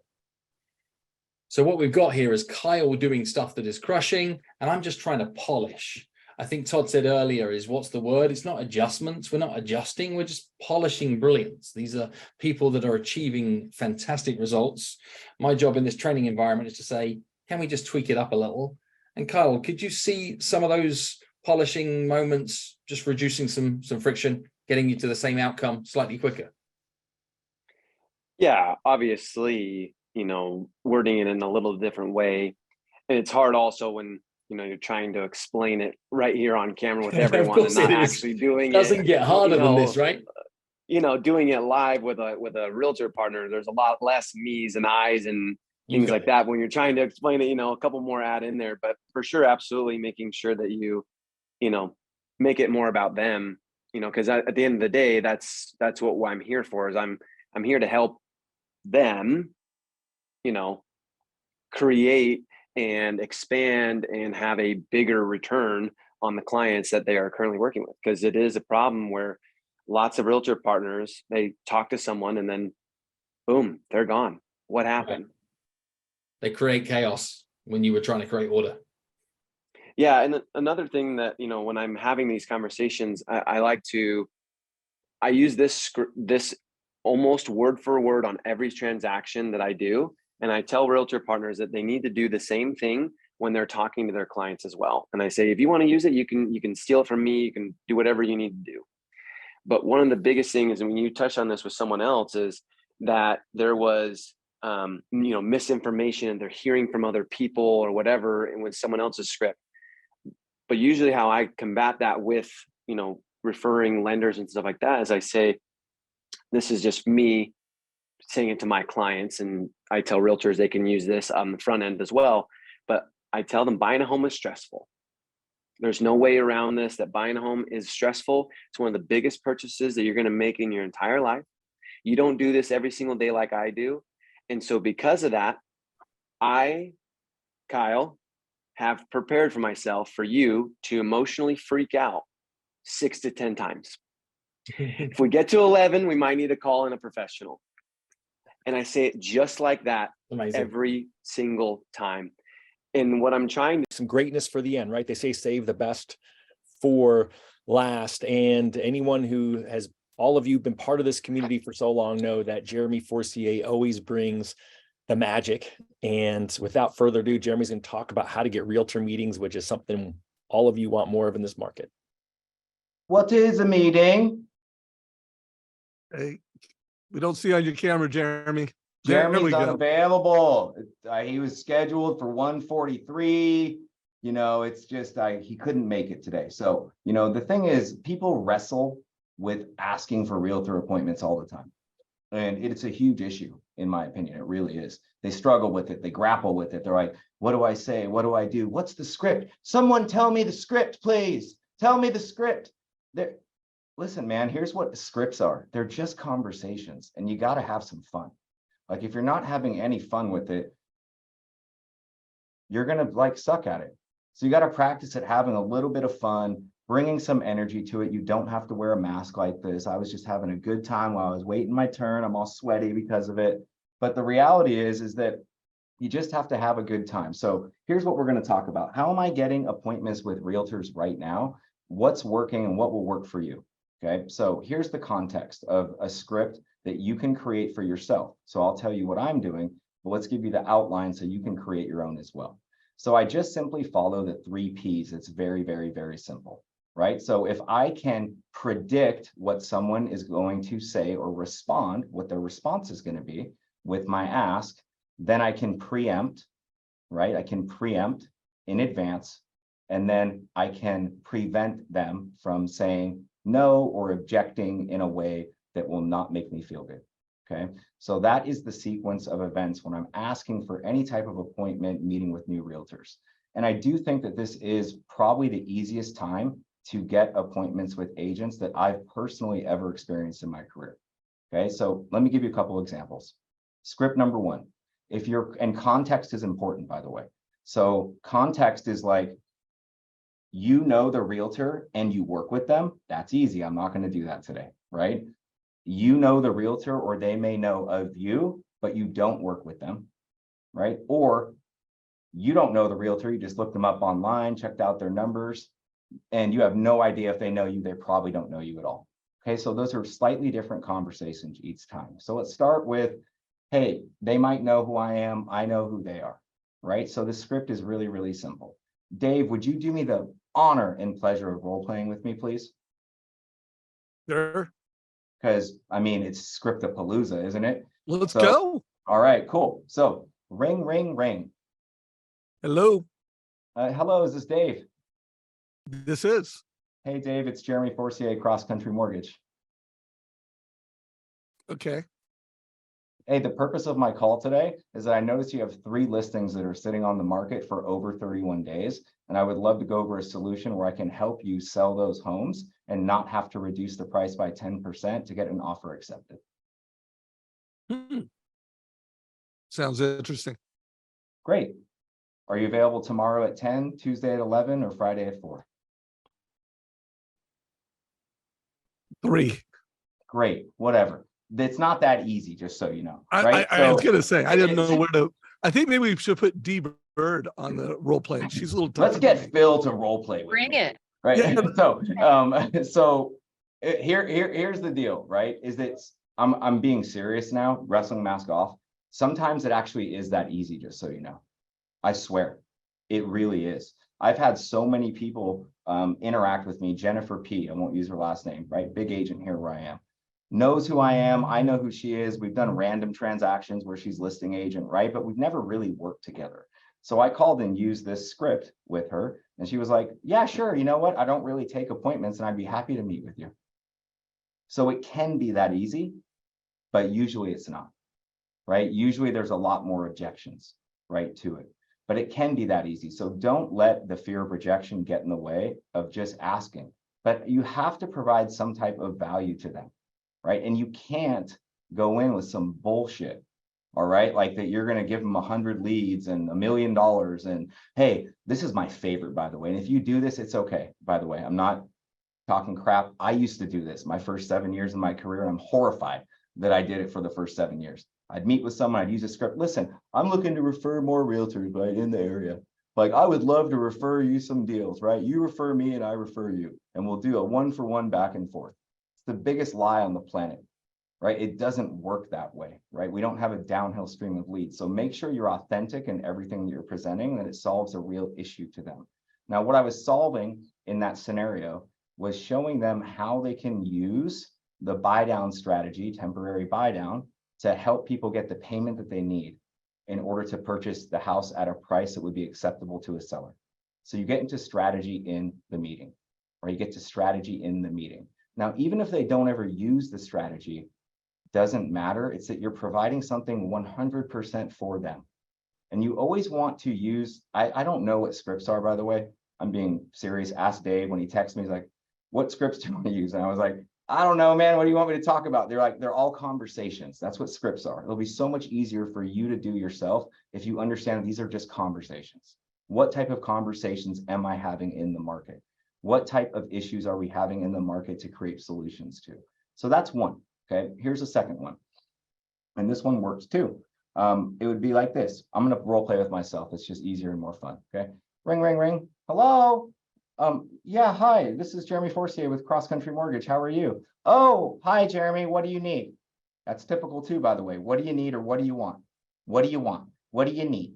What's the problem? That's always my favorite. I'm like, what's the problem? Like, you don't even know why I'm calling yet. But that is real, right? So, oh, hi, what do you need? Well, I don't need anything. I was calling to see if I could help you with any challenges you're having in the market right now. I don't know if you are experiencing them, but I am.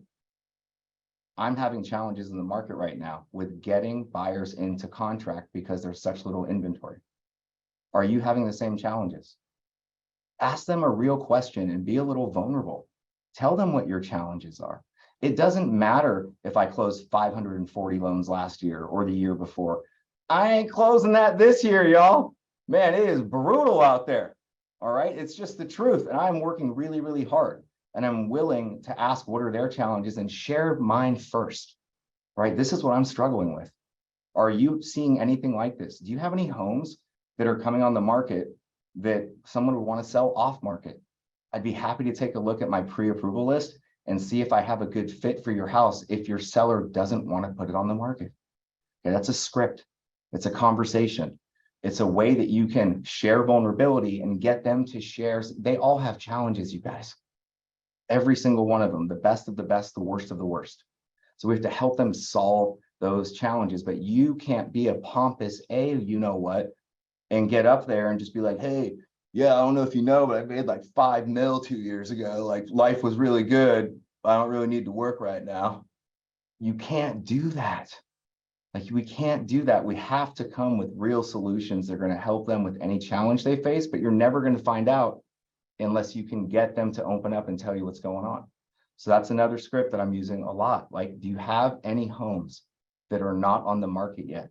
Or do you have any listings coming up where your sellers are afraid to list because they want to buy first and they don't want to put it on the market because they're worried about 500 people walking through their house because there's no inventory, right? I'd be more than happy to scrub against my list, put you in touch with the agent who's currently working with them, and maybe they can come see your house. Like, you really have to make it about them. 100, 100, 100%. Make it about them. Okay, so that's script 2 that's working for me right now. Now, script 3 is around bridge loans. So here's how this one sounds. Ring, ring, ring. Oh, hi. Hey, it's Jeremy Forcier with Cross Country Mortgage. Oh, hi, Jeremy.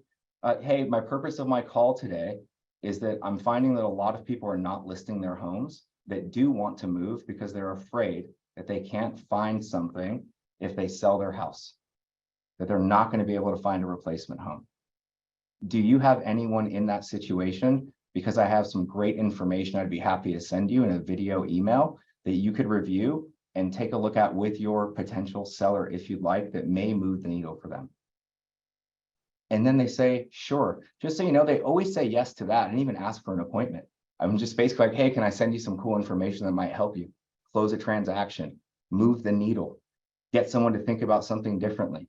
And then you have to send it with no expectation. Hey, send it with no expectation. You will get appointments. You will get appointments. I promise. Last one, because I have a timer here. Okay, Mr. Matt S. Right? So I have followed up with Matt S for, geez, on and off for 4.5 years. All right. Awesome realtor. Never met him in person, but does great business. And I've heard great things and has been a listing agent on lots of transactions over the years. So I started this 10 by 10 campaign, meaning I'm going to follow up with him for 10 weeks in a row, right? 10 times. Didn't get back to me once. You know, I was feeling a little rejected, right? Ego hurt a little bit. I was like, gosh, man. I called him, sent him a text, sent him a gift, like send him a video, send him a flyer. I was even having fun on the voicemail. I was like, hey man, 7 no's usually equals 1 yes. I'm getting close. Like it's going to be 8 next week. Like just being a weirdo, having fun. Nothing.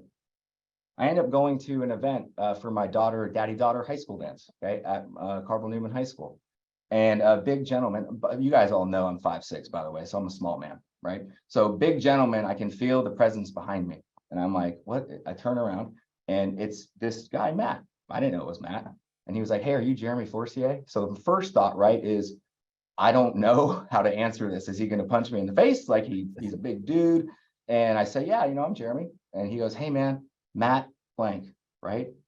Pleasure to meet you. And I was like, dude, you don't ever call me back. He goes, before you say anything else, I want to let you know, I tell every single realtor that you are the most on it, authentic, fun loan officer I've ever encountered. And I feel awful that I haven't got back to you. It is not personal.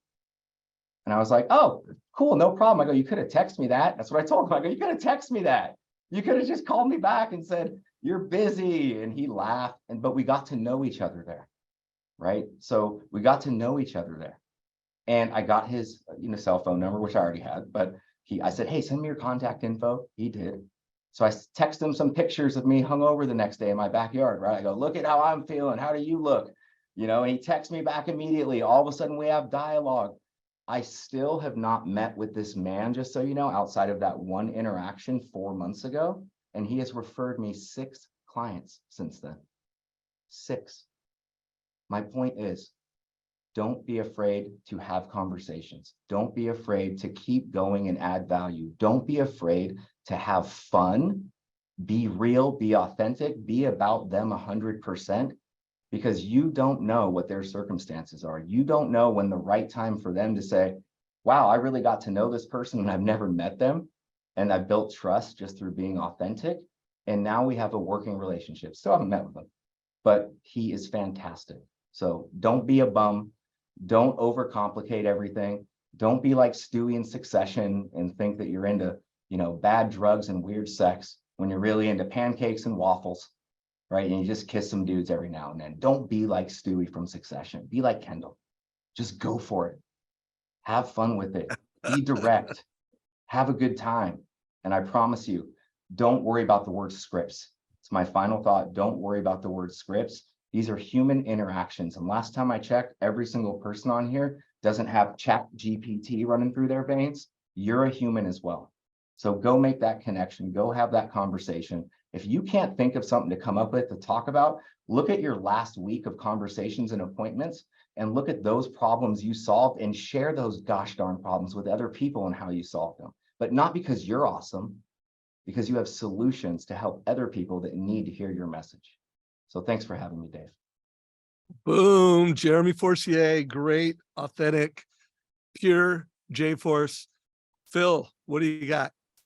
We've got to finish strong here as well. And Jeremy, that's so much tremendous value. Really precise, really brief, show how you can cover a lot of ground with significant brevity. I'm going to try and help people understand what you're really saying here is when you say don't worry about scripts, what you're just evidencing here is actually the player is more important than the play. Yes, sir. The reason that many of those people would respond to you is because you is you, because of the reputation precedes you, is other people could deliver those exact same lines. A terrible script by the right person will get through the door. Think about the emails that land in your inbox. Some people you hit delete on, even though they have the most masterfully written email, and other people could send you trash and you read it word for word, because the messenger is sometimes more important than the message. Keep building the brand, keep showing up, keep delivering consistently, so that what you do is stand out in a crowd of sane by not being lame and continuing to be able to show up, show up, show up. There's something else you do that's brilliant. And you put the elephant in the room that everybody else is saying, well, let's not talk about the elephant in the room. Is if you're the person that puts the elephant in the room, you get to ride the elephant, tickle the elephant, play with the elephant, conduct the elephant, you get to be able to run the whole circus. That's what you're doing here. Hell yeah. Best example I've ever seen of that in a movie moment is the fear of when the Eminem character in the movie 8 Mile was concerned that the other dude was going to trash him in the rap battle. So concerned that this wasn't going to work out in his favor. What did the Eminem character did is he took the predictable preemptive prevention piece of that he was going to be trash talked because his mum was up to no good, his girlfriend was up to no good. In fact, his life wasn't a picture perfect love story. He took all of that bad news, put it up front, left the other person lost for words, created mic drop moment, won the crowd. Every LO could be doing that right now if they choose to be able to lead the dance as opposed to follow the noise. And you gave really good examples of that. What you do with your scripts is you find the angles. You find the angles, and there's always an angle. And experience allows you to be able to find the angles. So all you're doing is you're saying, there's an angle, there's an angle, there's an angle, there's an angle, and you're just brutally asking for that angle. And the angle with the dude that didn't get back to you was humanize. Yeah. That's all it was. And how much easier was it for you to send a hungover picture that says, hey, I'm here and I'm real, than it was meeting and bringing a coffee and sitting down for 90 minutes and sending gifts and telling him how much you love him and blowing smoke up his backside, etc. Is you just got straight to the point. I'm real. I'm here. I'm consistent. You can trust me to keep showing up. It's probably all he wanted. Didn't want to be BFFs. Wanted to know you can get your job done. So great work on all of that. Is there anything that I could please feel free to crush me. I gotta go. I appreciate your feedback. I have a 3:15 appointment that I am late to, and go crush that. Awesome. Tiniest little thing that I'd say to everybody else here on Jeremy that might be useful is insert curiosity into some of the statements you're making with your angles. Is things like you may be experiencing. What are some of the challenges that you possibly could be having right now? Is talk to me about where you might have an obstacle, where it's possible that you could have an opportunity. And the minute you insert some more ambiguity with might, may, could, some, if, perhaps, other people are then prepared to tell you truth. If you say, well, you know, what challenges are you having right now? They're like, well, not many. I'm good. I'm solid. What are some of the challenges that you might be, or that you're hearing about, or that you're learning from? People will tell you the truth in a slightly different direction. But this has been fun. This has been a like 6 months worth of consulting in a 4-hour window. So thanks, Dave. So, I know, man. It's been wild. It's been amazing. Phil, the dynamic you added to this event was amazing. You know, like I said, everyone, this is recorded. This will be in the Mortgage Coach YouTube channel. It might take a little longer just because it's such a big video. And within a week, no more than 2 weeks, we'll have this edited into individual, you know, a link for each one. It will all be in the Mortgage Coach YouTube channel. Todd, what are some of your closing thoughts and directions you want to take this before we wrap it up?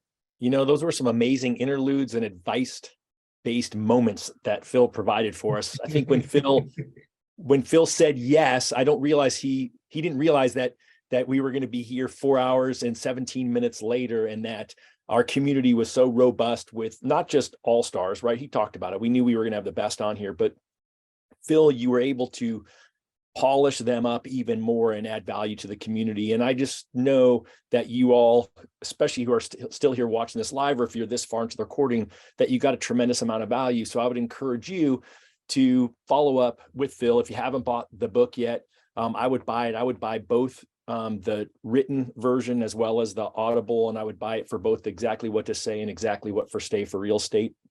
I think those would both tremendously help you. I'd seriously consider attending his upcoming certifications in New York. You can just go to that toddbookspan.me link, and it's got a link to get there. Just go to philmjones.com. As always, it's great to see you still here, Deborah Byrd, adding value along the way. So thanks for your contribution today and sharpening. Big Deb energy. Big Deb energy. Phil, any last words that you want to say before we let you, it's almost bedtime there in New York, before we let you and the rest of the East Coasters sign off? I'm good. I think I'm ready for a bourbon at some point fairly soon. What I will say is, in closing remarks, is congrats to everybody for getting to this point in the conversation, whether it's live or in the recording. Is remember the point we mentioned earlier on about attitude, product knowledge, and skills. The skills around conversation is work that's never done. It is something that we're going to be working on forever. It's not something you get to master. It's something that you get to practice. And the conscious decision that practicing this is important to you in your craft is something that just fills me with pride and joy that there are people looking to level up their pro standards. And I love that there are other people here, and whether it's Denise and Deborah with what you do for social media, and Todd with what you do with Win by Noon, and Dave, then the tools that you've built that provide mortgage advisors with greater levels of intelligence. These are all pro skills that you can outsource towards, that you can level up with, that allow you to take your product knowledge, take your attitude, apply some new skills to it, and watch that becomes the differentiator in a market that's tough. And in a market that's as tough as right now, you got two choices, right? You can either step up or step out. And I know that all of you here have decided to be able to step up, but take great confidence that many will step out, and that's your time to go and eat their lunch, go steal the market share, and be here to enjoy the other side of this cliff when the markets open up in your favor, and realize that you're more ready, more poised to be able to take advantage of that great opportunity. So those would be my closing thoughts. All right. Well, hey, love what you brought to this, and I love the triangle that you created. And I would just want to call out, because I've done now over 1,000 interviews of top loan officers, and the best of the best, if you take that triangle, they have really powerful attitudes. I mean, they're really attractive people to be around because of their confidence, because of the words that they use. But you know what? That didn't just happen. That happened because they have great product knowledge. And I think in this new era of mortgage, ChatGPT, we need to think beyond product. It has to be advice. You know, like, your product isn't just a loan. A loan is going to be able to be automated. And if you want to make this next decade the best decade, which I do believe it will be, I'm very bullish on housing. I'm very bullish on a local referral-based mortgage professional. But the product needs to go beyond, here's your rate, here's your, closing costs, here's your monthly payment. The product is the advice. The product is your ability to guide them to financial freedom over time with your advice. And you just need to work on your skills all the time. Todd and I are dedicated to this community. We want people that follow our communities to be the most successful market-taking originators there are. So make sure you connect with Todd's community, Win by Noon, the Trust Engine Facebook group, the Mortgage Coach YouTube channel. That is best practices. Although maybe we just need to say better practices now, Phil. There is no best. They're just getting better practices. And then the Trust Engine YouTube channel is all about innovation. I'm interviewing people outside the industry, in the industry. So super grateful for everyone who was on this stage, super grateful for everyone that gave us their attention. And God, I don't really have more to share, Todd. Anything you have before we close it out here? I feel like we could just stretch it out for another, 20, 30 minutes, but I feel like you nailed it, Dave. You nailed it, Phil. Thank you so much for the opportunity to connect and add value to the community, and can't wait till Script-a-PALOOZA 7. Not sure we'll be able to twist Phil's arm to be back, but certainly you have an invitation if you want it, Phil. Yeah, and tell us all where you've implemented and taken action. Like, people leave a session like this with a lot of knowledge. They write pages of notes. They give commitments to be able to make changes. Those changes don't make a difference unless you make changes in your day-to-day activities and the actions that you put into place from here. I know everybody that's been involved in this as a facilitator, panelist, organizer, contributor in some way would love to hear the story of, I tried the thing you mentioned, put it into practice, and here's how it worked for me. Thank you. So be brave enough to create some social accountability for yourself in the things that you want to take action on. Make a memory peg that says that you're going to do the thing, and then you're going to tell the person that gave you the idea that you've done the thing and how it's worked for you. That'll make a giant. Love that. And love that for all the managers, guys. This is where leadership comes in, where you're taking some of the things that were highlights, you're building a sales, you're doing a sales meeting around it. You're following up. When you hear a success story of someone who took something they learned from this, and you're sharing it with others, you know, everyone needs to be inspired. Everyone needs to be reminded, and we need to keep the conversation going. So this is a wrap. Take care, everybody. Thanks for everybody's time. Thank you, Phil. See y'all.